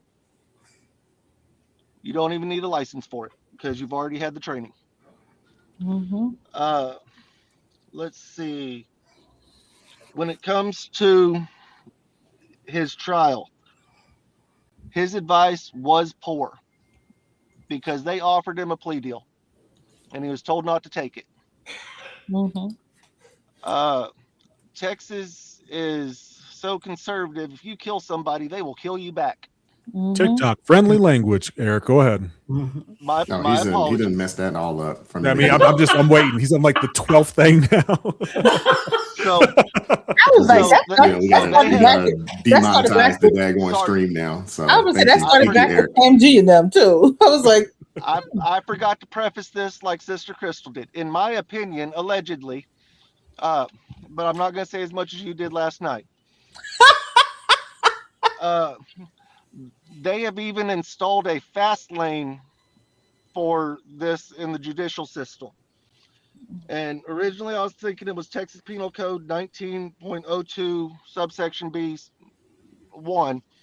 And I mentioned it to opposing countess and she said it probably falls under B2, but apparently I was in the right area. The Texas Penal Code 46.03 covers not taking the knife to the track meet. And they have had this penalty since Furman versus Georgia. For quite a while. Video 2. Mom said the key to success is hard twerk.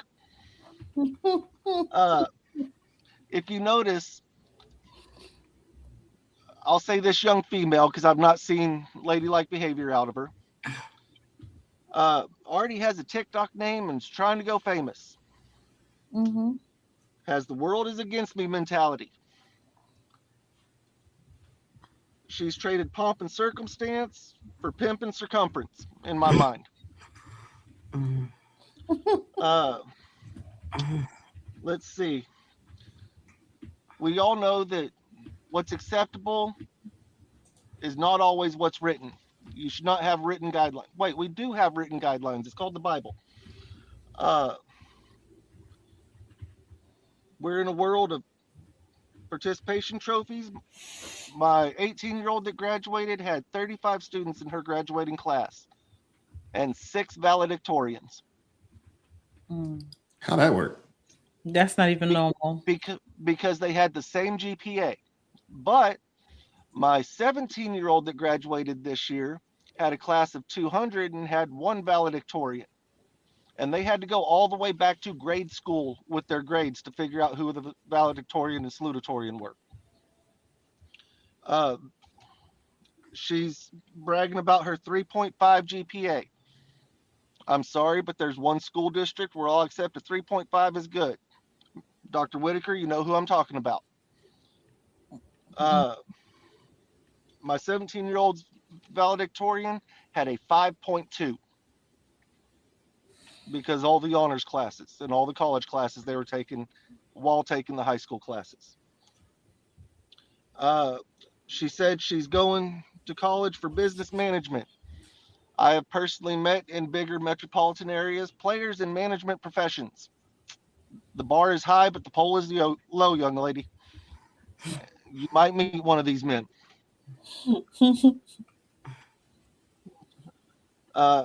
But colleges have opened up the NIL. That's interesting. Did he freeze? I think so. He's frozen. Eric's frozen. That'll be paused for dramatic effect. Yeah, I thought so too. I was like, oh, okay. Or he's very scared, one or the other. Yeah, he froze up on us. He froze. All righty. Well, hopefully he'll pull up. That NIL is interesting because I wonder if eventually they'll expand that beyond sports. What for? Well, if you're a regular college student, you can get money and you can do all those things. It was never really about the regular college students. It was about the players not being able to. Because I mean, there's plenty of people in college that work and do all types of things. You know. All right, let me pull up Jessica. Look at Jessica. Look at her. Look at it. She's going at it with somebody. She was though. Hey, Jessica, we're gonna pull you up. She was giving them the business. You ready? You ready for us, Jessica? Must have been her husband. Look at her. Hi guys. What's up, Jessica? How you doing? I had to put my meeting on mute over here. Hold on. Okay. They know I was waiting for an important phone call. So, but first I love of the all, hat. yeah. Love the hat. Love the hat. Love it. And because it. I like the girl. Yes.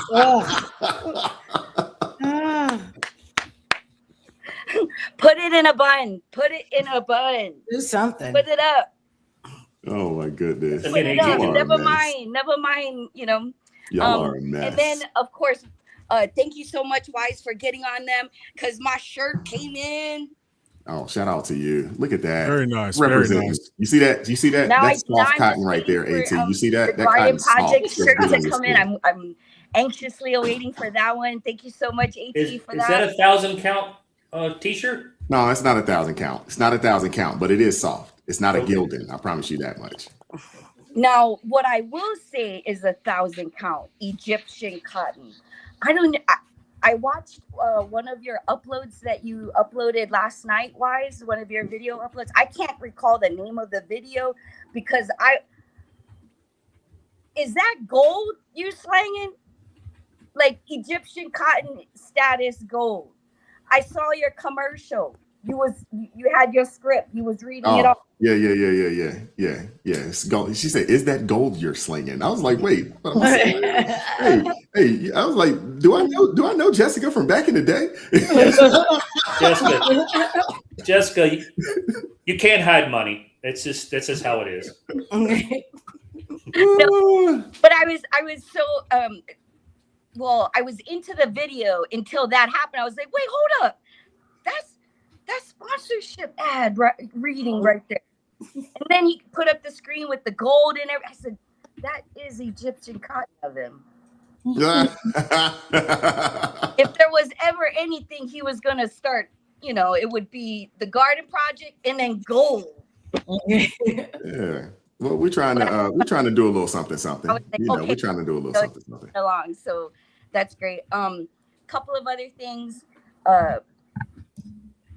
My sister is here visiting, but she's still on Hawaii time, so they're 5 hours behind. So I'm letting her sleep in as long as she needs to cut that jet lag.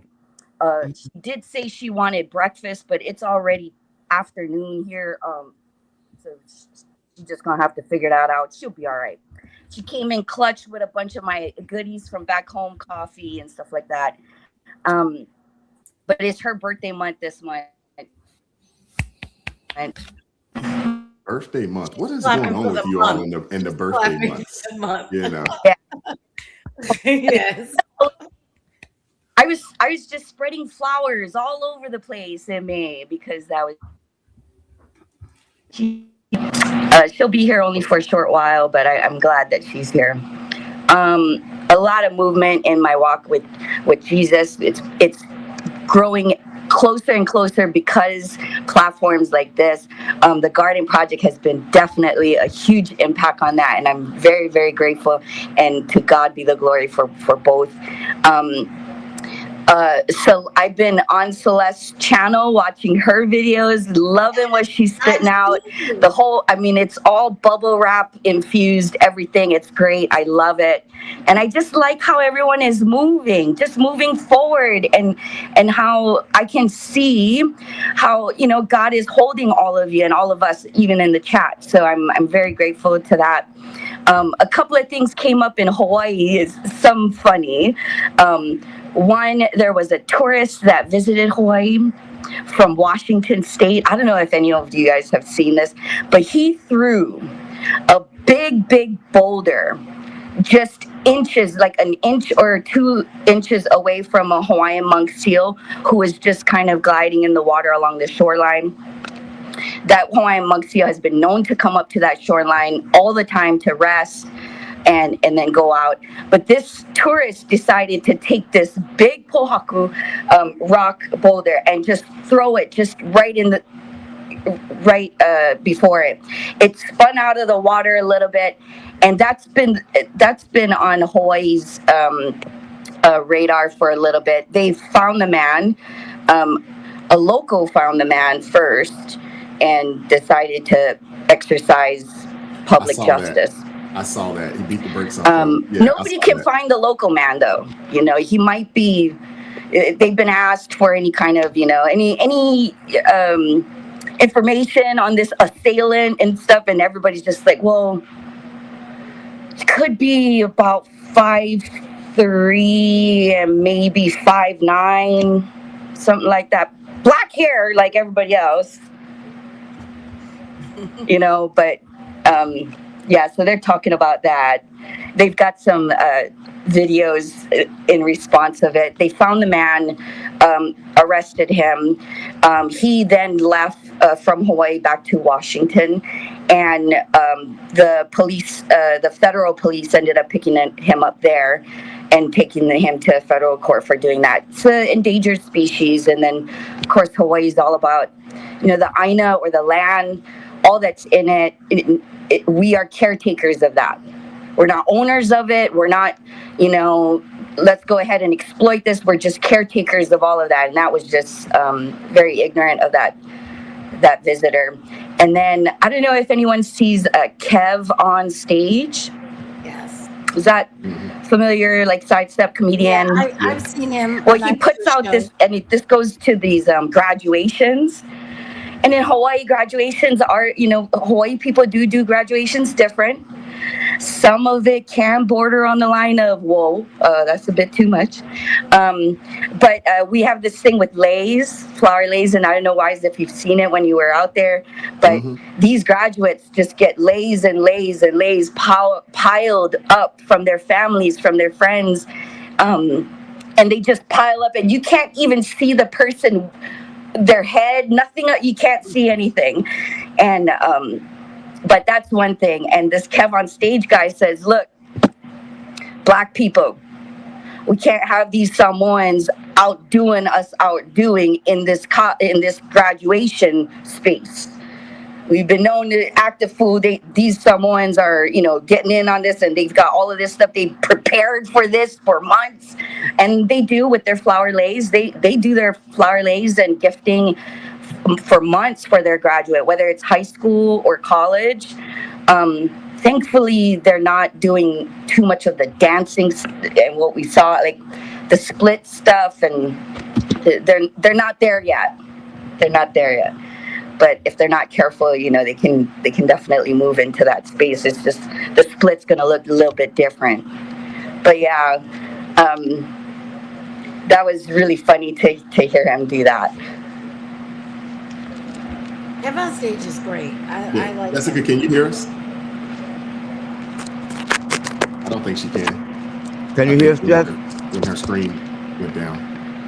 All right, she can't. Well, Jessica, she'll hear the live stream or she'll hear it back. But thank you for pulling up. We appreciate you. Amen. All righty. We got one more and then we're going to get up out of here. Eric's back. Hold up. Eric, you froze up on us, bro. Yeah, it's Oklahoma. Might as well have New York City internet. So maybe 18. Only had two things left. So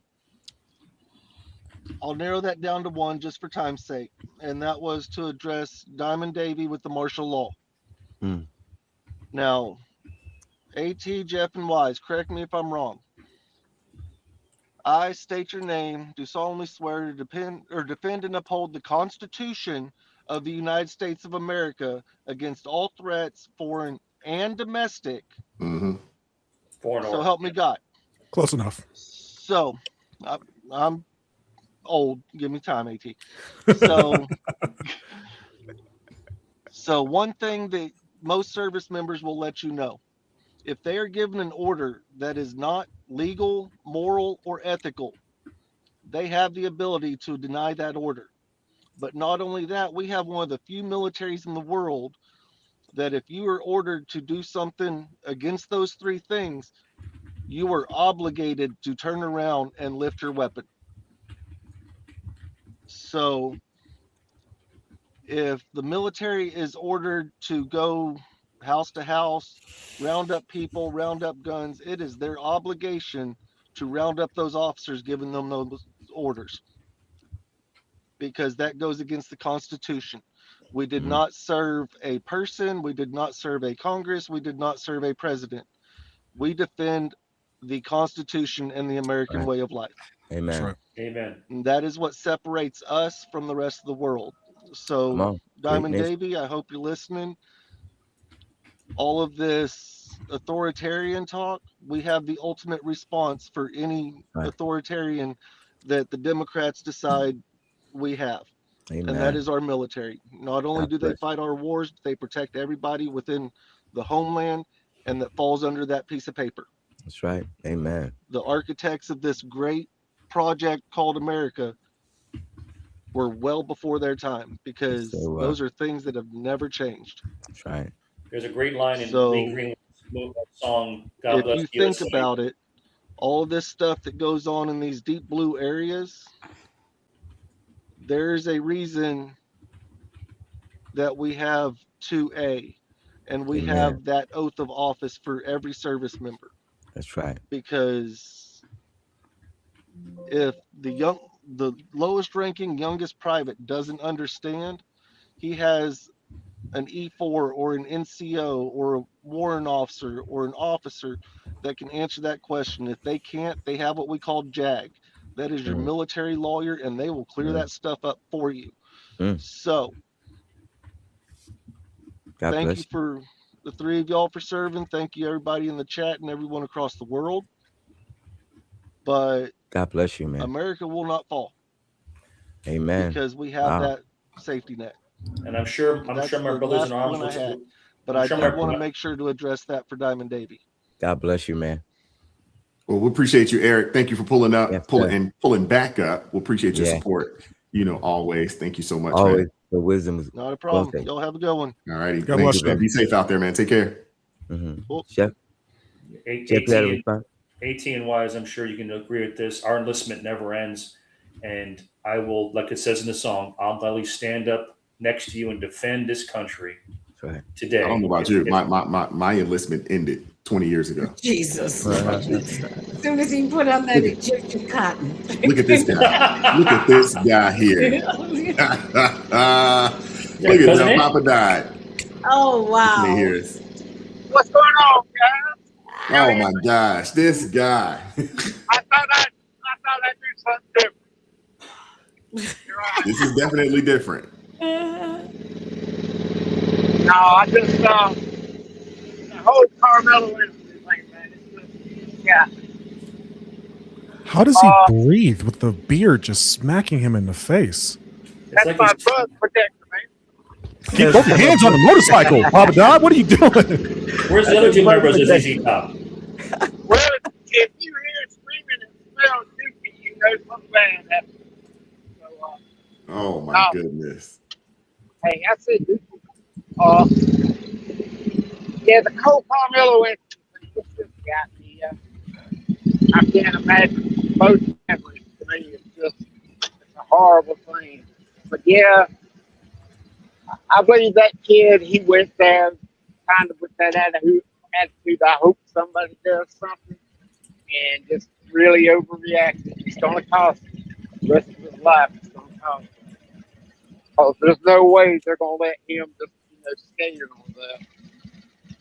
But I think about the dad that went to that press conference, and it reminded me of the greatest Christian act I've ever seen in my life. And it happened in South Carolina. It's when that dumb redneck went down to that church and shot that church down in Charleston. And the next day, that pastor in that congregation got on TV and said, "We forgive him." That we, that brought tears to my eyes. We actually had a church group to go down there. They're Methodist, we're Wesleyan. It's kind of the same thing. But, and I've told it to the youth 100 times. I said, that is the greatest act of Christianity, forgiveness I've ever seen. I remember that. They could have come on there and said, I can't leave this, made it a racial thing, and they would have burnt Charleston down. But instead, they followed Christ better than I think I could have, because they said, I forgive them. And we talked about it in my church. I've asked those guys, I said, you got to think, your family members just got killed. Could you have went on there and said, I forgive them? I said, I just don't know. I really don't. I hope I never have to make that choice. But when that dad went to that press conference, it put me in mind of that. You're right. And, it was just a great thing.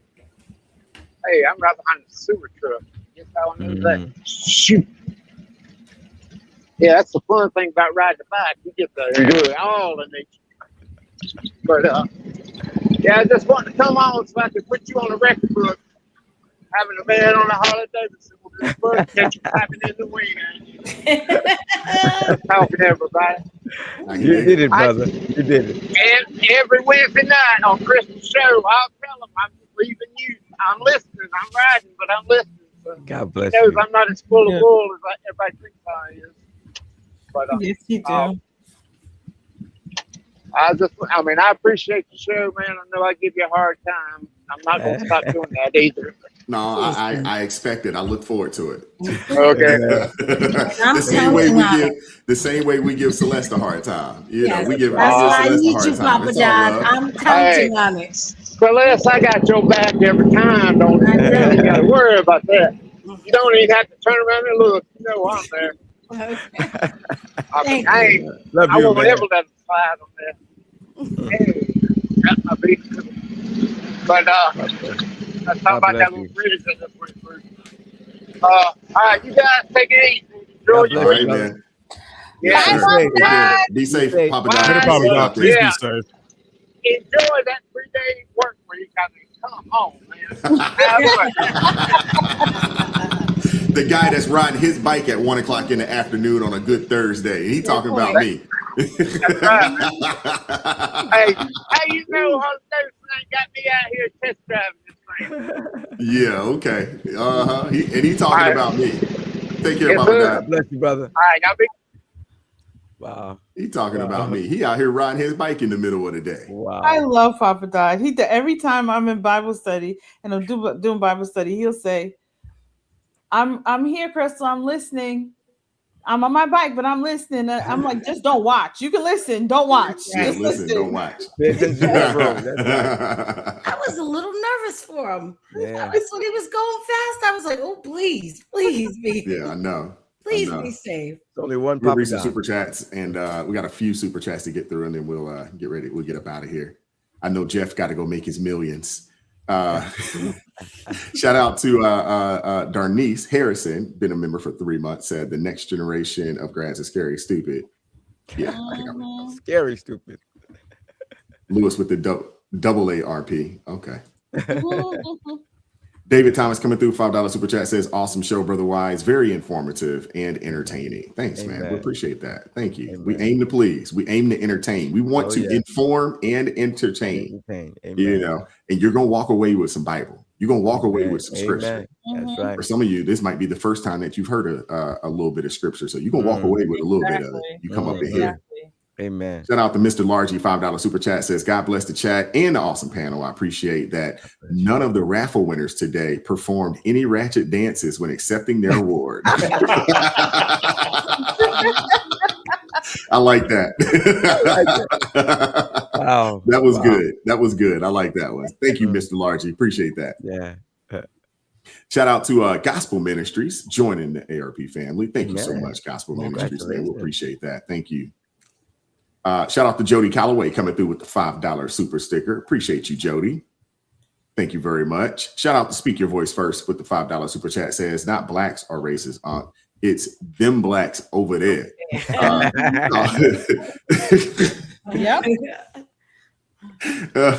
Calls us blacks over here, are led by the Holy Spirit.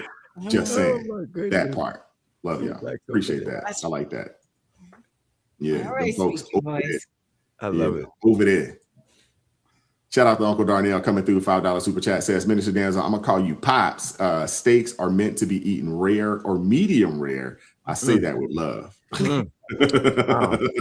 I missed that memo. I did not get that memo. I know. I'm like, man, a well done steak. Like, come on now. Wow. Come on now. You done dried it out. Wow. Shout out to Uncle Darnell coming through once again. $5 super chat says the fact of the weapon being involved when there was no other weapon involved goes against self-defense. My prayers are with the Metcalf family. Amen. Keep them lifted up. Shout out to my brother Jay Witt, been a member for 9 months. Thanks for the support, ARP fam. Great show, team. Man, appreciate you, brother. And shout out to my brother Jay Witt, gifting 50 ARP family memberships, man. Shout out to you, man. You know what? He gets let's go.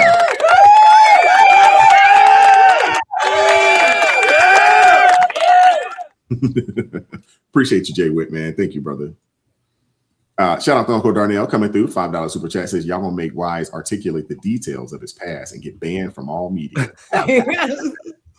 We're not gonna do that. My wife says I get too excited when I talk about things from back then. I'm like, wow, I don't know about that. I don't know about that. Excited. But she always says, she's like, you always put a smile on your face when you talk about things from back then.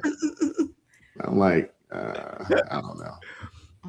Uncle Darnell, $2 super chat says, we are in your corner, Jay Witt. Thanks for showing up. Yes, we are. Yeah. That's right. Absolutely.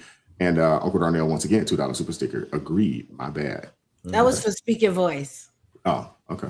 That one was for Speak Your Voice. Okay. Got you. All right. Well, we appreciate you guys pulling up today. We're not breaking any records today.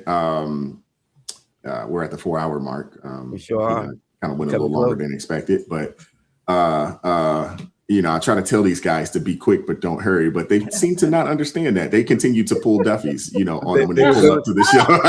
Let me just say this. Let me just say this. HR has been notified about my treatment on this show today. So expect a call. You know, Eric comes up here, you know, and he's like, I was like, I'm gonna be quick. 35 minutes later, you know. Why? Eric had a list. Why? They only remember the last part. Yeah, I know. Don't hurry, I'm gonna have to put, when Eric pulls up, I'm just gonna in the middle. I'm gonna put the SpongeBob 2 hours later. Yes.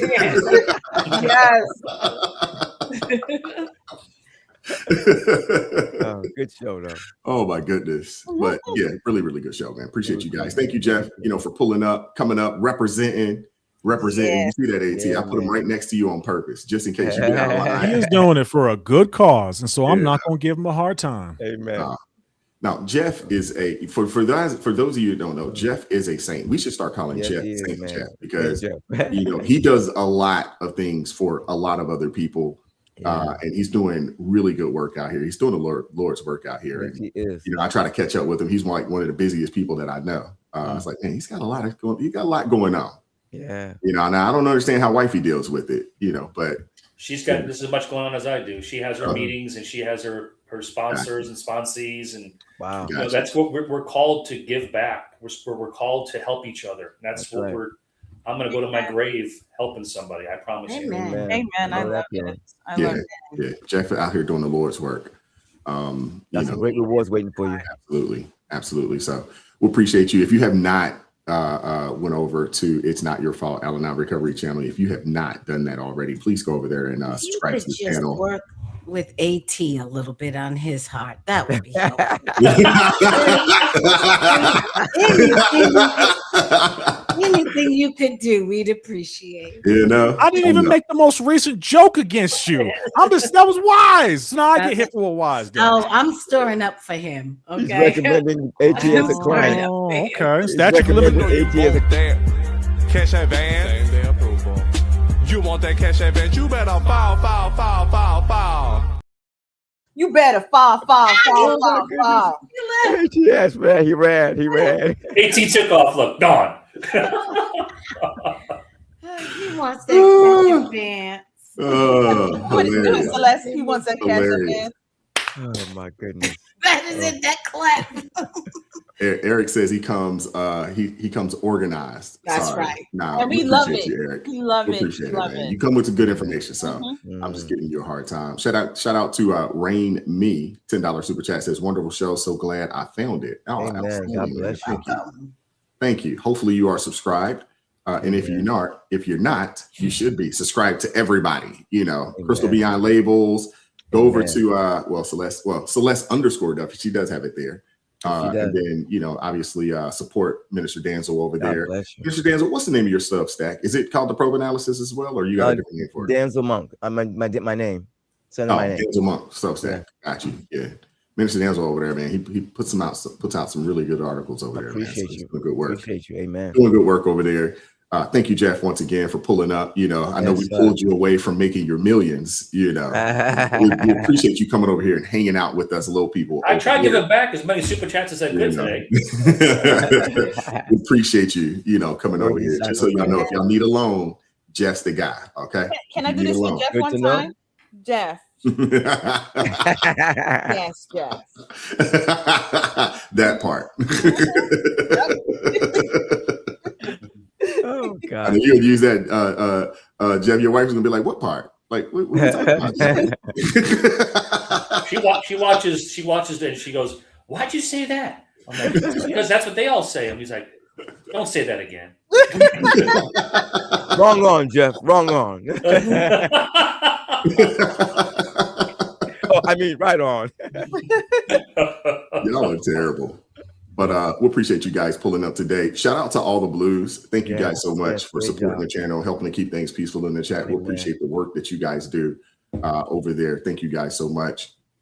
All the ARP family members, shout out to you guys. Thank you guys for supporting the channel. We really appreciate you guys supporting us the way that you do.